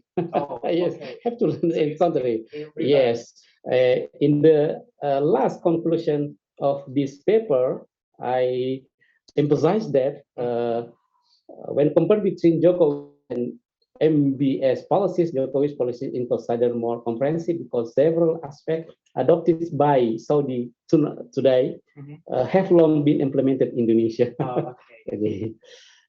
I think. Are you saying that in Indonesia more relaxed? Somehow not relaxed, but comparing with the Middle East countries, we enjoy the relaxing comparing with. But if Indonesia compare with the Western country, I think it's different. Yes, but if compare with the Middle Eastern country, we are going forward in the context of religion. What do you think about Malaysia? We are. I think in the context of religious moderation and freedom in society, Indonesia most likely free in the context of freedom to express our aspiration and articulation our religion and others. I think so. Very well. Thank you very much. Can we give a big round of applause for this answer? Thank you. Now, from religion, let's move on to something liberal. Mr. Julianto Fernandez Samosir. Yes.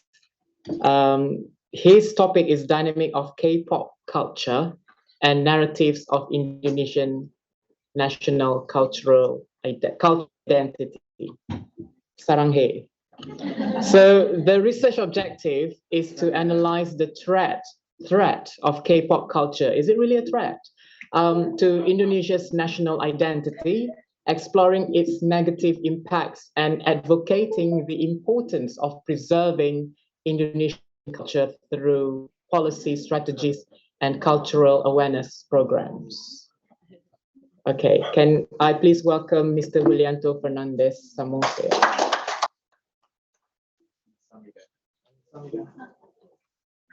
안녕하세요. 안녕하세요.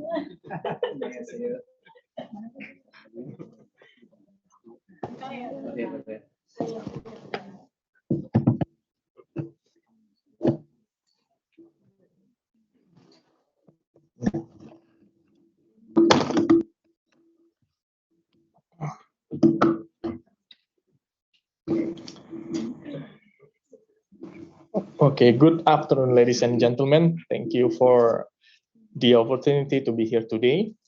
First of all, let me introduce myself. My name is Fernandez Samosir. Now I would like to present to you our presentation with my supervisor, Dr. Margareta Hanita, with the title of The Dynamic of K-pop Culture and the Narrative of Indonesian National Culture. Here is the table of content as the roadmap for my presentation. Consists of introduction, methodology, result and discussion, conducted the process of cultural globalization, popular culture as a part of national trait, national identity practice in Indonesia, the threat of K-pop culture to Indonesian national identity, and the conclusion. Well, the Korean wave refers to the global popularity of South Korea cultural economy, exporting pop culture, entertainment, music, TV, dramas, and movies. Hallyu is a Chinese term that translated literally means Korean wave.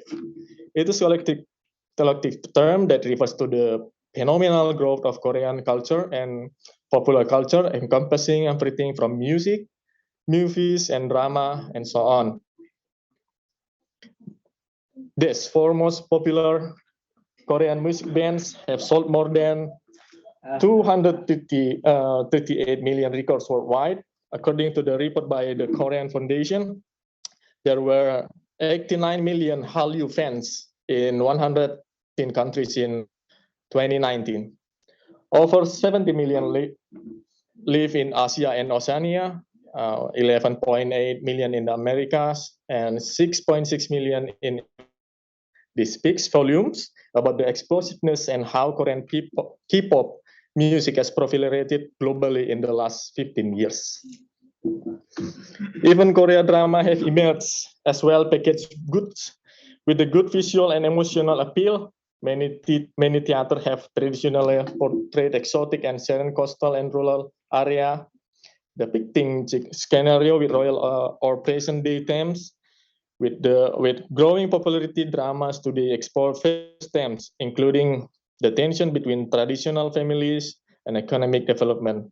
Many of these dramas have set records. Even Korea drama have emerged as well. The historical drama like Suiri, Jewel in the Palace, Winter Sonata, Descendants of the Sun, Taxi Driver. Which one is Taxi Driver? I haven't watched. you can Googling it later. Parasite. The fact that Parasite is the first non-English film win Best Picture at the Oscar alongside 3 other Academy Awards is testament to the global recognition of the increasing quality and authenticity of Korean entertainment products.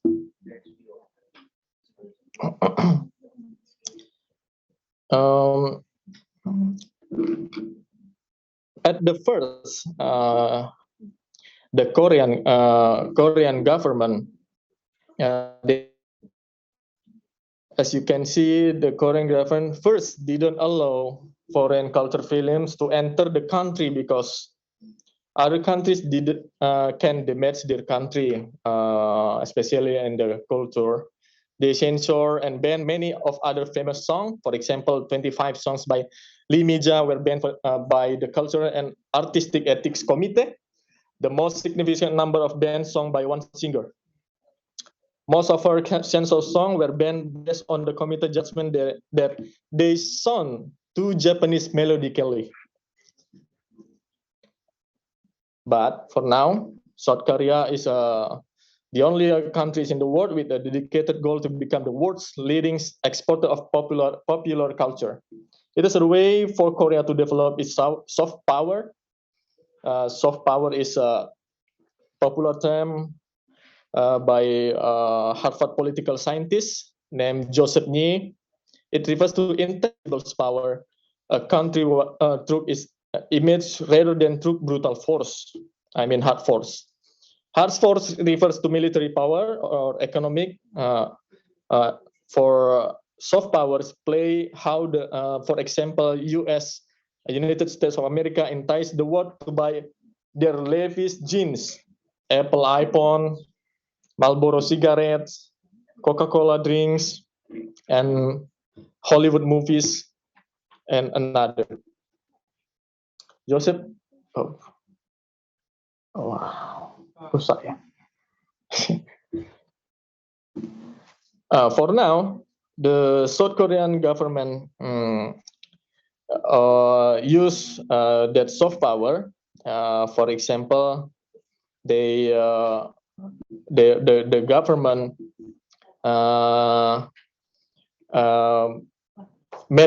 made the strategy. For example, when President Moon Jae-in brings famous singer and golf star into meeting with US President Donald Trump, or host a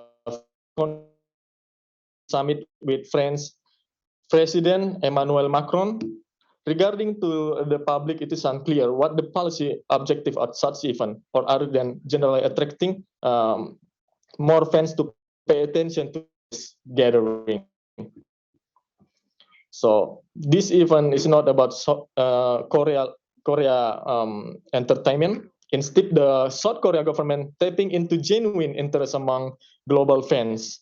As clip for the concert racked up 3 million views and counting on YouTube. Here's the result and discussion.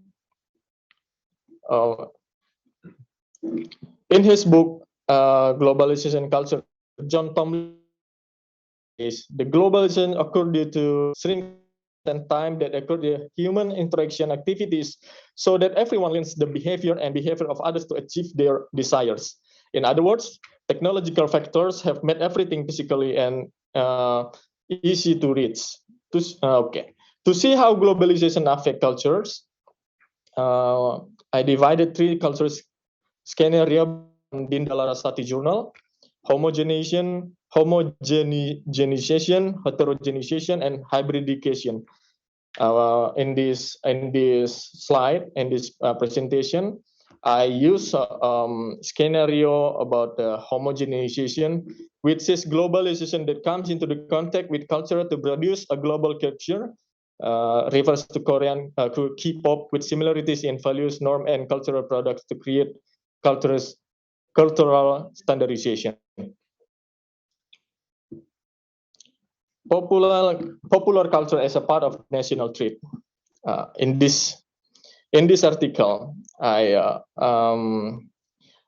use the word as the trait because popular culture was a commercial technique for at the first is a popular commercial technique in marketing a company products. But now this technique used by Korean their soft power to influence the another country with their big entertainment like music, movies, and etc. So this is when America, United States of America, using Captain America as a part of the practice of cultural globalization. This is similar to the geopolitical narrative used by America when they seem that the hero who always maintained political stability and world security through the character of Captain America. This movie also increased the sense of pride and strong nationalism of its citizens, so that even other countries watching were also affected by the greatness of the hegemony country. The practice of national identity in Indonesia, the process of forming a national identity in Indonesia requires a long struggle. This is because the national identity departs from agreement of several groups of people in the nation itself. When this agreement is held, there is friction between ethnic groups because some may not agree with the identity proposed by other groups. In Indonesia, it has been relatively prosperous in shaping its national identities, such as existence of Pancasila, the Bendera Merah Putih, and the national anthem Indonesia Raya. The national identity growth and agreement began the Indonesian people political awareness before this day. The practice of national identity of Indonesian people until now has had no problem because it is they consider it is a combination of various local identities represented by each region. The national identity is the foundation for maintaining the national sense of nationalism that has been formed since the beginning. Whether or not the purpose of nationalism is vital depends on how to keep the national identity. Can you just summarize? Yeah. The conclusion is globalization for now has occurred, and it's difficult to avoid due to the rapid influence of information entering all corners of the world. Globalization has affected our nation, including Indonesia, making national boundaries blurred and even irrelevant. This openness makes every country vulnerable in the socio-cultural aspect. If left too long, this phenomenon can disrupt national ability, namely that people lose their national identity. There is no longer pride and a sense of belonging to one's culture. The massive presence of K-pop culture in cyber has influenced the world community, such as Indonesia. Continuous exposure to social media eventually erodes existing local culture, even though local is one of the elements that form the national identity. So some effort that can be made include, first, the government needs to improve national education or national insight from an early age from children. And the second, the government needs to set an economic strategy to prioritize domestic products. The third, introducing local culture through social media to the outside world. And the last is strengthening the state defense awareness program like program Bela Negara to all levels of society as form of maintaining nationalism.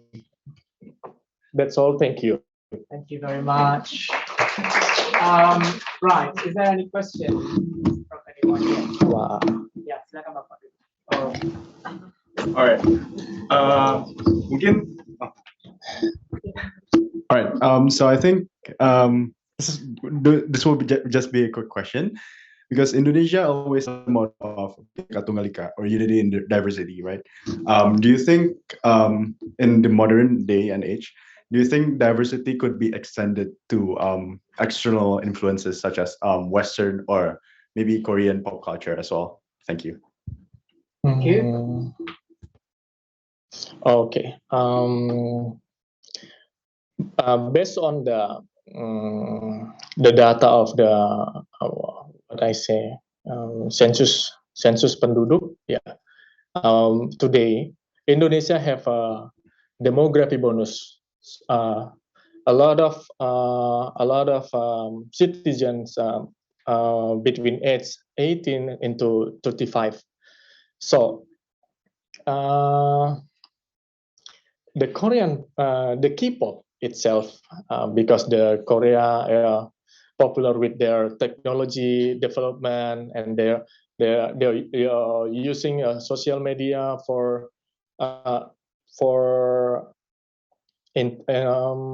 spread their entertainment. So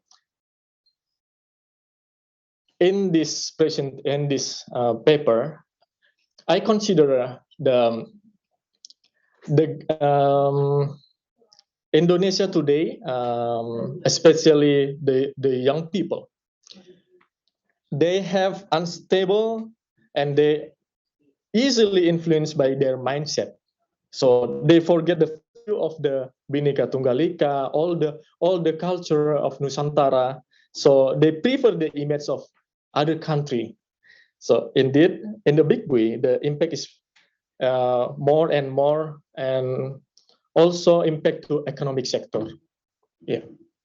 Well, do you think that how fragile, in my language, we call it jati diri, nationalism, traditionalism, to countries, being patriotic, Do you think that is actually fragile of the youngsters these days in Indonesia or in any other Asian country?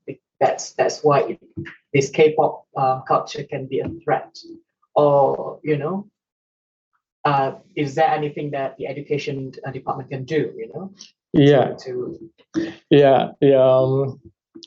if you I consider about this, and I already searched this phenomena along the study literature, that many young people today in Indonesia didn't know their what I say they culture like Gatot Kaca or batik, or especially like cultural dance like tari jaipong, and so see. So that's why the strategy of the from government need to maintain to increase the education about this. Yeah, and for the old people, for now I see government make a policy like a strategy program komponen cadangan or bela negara, something like that, to increase wawasan kebangsaan. So all the civil government, all the people invited to join that program from Kementerian Pertahanan. Yeah. Yeah. Do we have another question?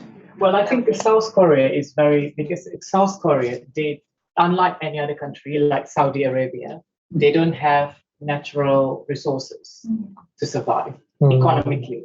So that's why they create this, entertainment industry as their strongest, as well as technology, to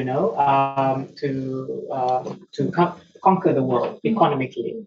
So that's why they really try. One of the things that I observed from these people, the songs, how their songs, although we can't understand the meanings, but how they market their songs internationally, because they don't speak English.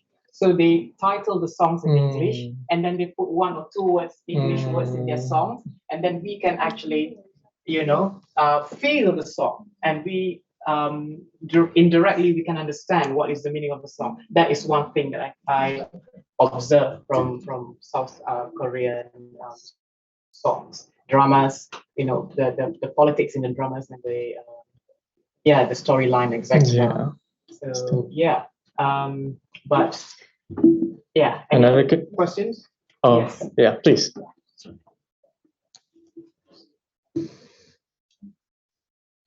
Okay, thank you. I would like to ask a question. Talk about K-pop is talk about culture, and then how does culture have an influence on sustainable development goals? And if it is yes, is there a scientific theory regarding this? Thank you. Thank you. Yeah. Okay. I know this question. I predicted this question you will ask to me. So you have prepared the answer. No. As I said before, culture encompasses the system of value, norm, tradition, and practice set by groups. So culture influence individual behavior and outlook can shape different social pattern. In development, social culture capital can have a significant impact. For the theory of this, according to the theory that we have learned in University of Indonesia, we have a theory of Ian Bremmer, G curve. The more open country, the more they have vulnerability of that. For example, okay, yeah, this is the J curve. Yeah. Stability, according to have 2 components: the country ability to withstand any problem, and the country ability to avoid other problem in the future. So Ian Bremmer categorized countries in the world as a stable and unstable. Stable countries can handle shock of problem in their political or economic system. This stable country can be open or closed, democratic or authoritarian. So open and close mean the country global relationship with the other countries regarding politics, economy, social culture, etc. For example, North Korea. North Korea is a closed country. They even receive any information from outside. So it made them more stability. Yeah, that's. Thank you. All right, thank you. I hope that answered the questions. Thank you very much. Can we give a big round of applause to this Samida? So now the very last presentation, hopefully we can wrap up our session today with this very last presentation from Mr. Ali Maksum. And the paper title is Indonesian Defense Policy under Bapak Presiden juga, the continuity of great power influence. So his research objective is to examine the influence of great powers on Indonesia's defense strategy and assess the extent to which President Jokowi's effort to portray Indonesia as an independent and neutral country that have been affected by such external influences. Please welcome Mr. Ali Maksum. Tidak kedengaran ya?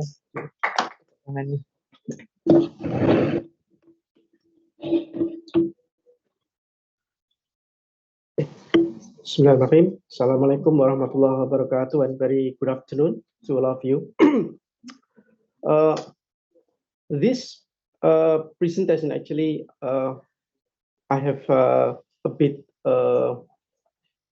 triggering this morning when I questioning to Professor Anthony with in Myanmar there is great powers influence from China or from United States, and he said that yes, there is interest, especially People's Republic of China in Myanmar. And I questioning this because I want to understand whether there is a significant development in Myanmar from research from Professor Anthony. And I want to further explanation in this presentation because I want to examine whether in Indonesian defense policy there is a significant influence of great power influence, because since the beginning of Indonesian foreign policy, the founding fathers declared that Indonesia adopt free and neutral, free and active foreign policy. So it means this is actually in neutral position. But in fact, there are some dynamics during Indonesian's developments foreign policy. All right. During the Cold War, this is I just bit more faster because time is limited.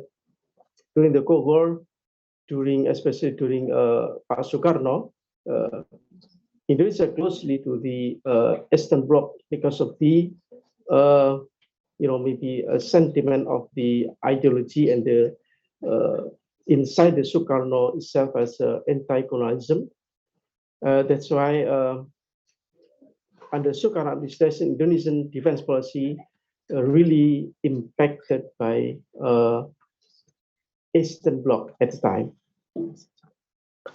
But the transition from Pak Sukarno to Pak Suharto, the changing happened in Indonesia because of the changing of political orientation after Pak Suharto raised as a new Indonesian president. I think Ministry of Indonesia, Bapak Juwono Sudarsono, mentioned in this thesis that de facto Indonesia is ally of the US during Pak Suharto. But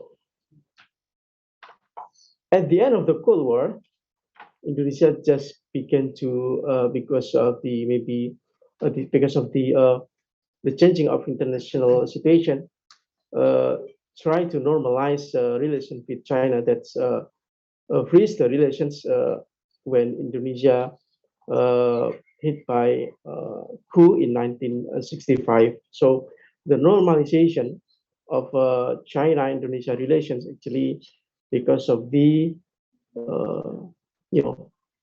the decline of the Cold War situation because of the Nixon's visits to China in 1960. And this is during the Cold War, during Pak Harto. Of course, whatever Indonesia wants, including aggressive policy on East Timor, US did not just endorse its policy because of Indonesia as ally of the US. But when the situation changed, especially after the Cold War era, US try to maybe like make a distance with Indonesia and try and begin to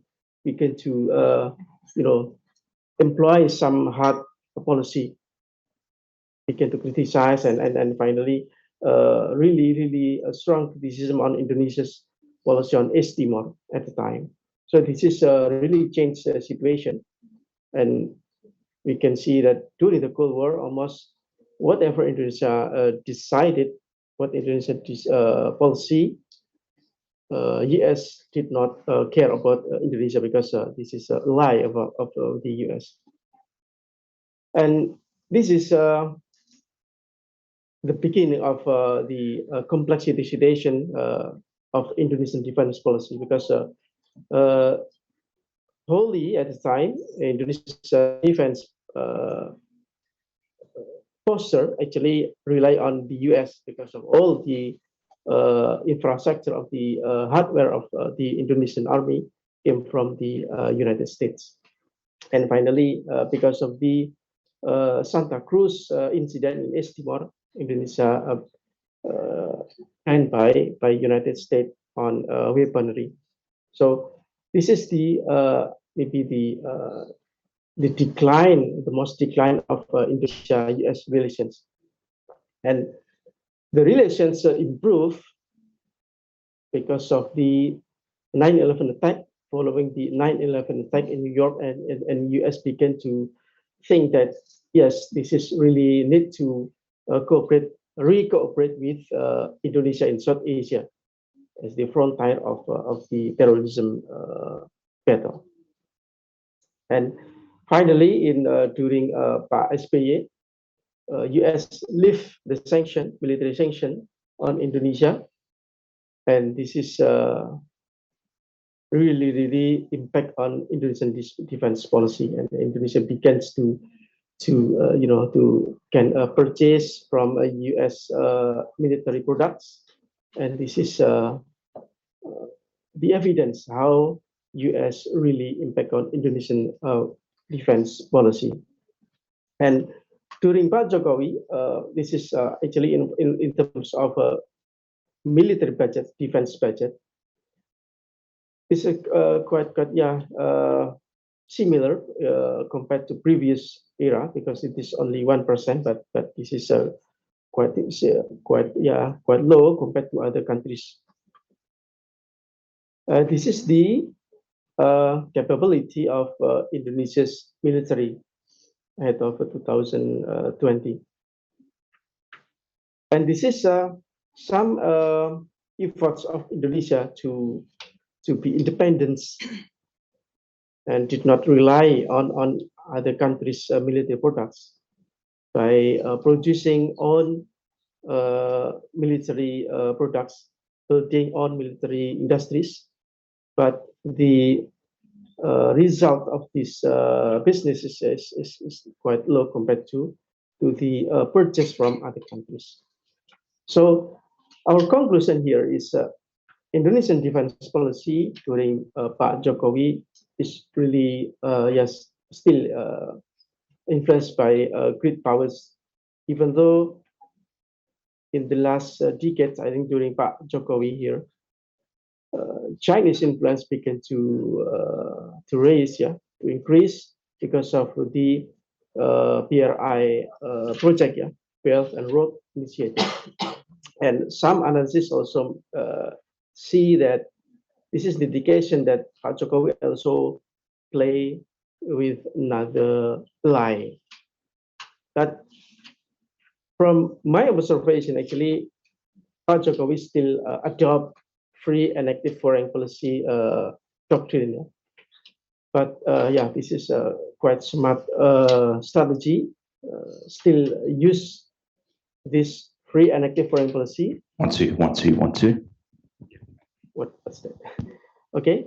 By recognizing China as the most investment on infrastructure in Indonesia, but also still harmonize relationship with the United States, because when Indonesia tried to purchase to another suppliers, especially Russia, when Indonesia under Pak Prabowo, Minister of Defense, tried to purchase Sukhoi from Russia, US directly warned Indonesia did not continue this plan. So this is the indication that how the defense policy really influenced by major powers. So I think that's all my presentation. So if you have any question, I'm please welcome. Thank you. Thank you very much. One question? Anyone? Or from the presenters? If you'd like to ask some questions. No questions? Probably just one from me about your data collection. Yeah. What was the method that you used to? This is actually my paper that I sent to the committee. Actually, this is using secondary data, and I employ historical chronology approach. Just explaining the history from the early of independence to until Pak Jokowi. So I divided into three subsection during three subsections during the Cold War, post the Cold War, and under Pak Jokowi administration. Was it hard to get some of the information, or these are all available online? Yeah, some information available in especially in Stockholm Institute of Security Studies in Sweden, and some data also available in Ministry of Defense of Indonesia. Just secondary data. Yeah. Okay. Well done. Thank you. So if yes, Yeah. According to the next election, what do you think about in your paper, the continuity of our defense of three candidates, the next president on election? Yeah, thank you. Is there any difference, or it's very common? Yeah, I think still continue the influence of great powers, whether or US, because of some changing happen when president have some bit policy, but I think all candidates understand that geopolitical contestation today is quite complex because of the China and US rivalry in Southeast Asia. But I believe that this is Central because of the this is the big countries, China and US, try to influence Indonesia. They have interest. China have so influence the development of infrastructure in Indonesia in a few years. And US China still is have, quite influential. yeah, because of the PRI project. Tollout, Tollout, and then another projects. But this is for many Indonesians also really appreciated because of the massive infrastructure. But at the same time, we cannot deny that the US also really impact on Indonesian foreign policy. All right. Thank you. Does that answer your question? Okay. Thank you very much, guys. One big round of applause for our presenter. So now is 4:53. So on behalf of the organizer, I think I shall say thank you. I think I shall also express our sincere gratitude and congratulations to all the 6 presenters for the exceptional research and also their presentation and the ability to answer questions. And I think the valuable contributions that have enriched our understandings of the research studies presented in the discipline of strategic and global studies. So we look forward to continued scholarly endeavors and fruitful discussion in other platforms, and hopefully that, comments, feedbacks, and questions from members of the floor during your presentation would be useful for you to, to proceed or extend your investigations. Thank you all for your engagement and participation. I shall pass back to our MC of the day, and good evening.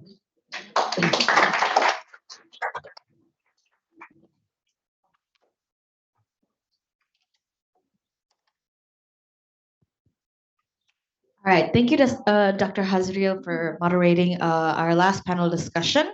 And we thank our panelists for the amazing talk.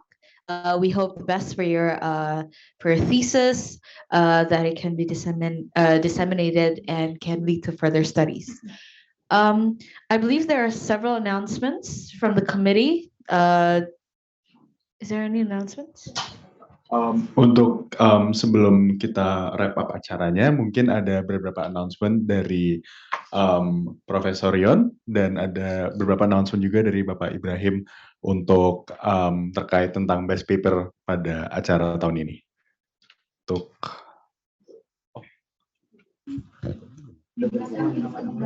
boleh kembali.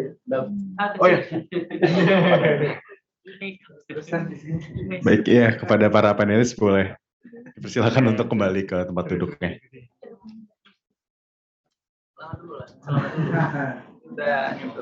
Mungkin untuk announcement pertamanya kita tunggu dari Pak Ibrahim dulu terkait dengan pengumuman best paper untuk tahun ini.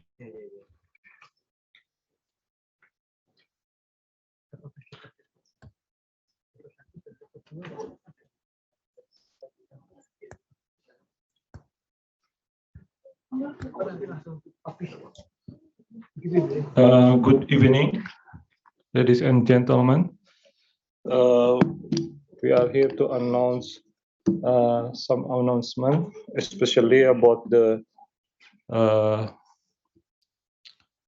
paper that's submitted to us in this conference.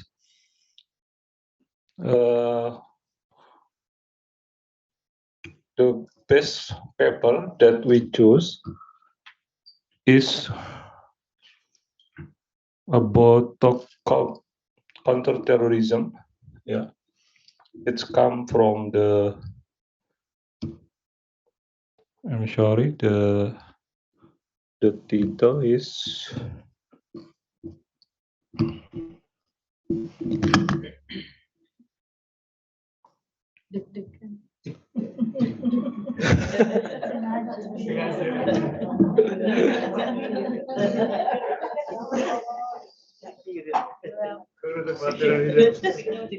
Okay. The best paper for this conference is Counterterrorism, Migration Policy, and Border Control, a case study of foreign terrorist fighter who attacked Indonesian officer. It's come from Janos Octerano and Ridwan Arifin.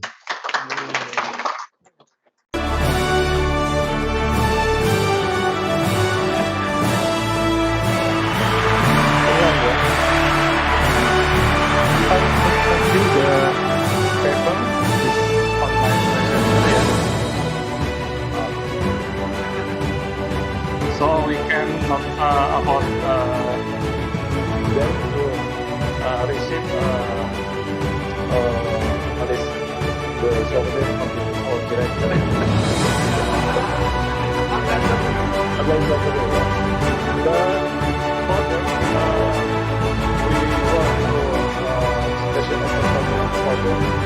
to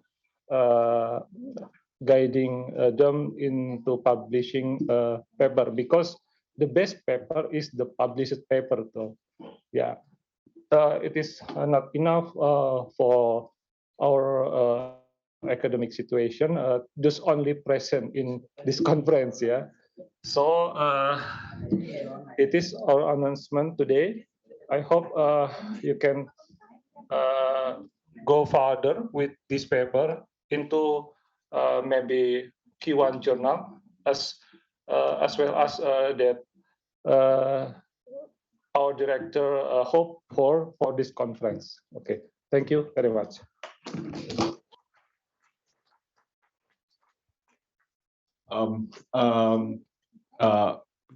With our limited time, I would also want to call Professor Yon to announce further plans for ICSGS next year.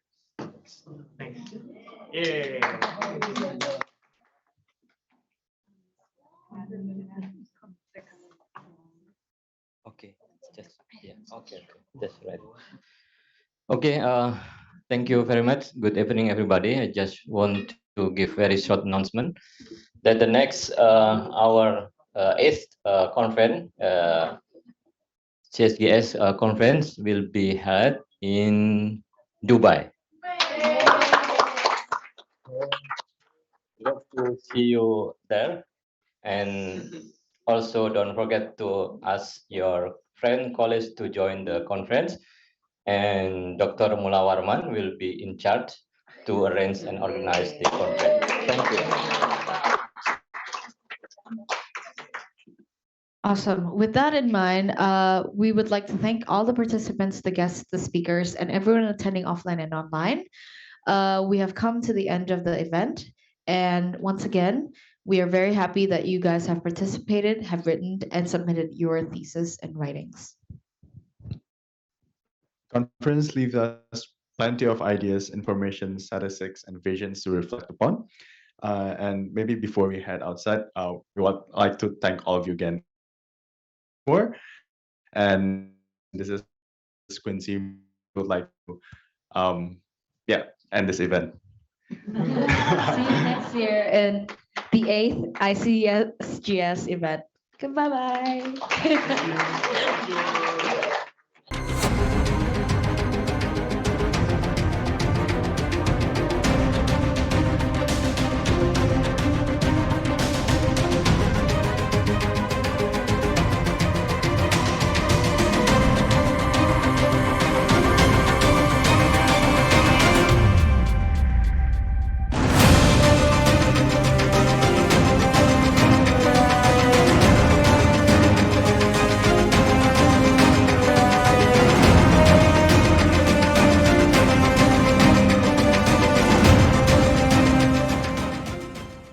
Ini adalah Indonesia, negeri yang dianugerahi tanah yang subur, dikelola oleh tangan-tangan anak bangsa. Kami berjalan bersama Presiden Jokowi dan Menteri BUMN Erick Thohir. Pupuk berperan strategis terhadap ketahanan pangan. Mengembangkan berbagai inovasi dan bertransformasi bersama Pupuk Indonesia, menjaga ketahanan pangan bangsa, dan menghasilkan senyum untuk bangsa. Pupuk Indonesia, makmur bersama Indonesia.